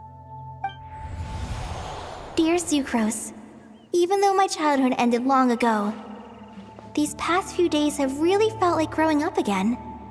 I've become stronger, and I feel like I can finally accomplish things by myself. Surely someone as mysterious as you will find a friend like this fascinating? Always growing, always thriving like a plant. I came to say goodbye to my old self. I know that after this, she'll be gone. Thinking about it makes me feel a little lonely. I know the weakness that kept me company will one day leave me too. But somewhere in my heart, I feel a great sense of joy. It feels like I've always wanted to take this step. To walk towards the new me.